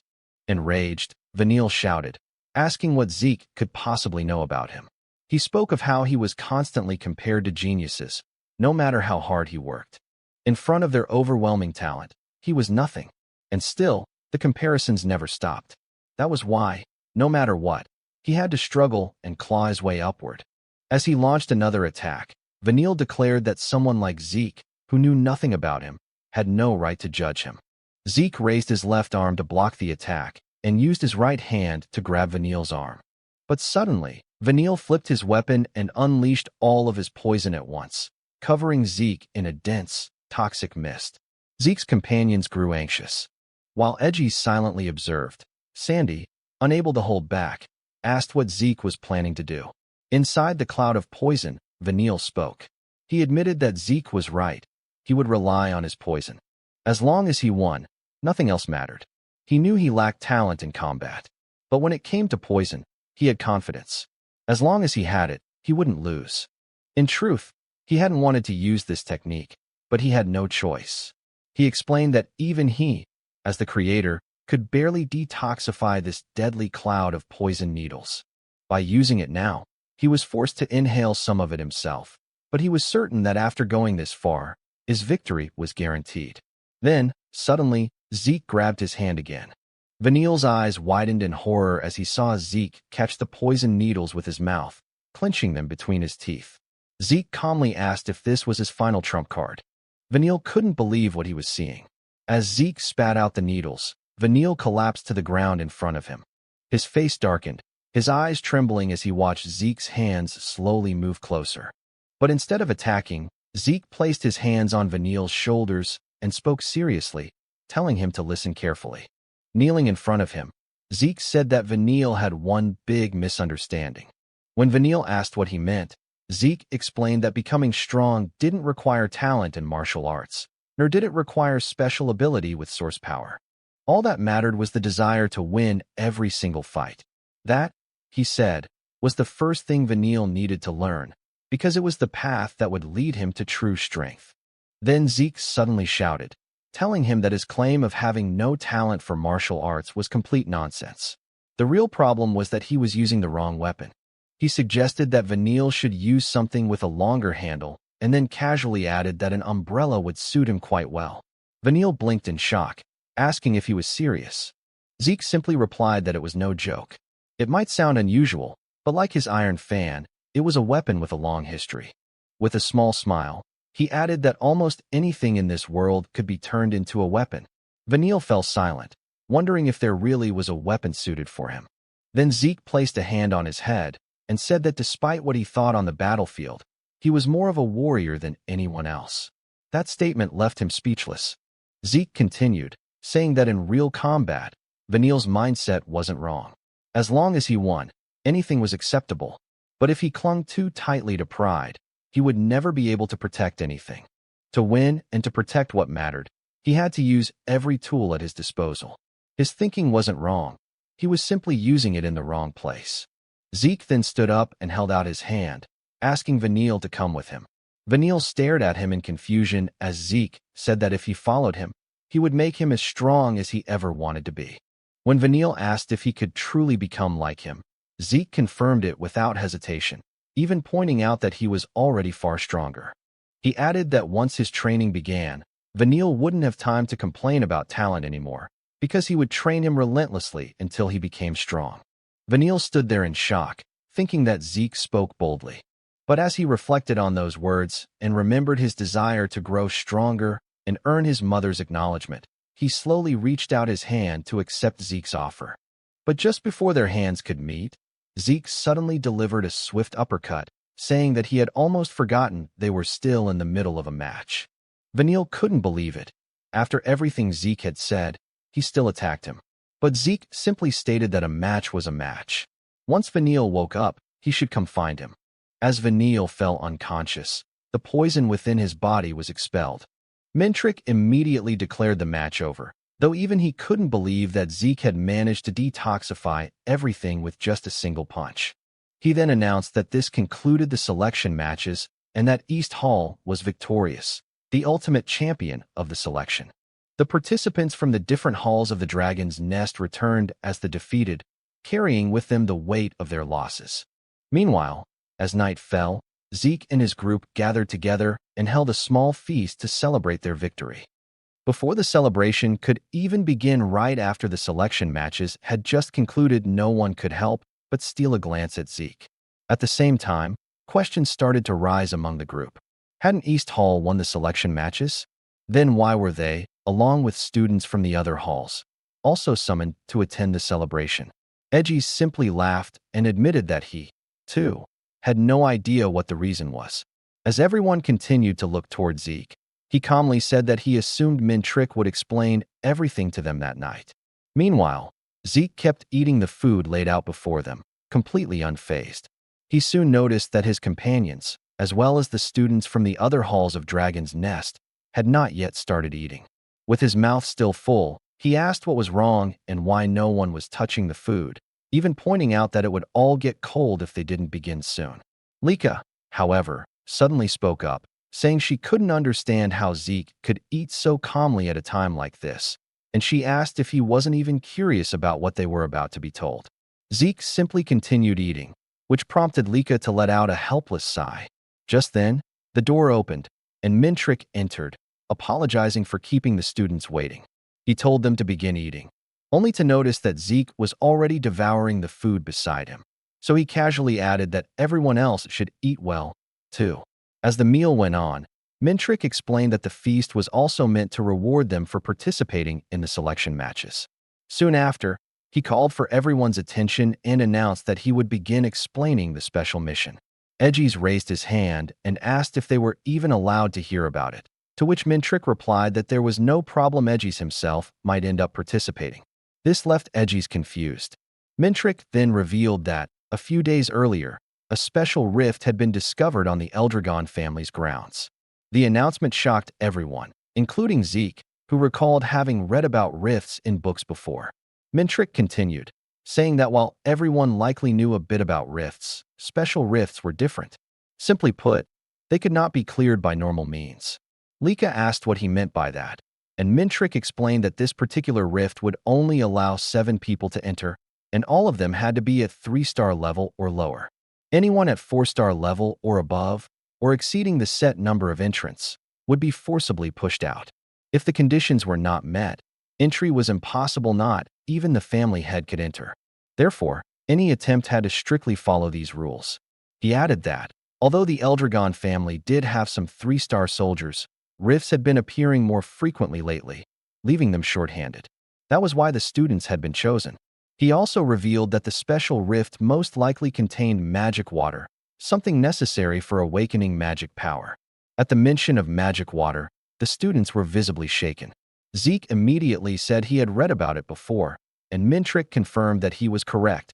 By consuming magic water, one could gain the ability to convert source power into magic power, which was essential to becoming a magician. Hearing this, Zeke's eyes lit up as thoughts of magic filled his mind. Mintrick went on to explain that the world was ruled by 8 great houses, including theirs, the Eldragon family, collectively known as the 8 Gates of Dominion. However, while the other houses all possessed magic springs that naturally produced magic water, the Eldragon family had none.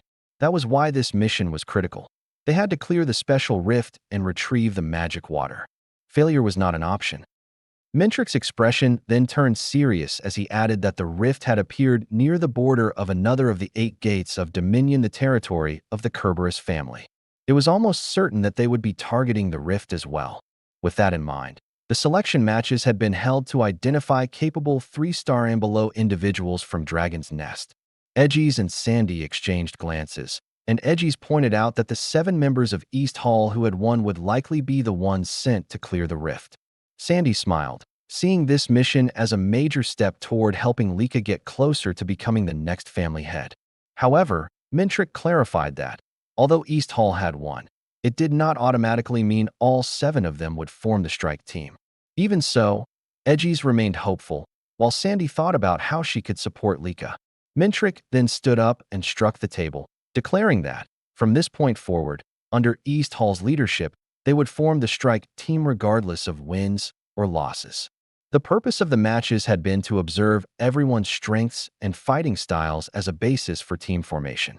Glancing at Veniel, he remarked that some individuals had not been able to fully display their abilities. Then, turning to Zeke, who was still eating, Mintrick declared that Zeke would choose the members of the strike team. This shocked Zeke, who immediately questioned why he had to make the decision. The room fell silent as Mintrick asked why he found that surprising. As East Hall's representative, it was only natural that he would lead and choose the team. However, Zeke said that was not what he had intended. After glancing at Lika, he suddenly came up with an idea. With a grin, he suggested that Lika should choose the members instead. This startled Lika, who questioned why it had to be her. Zeke simply asked if he would be part of the mission, to which Lika replied that it was obvious he would be. She then asked if he was really okay with her making the decisions and leading the team. Zeke responded that whether it was okay or not didn't matter if he were the one to choose. He would just make himself the only member. This shocked Lika, who immediately pointed out that, knowing him, he would probably enter the rift alone if it were possible. As Lika began thinking about whom to choose, Zeke added that, if she aimed to become the next family head, this was a perfect opportunity to train her judgment. He then asked Mintrick if he minded letting Lika take the role instead. Mintrick said he did not mind and asked if Zeke was sure, reminding him that leading this mission would bring him one step closer to becoming the family head. But, with the expression of someone far older than his years, Zeke said he had no interest in that position. This stunned everyone, including Veniel. Edgies quickly asked if he was serious. Sandy echoed the question, and Lika herself sought confirmation. Zeke calmly replied that it was not a big deal to him. It all depended on what he personally valued. Edgies insisted that becoming family head would mean having everything the Eldragon family possessed, but Zeke firmly stated that he did not need any of it. There was only one thing he wanted: the end of the martial path. His words left everyone in stunned silence. Zeke then reassured Lika not to worry about him and told her to focus on choosing her team. Accepting his words, Lika stood and began selecting the members of the strike team. Meanwhile, within the Kerberos family, the family head questioned whether the report he had received was true. His subordinate confirmed that a special rift had indeed appeared in the Great Abundant Forest. When asked if the lizard's a term he used to refer to Balza, the head of the Eldragon family had already begun moving. The subordinate broke into a cold sweat. A heavy pressure filled the room as the Kerberos family head demanded to know why he was only being informed now. The subordinate immediately apologized, explaining that the Eldragon family had deliberately misled them, which had caused the delay. After hearing this, the family head remarked that he had heard of such tactics before and noted how unusually active the Eldragon family had been in the forest.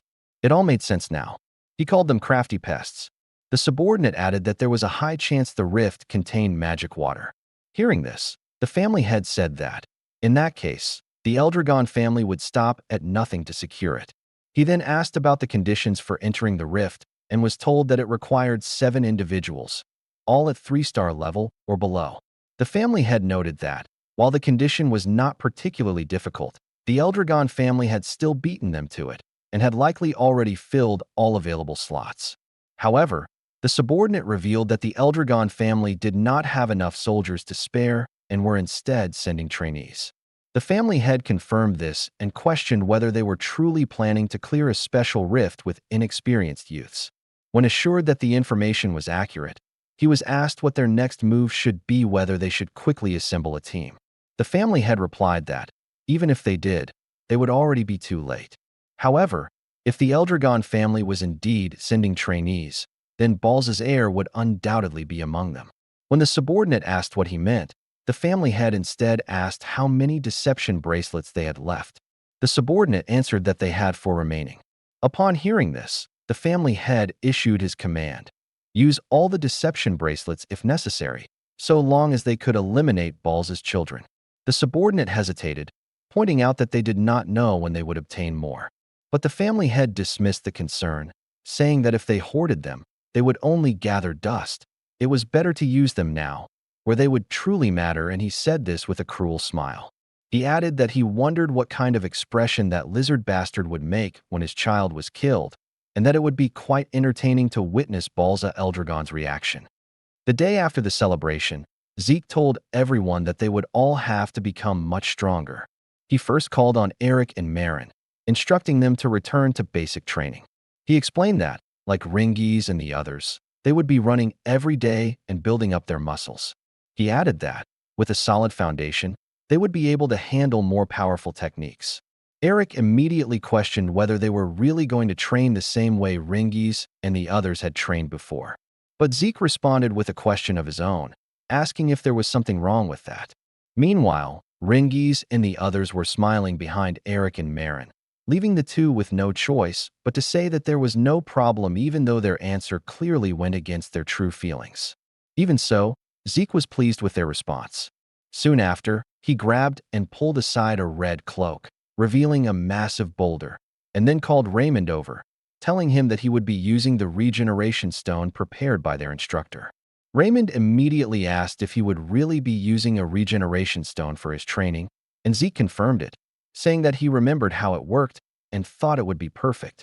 As Zeke picked up a small shield, he explained that, as they all knew, the regeneration stone could reflect any impact dealt to it, multiplied 100 times over, and that it was something they could not break without using source power. Yet, he was about to strike it without using any source power at all, which made Eric and Marin wonder what he was planning. Gathering his physical strength into his arm, Zeke struck the regeneration stone with the small shield, causing a powerful gust of wind to surge through the surroundings. Marin could hardly believe it, realizing that Zeke had hit the regeneration stone normally and that, without using source power, the recoil should have been overwhelming. As everyone stood watching, Raymond was left stunned by what he saw, quickly realizing that Zeke had endured the reflected shock from the regeneration stone using only his shield. Zeke then showed them the cracked shield and explained that, just like what he had done, he wanted Raymond to train by taking the shock head-on or by deflecting it. Raymond acknowledged this, thinking to himself that from now on, he would follow what Zeke had demonstrated. Celine, on the other hand, remarked that she had never imagined there was a way to train using a regeneration stone. But at that moment, Zeke also called her forward. Celine responded immediately, and Zeke instructed her to repeatedly thrust her sword at the regeneration stone. He allowed her to use her source power, but emphasized that she needed to focus all her aim on a single point and not let any of her attacks wander. Celine quickly agreed and drew her sword, launching a series of rapid strikes at the regeneration stone. However, her attacks landed on different areas. As Zeke pointed out her strikes, he explained that, even when trying to focus on one spot, it was not easy, and Celine immediately acknowledged this. Zeke then said that her training would be to learn how to always strike a single point. Borrowing Celine's sword, he walked toward the regeneration stone and remarked that it had already repaired the damage she had dealt, adding that, no matter how many times he saw it, he never got used to it, and that this was exactly why it was perfect for training. He then told Celine to watch closely, and in the next instant, he unleashed a series of rapid attacks with her sword, each one landing precisely on the same point of the regeneration stone, leaving Celine stunned and nearly at a loss for words in her amazement. Zeke then explained that her flower sword style tended to focus on the number of strikes, but it would be better for her to learn to value each blow and aim it properly, and Celine nodded in agreement. Zeke then called Ringis, who answered immediately while wondering what kind of training he would receive. But he was completely shocked when Zeke pulled out a feather and said that it would be used for his training. Zeke used wind source power to make the feather float, and Ringis quickly noticed that it was the same wind source power used by Lord Veniel. Raymond asked when Zeke had learned to use wind source power, and Zeke casually replied that he had acquired it after fighting Veniel, explaining that, after taking Veniel's wind aura head-on, he found that he could use it as well, which caused Ringis to stare in shock, finding the situation completely unbelievable. Zeke then placed the feather on the tip of Ringis' spear and explained that what he wanted Ringis to do was to train himself to go with the flow. Ringis realized that the feather was so light that it would be difficult to control. Yet, he needed to move it freely, and he wondered what it meant to let himself go with the flow. Zeke explained that it was not about following the flow or trying to seize it, but about surrendering himself to it, and that, if he could master that, he would eventually be able to create the flow himself. Narrowing his eyes, Zeke then split the feather into two in a single instant, causing sweat to run down Ringis' cheek as he stared in disbelief at what he had just witnessed. At that moment, Lika arrived and called out to Zeke, saying that if they did not hurry, they would be late. And Zeke suddenly remembered that he needed to leave, quickly tossing Ringis' spear back to him. As he ran off, he reminded them that they all knew their drills and told them to train hard while he was gone. Ringis and Eric nodded, even though the training assigned to them weighed heavily on their minds, and Ringis felt that he might not be able to accomplish what had been asked of him, leaving him in tears, while Eric tried to calm him despite having his own doubts about whether he could handle his training as well. Meanwhile, as Zeke and Lika walked through a corridor, Lika asked what he had been doing that almost made them late. Zeke apologized, explaining that he had been assigning training to Ringis and the others for the time they would be away. He then shifted the topic, commenting that Lika's lineup for the strike team was quite interesting, and Lika proudly declared that her lineup was perfect, calling it the best team she could assemble. As they continued walking, they were spotted by the rest of the strike team assigned to the special mission. Edgies greeted them, while Lika apologized for being late, explaining that she had to fetch Zeke. The strike team consisted of Sandy, Edgies, Layla, Veniel, Alan, Zeke, and Lika. Upon regrouping, they immediately prepared to depart. Earlier that day, Mintrick had informed Balza that the strike team had already set out, adding that they had also received word that the Mutts had detected the presence of the special rift. Balza remarked that it was sooner than he had expected, but even if they rushed over now, the strike team would already be inside the rift.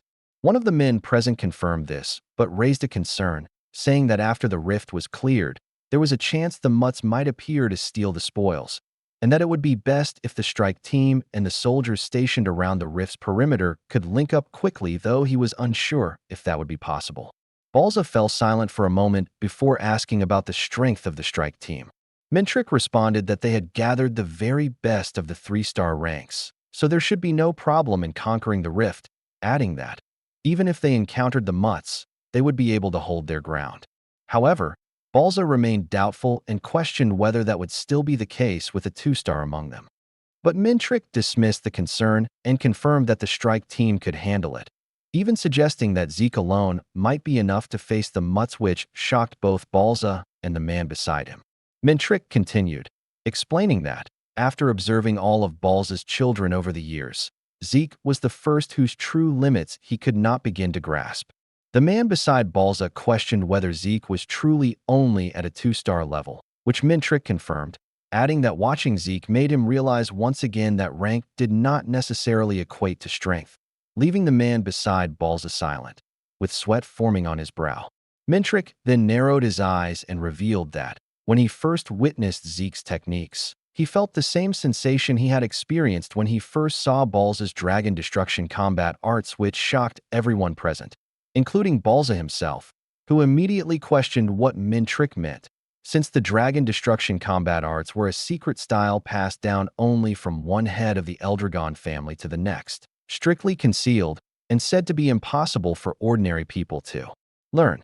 The man beside Balza dismissed the claim as absurd, questioning whether Mintrick was suggesting that Zeke had mastered something so powerful. But Mintrick admitted that it had shocked him as well, and, having seen Balza's techniques countless times, he was certain of what he had witnessed, even stating that Zeke's martial arts were on par with Balza's dragon destruction combat arts, leaving Balza momentarily speechless. Mintrick then thought to himself that Zeke might even surpass Balza, though he quickly dismissed the idea as imagination.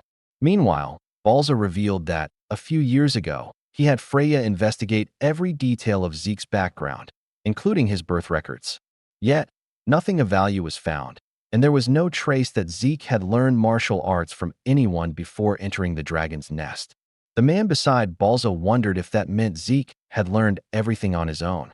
But Mintrick instead looked up at a portrait of the first patriarch, Gilfus Eldragon, and remarked that it was almost as if Zeke were the reincarnation of both the first patriarch and the 15th head, which caused Balza's expression to darken as he repeated the word reincarnation in a questioning tone.